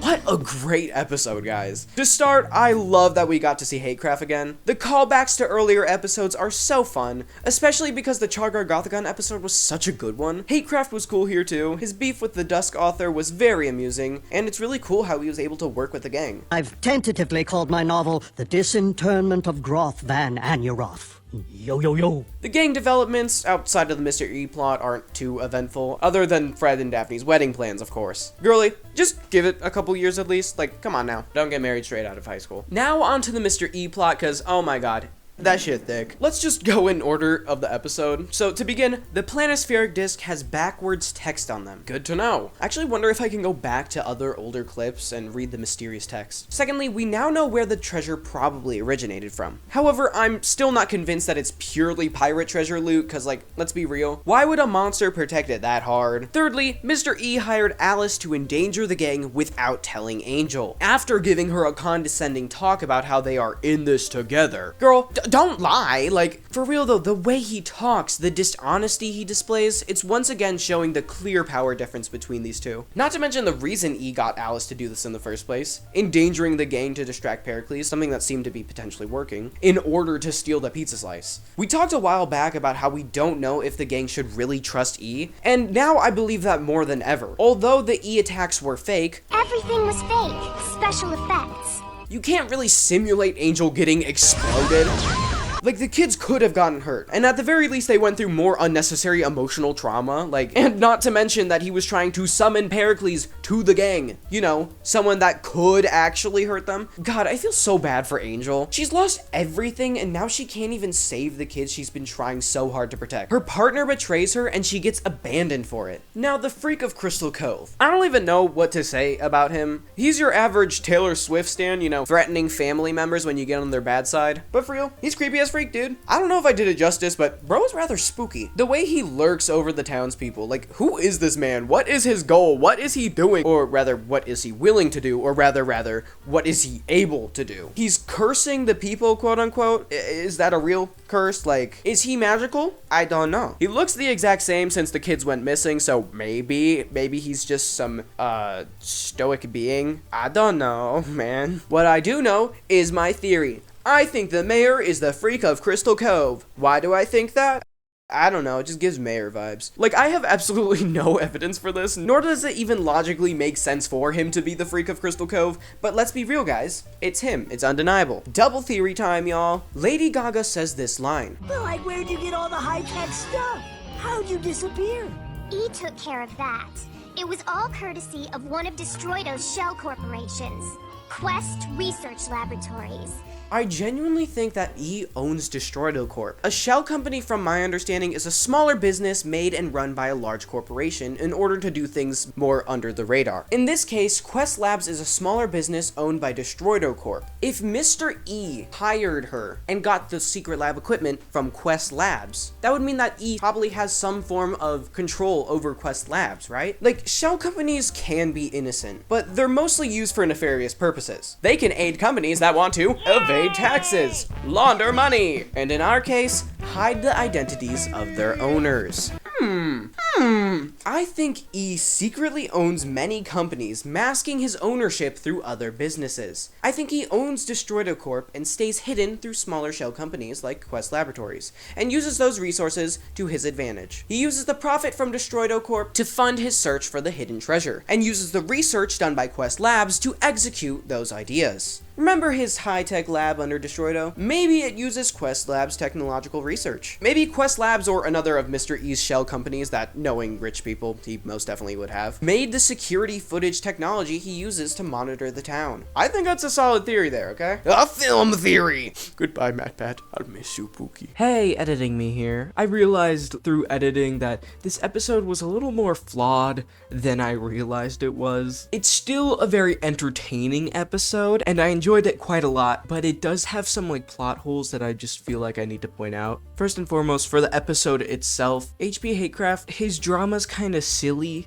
in the sense that it doesn't really make sense. It's very on the nose. He literally says, "Did anyone notice that Obliteratrix, which is the villain, has this very nice figure? You know who else looks minorly healthy and skinny? The Dusk Author." That means they are the same person. Like, he straight up just says that, and I'm like, that is so on the nose. That one is, it's whatever, you know, it's, to be honest, you kind of get used to it and desensitized to it after a while watching the series, because it's one of its flaws. So, you know, I digress. But then, the main thing with the Mr. E plot, the gang find this conquistador historical book, and it has a picture of the planispheric disc all completed, right? Like, the whole thing. And the problem with this is that they didn't think about going to the library until 25 episodes in. You could easily make the argument of, oh, they just didn't think about that. Like, why would they just go to a random history book about Spanish conquistadors? Like, that's a fair point. But the thing is, they had the Darrow Mansion archives, and Velma literally says, she's like, well, all of these are just about, like, Spanish conquistadors. I've been through the trunk a bunch of times. It's mostly stuff about the conquistadors who founded Crystal Cove, the haunted treasure. Girly, you mean you had all this evidence that something with this treasure has something to do with Spanish conquistadors, and you just never went to the library and checked? It also kind of conflicts with the whole missing children's thing. I understand that everything about the missing kids is hidden, not necessarily about the hidden treasure, but it does kind of seem odd and goofy that the literal puzzle piece to the missing treasure is just sitting there wide out in the open just for anyone to find. Especially because Mr. Freak of Crystal Cove got mad at them for looking into it. My brother in Christ, don't attack the children, attack the library that has this information widely available. I don't know, maybe that's just me, but it felt a little silly. Anyway guys, we're done with this episode. On to the last and final episode of season 1. Let's get to it. Episode 26, All Fear the Freak. We start this episode off at the same church we were at last episode. The OG Mystery Incorporated is at the Crystal Cave system below. Pericles guides them to a booby-trapped ruin. A chest is laid upon a pile of skulls. Pericles uses Judy's locket to open the chest, finding a pizza slice hidden within. He comments that there should be 6 pieces, but obviously there's only 1. He goes to pick it up, but it sets off a trap, flooding the room they stand in. They run to escape, dropping the locket on the way. Now we know how Daphne got the locket in the caves. They manage to escape, but as they celebrate, the Freak of Crystal Cove approaches them. It cuts to the gang sneaking out at night. As Fred sneaks out, he encounters his dad. He's looking sadly at a picture of Fred's mom. Fred approaches but gets yelled at by his dad. Quickly, however, Mr. Jones actually apologizes to his son. Oh, I'm sorry, Fred. I shouldn't have snapped at you. Despite your obsession with your goofy little mystery club, I do love you, son. Fred yoinks the mayor's keys and meets up with the gang. They all sneak into the mayor's office. However, not before throwing some shade. If you ask me, we should be investigating Angel. She's the one that's been hiding secrets. Subtle. Entering the office, Velma finds a button. Pressing it causes a secret door to unlock, which absolutely launches Scooby and Shaggy into Fred. A picture of Fred's mom gets shattered, but wait, that's not a picture. That's a magazine. In a secret drawer, they find the scroll that the OG Mystery Incorporated found in the church. The one the gang walked in on the mayor reading. How did he get that? Attached to it is a paper copy of the mayor's pizza slice, or rather, the slice that he once had. They hear a voice from the hallway when they're jumped by none other than the Freak of Crystal Cove. They run to the exit but are caught by Sheriff Stone. They all get taken home by their parents, not before Fred and Daphne reveal their engagement. Everyone's like, "What?" As the gang get dragged home, Angel is spying it up. Baby, we got a problem. Who is she talking to? Mr. E? Scoob and Shaggy are locked in their room. They flip up their bed to reveal a secret backup fridge where, of course, they are keeping the gang's pizza slice hidden. I have so many questions. Suddenly, the Freak shows up in their house. He chases them out the window, but luckily they're saved by Ed Machine, aka Bald Guy. Get in this car if you want to live. They and the rest of the gang are brought to Angel's radio station for protection. She set up camp there to hide from the Freak, but the gang have other plans. They lock Angel in the recording booth. She tries to call Ed for help, but he's not on his phone right now. In fact, he's in his own fiasco right now. He enters his house, and guess who's waiting for him? Professor Pericles. Hi, Shadow. I'd like you to deliver a message to Ricky. Oh, should I call him Mr. E? That's right, I mean, it was kind of obvious, but Mr. E is Ricky from the OG Mystery Incorporated. Say what you want to say, Pericles, then get out of my house. Dear Ed, you misunderstand. I don't want to say anything. The gang go to the abandoned church and down into the Crystal Cove caves. They look at a paper they found in the mayor's office. It's covered in coordinates, but which one do they need? Velma shines a light down on their disc and the disc copy. The light spells out number coordinates. Coordinates that line up with one written on the paper. They type that shit into Google Maps and head straight there. They arrive at the coordinates, the ruins that they found the OG gang exploring in the beginning of the episode. Fred opens the chest, but as we know, its contents have already been taken. Suddenly, Pericles shows up. He's like, pizza slice, hand it over. But then the freak shows up and yoinks the piece from the gang. Fred activates a trap which ends up flooding the room. They manage to peacefully float out of the cave, but the freak is escaping. Fred chases after him. The cliff starts to crumble under Fred's hands as he calls out for help. Then, out of nowhere, the freak turns around, grabbing him before he falls. Fred's grateful, of course, but is not gonna let him get away. He tackles him to the ground. Everyone's here now, the parents, Angel, and the sheriff. The sheriff detains the freak, then Mask reveals him as the motherfucking mayor? What? Dude, I said that as a joke. What the heck? Y'all, buckle up, because this explanation is insane. The dots are connecting, but you gotta let me cook. Years ago, the mayor showed up at Crystal Cove because of the rumored buried treasure. He dressed as a monster, pretending the curse that was associated with the treasure was real, to help ward off any potential other competing explorers. To aid in his search, he became a historian at the Darrow College in order to find out information. However, his search led him nowhere.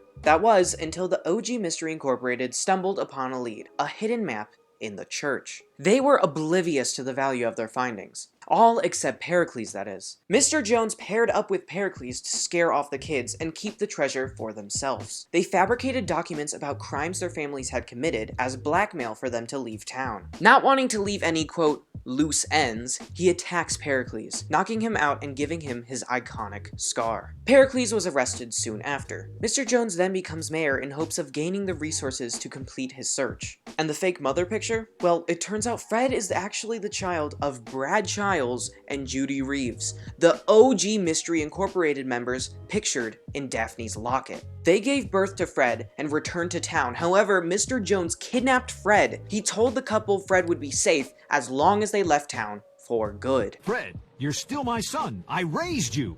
You used me. Dang, dude. Fred decides he needs to be alone. He calls off his engagement with Daphne and disbands the mystery gang, saying he's going to leave Crystal Cove altogether. The rest of the gang aren't having much luck either. Scoob and Shaggy's parents have had enough of their shenanigans. Shaggy's going to military boot camp, and Scoob is getting sent to the farm. Daphne, in a fit of rage, blames Velma keeping Angel's identity a secret as the reason why all of this is happening. Scoob goes to skulk in the car when, of course, Pericles is there to say hi. Don't be afraid, Scooby. I've no reason to hurt you. I have what I came for. 2 down, 4 to go. Until we meet again. Auf Wiedersehen, Scooby-Doo. I'll get the gang back together, Pericles. We'll be coming for you, or my name isn't Scooby-Dooby-Doo! Holy Scooby snacks, y'all! What a way to end a season. There is so much here, so let's just get analyzing. Now, this whole episode is basically a Mr. E plot, so we're just gonna start with Mr. E. Why not? We now know that he was, in fact, Ricky from the OG Mystery Incorporated. Like I said earlier, that's not really a shock, to be honest. I mean, bro's still wearing the same shirt he wore in high school. It couldn't be more obvious. On the note of Mr. E, he's definitely the owner of Destroido Corp. So it turns out the bald man's name is Ed Machine. And guess what? He's the owner, air quotes, of Destroido. He obviously works for Mr. E, so unless there's some shenanigans going on there, he's definitely just his, like, cover-up CEO. I do want to mention why it took me so long to point this out. I literally noticed that these guys looked alike, but I thought I was just being silly and never looked into it. Like, what are the chances of 2 bald guys being the same guy? You know, turns out I was 100% right. They are the same person, so that's pretty epic. I mean, I think he's dead now anyways. Talk about too little too late. I guess we can talk about Mr. Jones now, because me oh my, this man is deranged. Bro is literally a human version of Mr. Krabs. He wants the treasure so bad he's willing to uphold a fake curse for over 20 years, blackmail children, kill a bird, become a mayor, and kidnap a literal child for it. Speaking of, oh my gosh, that is tragic. Poor Fred, dude. His whole life is a lie. It's such an odd relationship. Like, Mr. Jones genuinely does still love Fred. Even though he literally kidnapped him, he's still Fred's dad. He raised him. But we even see in his last moments that he really truly cares about the treasure more than anything else. It's gone?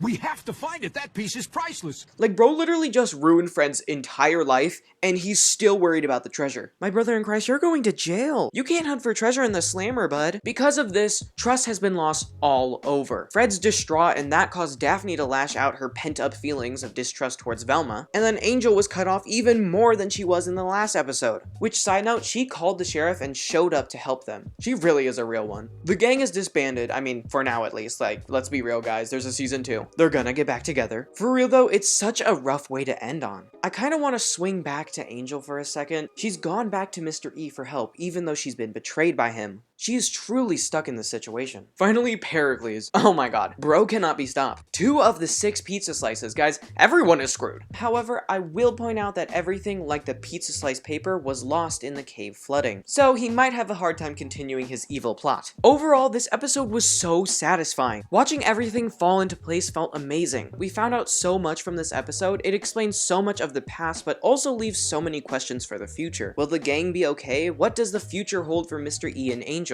Is Pericles going to succeed in his evil plot? And if so, how will that affect everyone? It's overall a really, really good send-off for the end of a season. With that said, it's time to finally wrap up this video. Season 1 Final Review.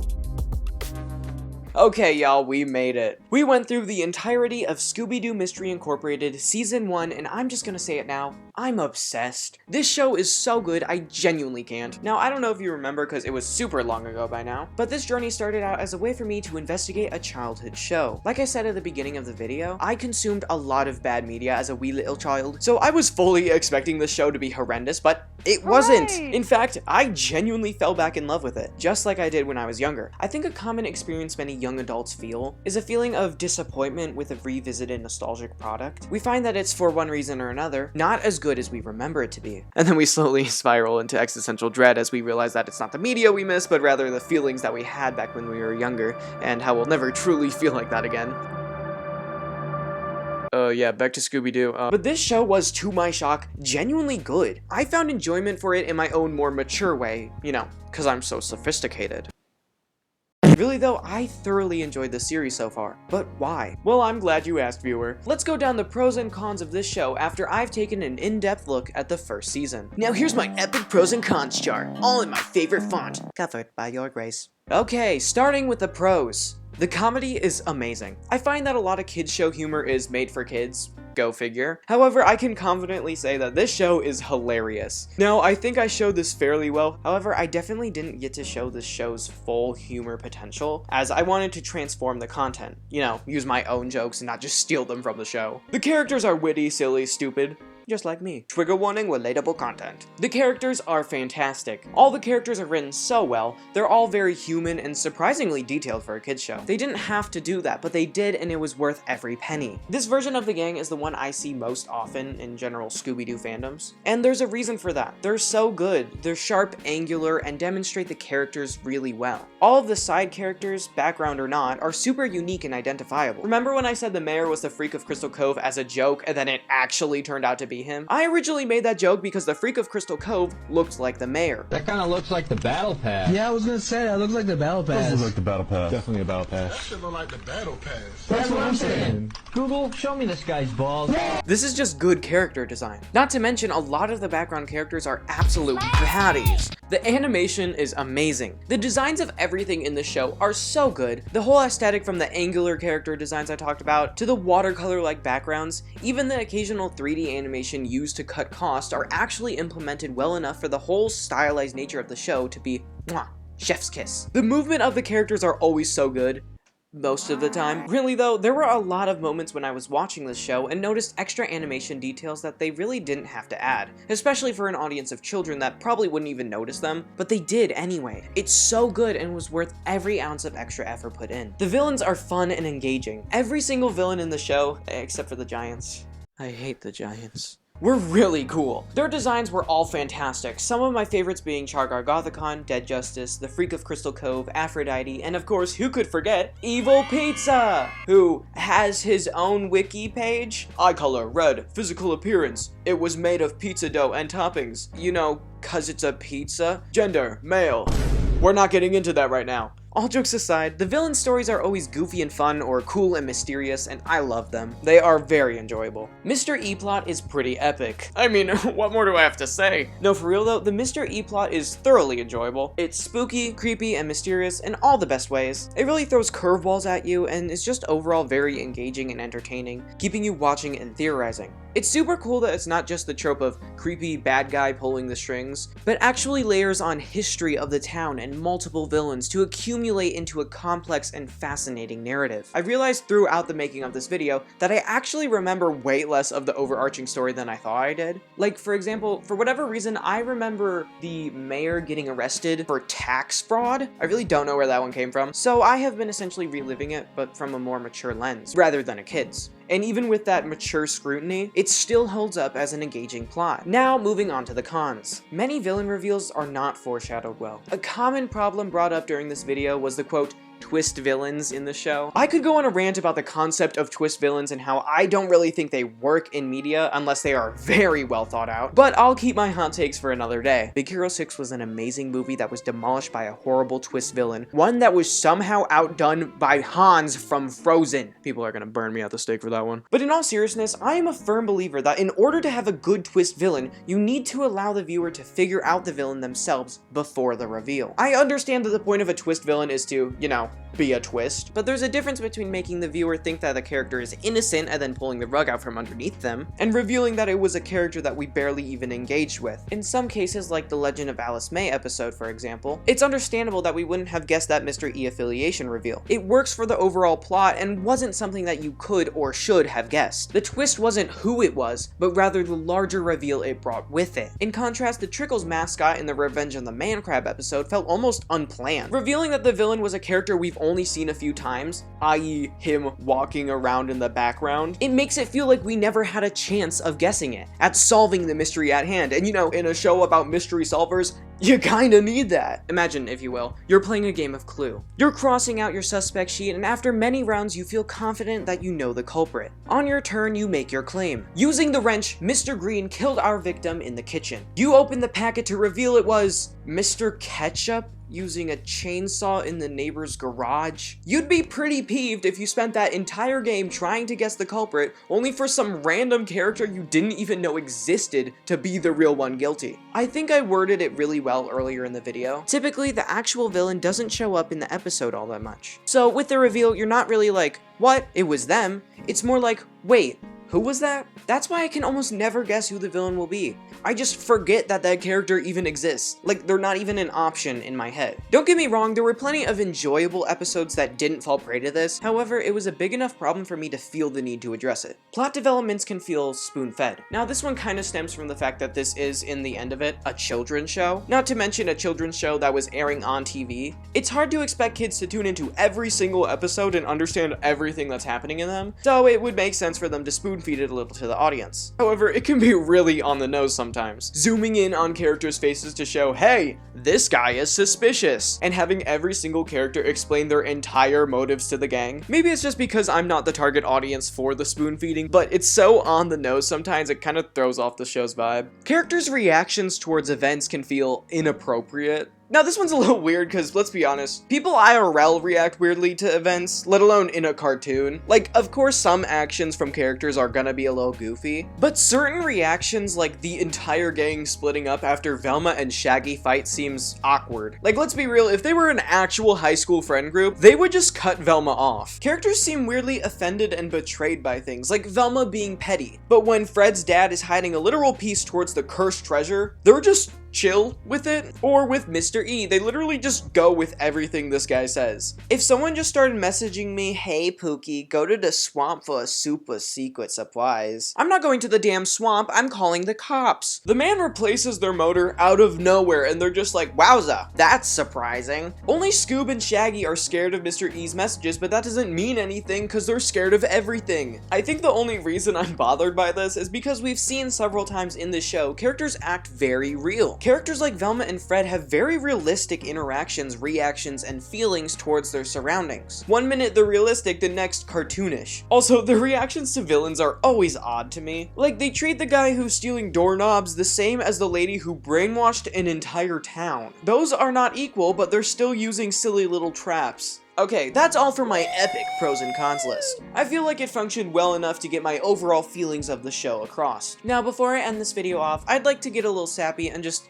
thank you for watching. This is the first ever proper video essay I've done, and it's taken me about a year. That long period of time is mostly because I'm a student, so of course, I don't have free time, but it's also because I faced a lot of challenges with this project. It's a new style of video that I had to adjust to, I had to learn a new software, but most of all, it's such a big video that I had to learn how to finish a large project. I'm a chronic procrastinator, especially when I have school and other stuff going on. Getting this project done took a lot of planning and persevering. I overcame demotivation so many times, but in the end, I'm proud of what I made. I can honestly sit back and say, wow, I created this. I spent the time and effort to make this the best it could be. I put my full effort forward and I made something I'm extremely happy with. I know all of this is cheesy, but I genuinely grew so much from this video. I feel more confident in my video creation skills than I ever have, and I'm so excited to create more. In saying that, I do need to take a break from Scooby Doo. I'm gonna go into my vault of video ideas and do some smaller projects before I tackle season 2. Don't worry, it will happen, okay? I'm on as much of a cliffhanger as you are, okay? Now, back to the season as a whole, let's answer the question. Is it as good as I remember it? Yes, in fact, I actually enjoyed it more than I remember. This show is so entertaining, it's funny, spooky, mysterious, and I love it. Now to end off this video, I'm gonna rank my least and most favorite episode after watching the full season 1. Starting with my least favorite, drumroll.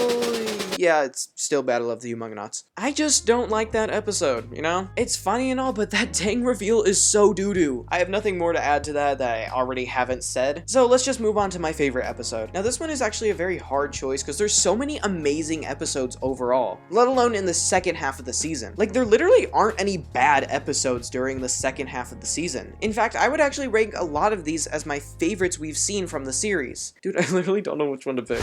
I might even do an all episodes ranked video sometime in the future. All episodes ranked. I might even future all, but I have plans that I cannot share with you right now. Rank. all episodes ranked. You know what, guys? No. I make the rules here. We're gonna do a whole season 1 tier list right here, right now. Try and stop me.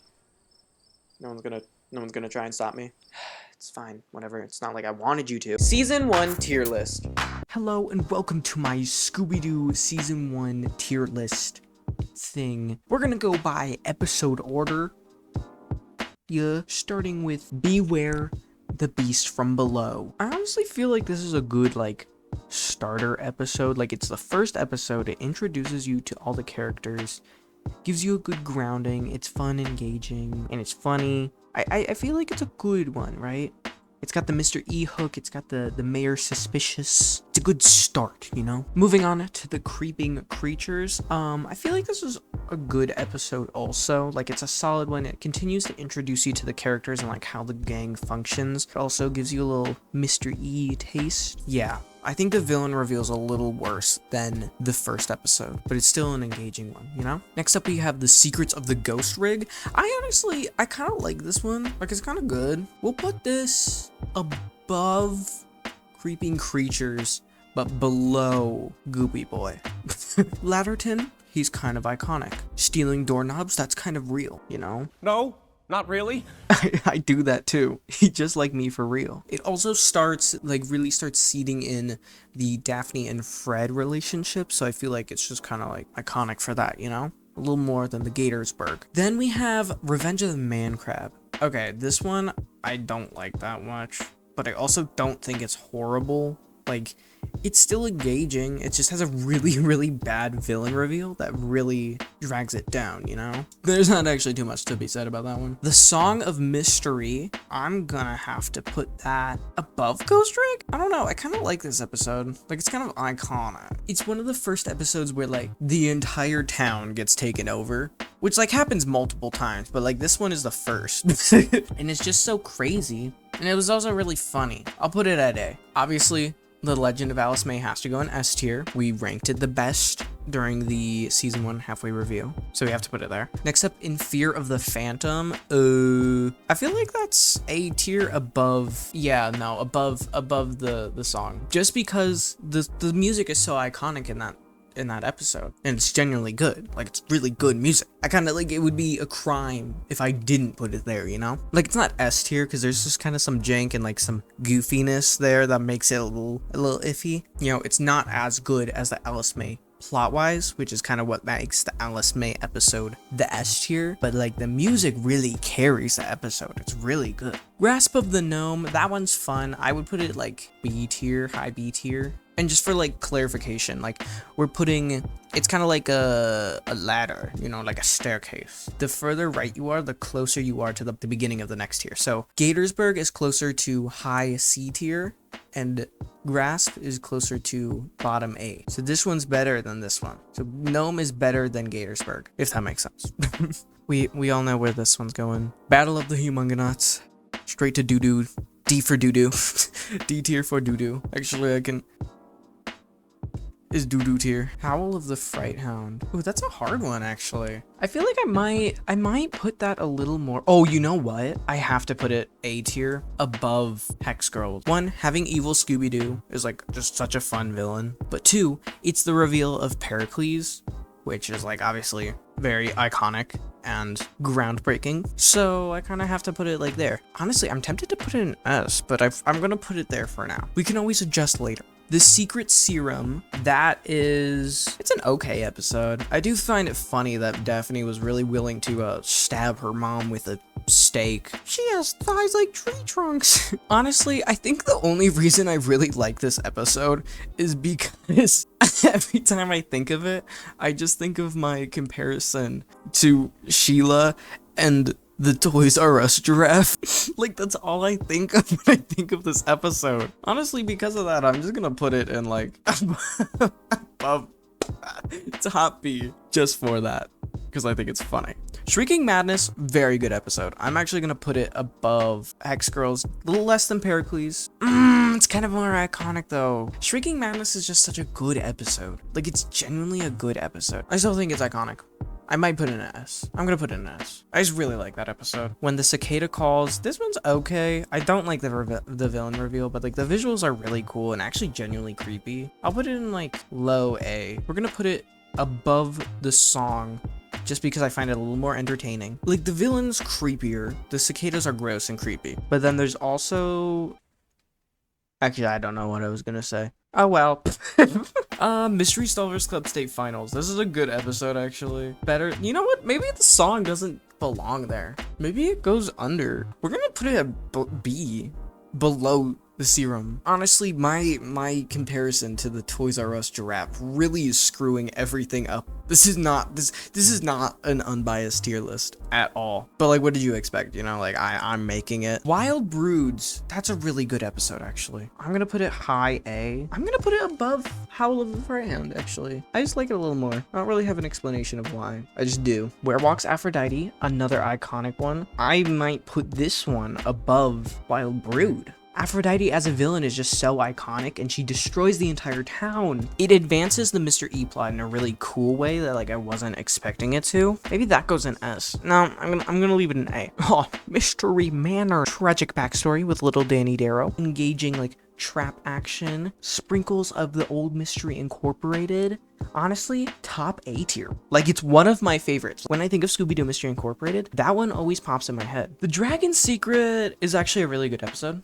I'd say like under the Wild Broods, but like the twist villain is actually really fun. Cause like you think, you know, oh, it's her, she's like evil or whatever. But then you get tricked and you're like, well, maybe it was just like an accident. Maybe she just kind of picked up the ring and was like chilling, you know? Like, she just accidentally made herself a target, but then actually, psych, she is evil. That's fun.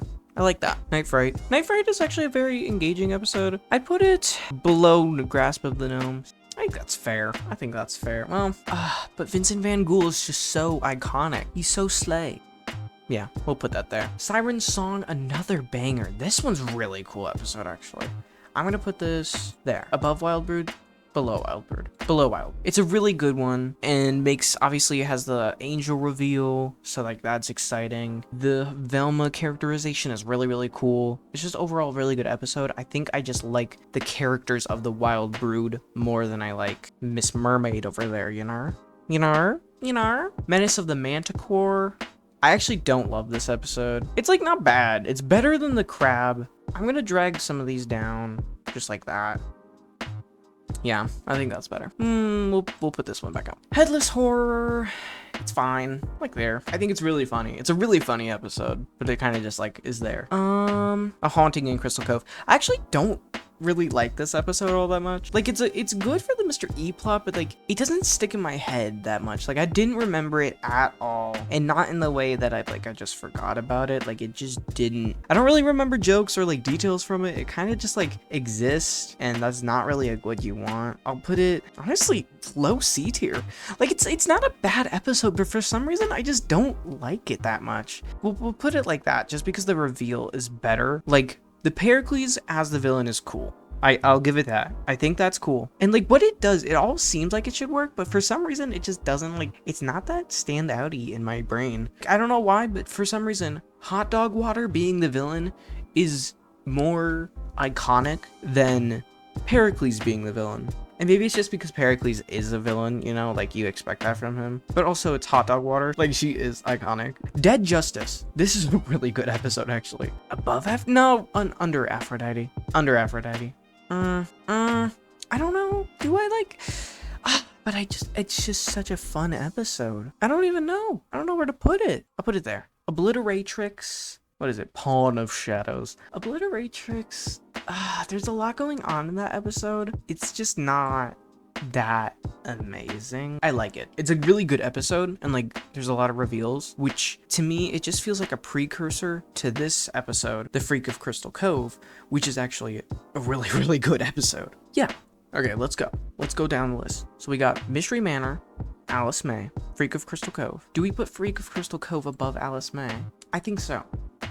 Manor, Freak, Alice May, Shrieking Madness, Aphrodite, Wild Broods, Dead Justice, Sirens Song, Wizards, Dolgi, Hex Girls, because iconic music. Cicadas, we're gonna put Obliteratrix above Cicadas. Then Cicadas, we're also gonna put Mystery Solvers Club State Finals above When the Cicada Calls, just because for some reason this one like sticks in my brain. Like I remember that one vividly from childhood. It's just like a really fun episode, so like we're gonna keep that. Then Serum, Song, Nightfright, Grasp, Headless Horror, Beware the Beast from Below, Ghost Rig, Creeping Creatures, Manticore, Haunting in Crystal Cove, Revenge in the Man Crab, and then in its own beautiful glorious tier, The Battle of the Humungonauts. Here's my tier list screenshot post epic. Yes. Okay, y'all, there we go. My season 1 tier list. Let me know how correct I am in the comments, and if you disagree, no you don't. No, really though, let me know what your guys' favorite episode from season 1 is, okay? No spoilers. Got it? And with all that said, guys, that's gonna be the end of the video. Feels very weird to say, but it's true. I want to thank you guys so very much for watching. If you did enjoy, please leave a like, and if you want to see more content just like this, make sure to subscribe and hit that notification bell so you never miss another one of my videos. Once again, guys, thank you so much for watching, and as always, I hope this video was able to make your day a little bit better. Bye, guys!